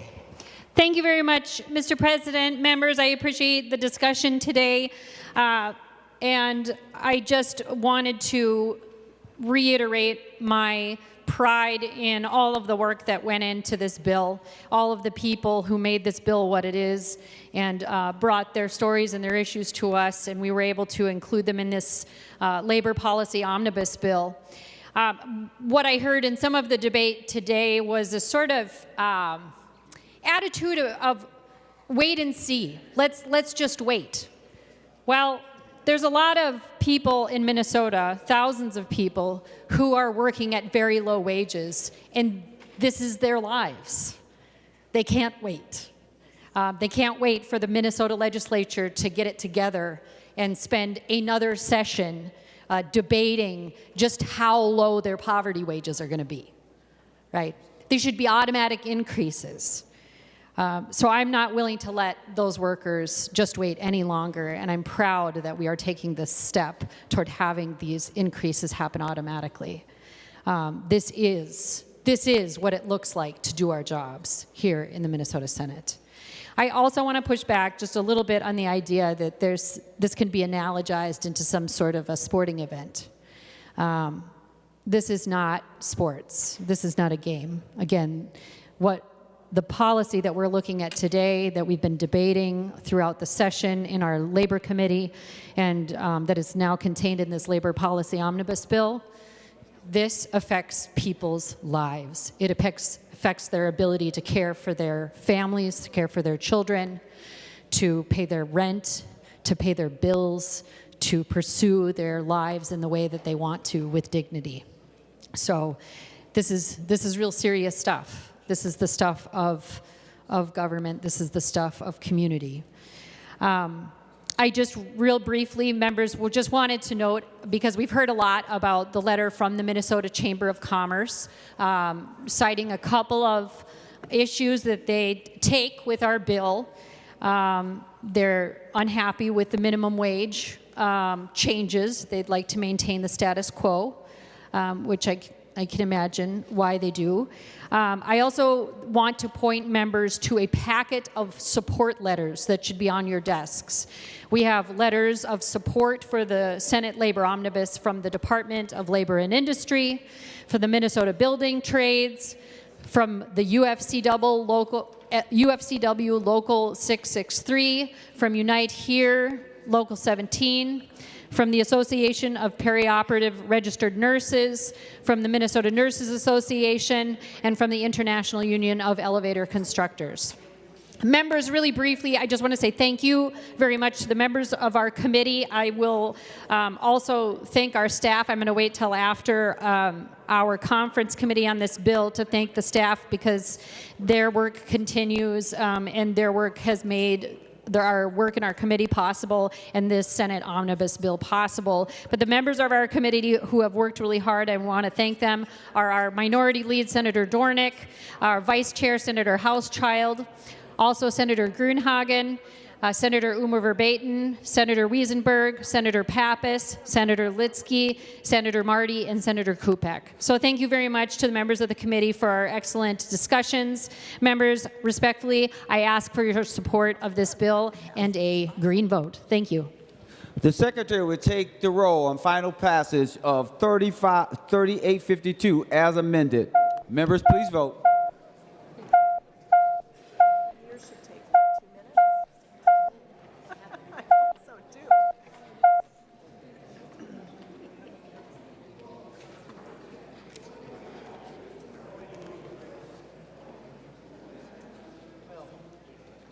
Senator McEwen for those voting under Rule 40.7. I'm sorry, Senator Kunish for those voting under Rule 40.7. Mr. President, Senator Dietzig votes aye.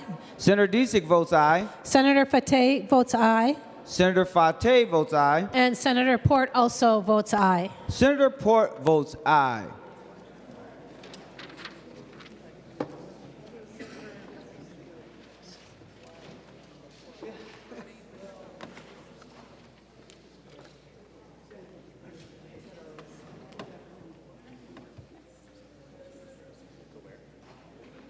Senator Cwodzinski for those voting under Rule 40.7.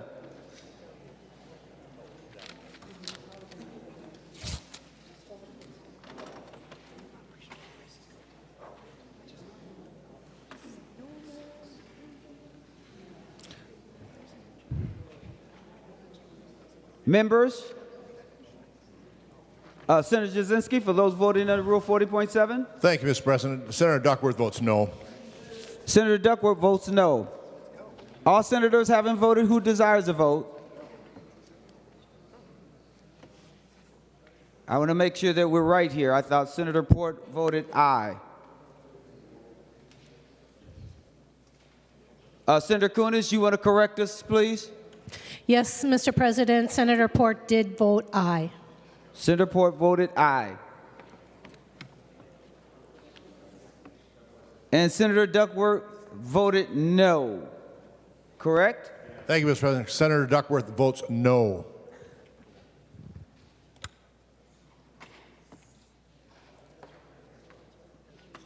All right, members, just want to make sure all the votes are accurate. All senators having voted who desires to vote, the secretary will close the roll. There have been 34 ayes and 30 noes. Senate File 3852 as amended passes and is titled agreed to. Members, we're on our final bill for today. It is House File 3769, Senator Rest for the effective date of a reduction in the limitation on the deductibility of net operating losses provisions modifications. Senator Rest. Thank you, Mr. President. Senate House File 3769 is before us to make good on a promise. To make good on a promise that Representative Gomez in the House and I in the Senate made as soon as we discovered the error in the omnibus tax bill this past May. We sent a letter to the Commissioner of Revenue and the Commissioner of MMB saying that as soon as we could, at the earliest possible opportunity, we would move to correct the effective date for the provision that is before you in the bill today. The NOL, the net operating loss provision, intended in the omnibus bill, move the deductibility of the NOL, which can be used for 15 years after it occurs for a taxpayer. The deductions was changed by 10%. We intended the bill to have an effective date starting in this year, effective tax year 2024. The spreadsheet was correct. The language was wrong. And so what House File 3769, its companion is my bill, Senate File 3774, makes that correction, and the Department of Revenue stands ready without having to require amended returns to make that correction as soon as the bill is passed and signed by the governor. Thank you very much, Mr. President. Members, any other discussion on House File 3769? Senator Weber. Thank you, Mr. President. I would like to encourage everyone to vote green on this bill. I thank Senator Rest for her efforts to live up to her word. I never questioned that a bit. And it's just, I'm glad that the governor finally recognized that he needed to live up to his too. Thank you very much. Any other discussion on House File 3769? Seeing none, the Secretary will give House File 3769 its third reading. House File 3769, a bill for an act relating to taxation, corporate franchise, modifying the effective date of a reduction in the limitation of the deductibility of net operating losses. Third reading. Any other discussion on House File 3769? We're on final passage. Seeing none, the Secretary will take the roll on final passage of House File 3769.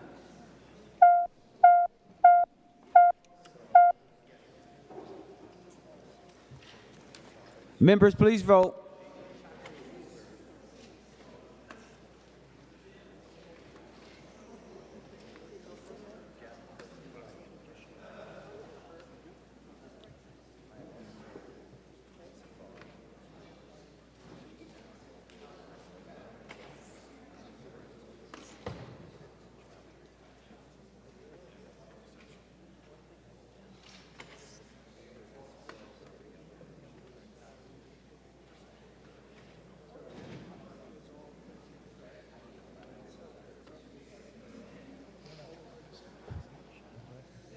Senator Kunesh, for those voting under Rule 40.7. Mr. President, Senator Dziedzic votes aye. Senator Dziedzic votes aye. Senator Port votes aye. Senator Port votes aye. And Senator Fateh votes aye. And Senator Fateh votes aye. Senator Cwodzinski, for those voting under Rule 40.7. Thank you, Mr. President. Senator Duckworth votes aye. Senator Duckworth votes aye. All senators having voted who desires to vote, the secretary will close the roll. There being 64 ayes and 0 noes, House File 3769 passes and is title agreed to. Members, with no other bills under special orders, we will now proceed to the 13th order of business, announcements of Senate interest. Senator Draheim. Thank you, Mr. President. Members, I don't know if you were able to watch any basketball this weekend, but the one and only Minnesota State University Mankato won both the women's and the men's national championship for D2 basketball. I know some of you follow basketball, but not everybody follows women's basketball and D2. Some fantastic basketball. I just wanted to congratulate what I remember as Mankato State University on their wins. Thank you. Senator Coran. Thank you, Mr. President. I'd like to remind all members it's topic selection week, so make sure to submit your votes. Everybody should have received a ballot from the legislative auditor. Make sure to get those turned in by Thursday. Thank you. Senator Klein. Mr. President, the scheduled meeting of the Senate Commerce and Consumer Protection Committee for this afternoon is canceled. Any other announcements of Senate interest? Senator Hurt. Thank you, Mr. President. The Committee on Environment, Climate, and Legacy is canceled today, and hopefully we'll have our next committee meeting on Thursday at the according time of 3. Thank you. Any other announcements of Senate interest? Without objection, the following senators will be excused from today's session. Jaskowski all day, Nelson from 1:55 to 2:35 p.m., Abler from 3:45 until the end, Icorn from 4:15 until the end. Any other announcements of Senate interest before we go to Senator Murphy? Senator Pappas. Thank you, Mr. President. If you'll recall on your desks when you first entered the chamber, there was a reminder of Legislators' Night at the Theater, which is this Thursday. There are still plenty of tickets available. Also, you can invite your staff. Be sure to do that. It's gotten rave reviews. It's called A Unique Assignment. And the History Theater is right downtown St. Paul. There's easy parking, and it's also the 10th Street stop on the light rail. There's a reception at 6:30 with some kind of light hors d'oeuvres, and the play is at 7:30. I'm sure you'll all enjoy it. Bring a guest. Tell your staff. Please come. Any other announcements of Senate interests before I go to Senator Murphy? Seeing none, Senator Murphy for a motion. Thank you, Mr. President. I move that the Senate do now adjourn until Thursday, April 4th at 11 a.m. On that motion, all in favor say aye. All those opposed say no. The motion prevails. The Senate is now adjourned.